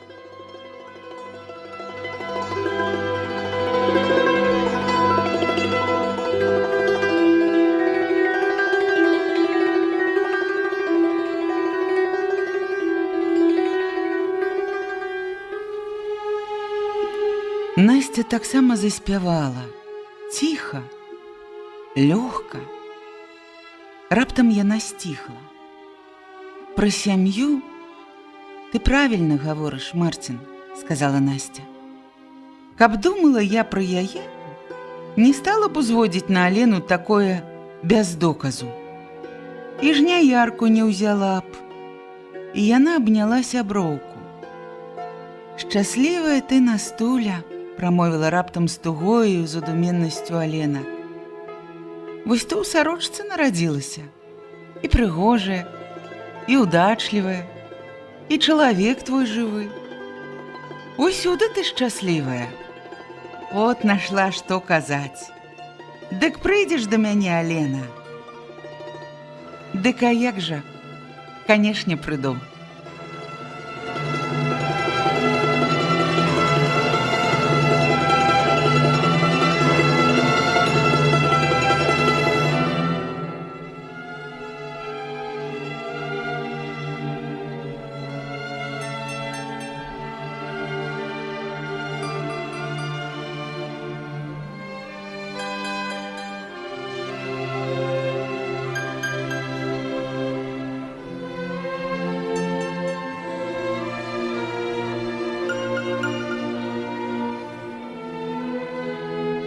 Сябры, выслухалі апошнія старонкі апавядання Івана Мележа «Гарачы жнівень». Выканаўца артыстка Ліка Пташук.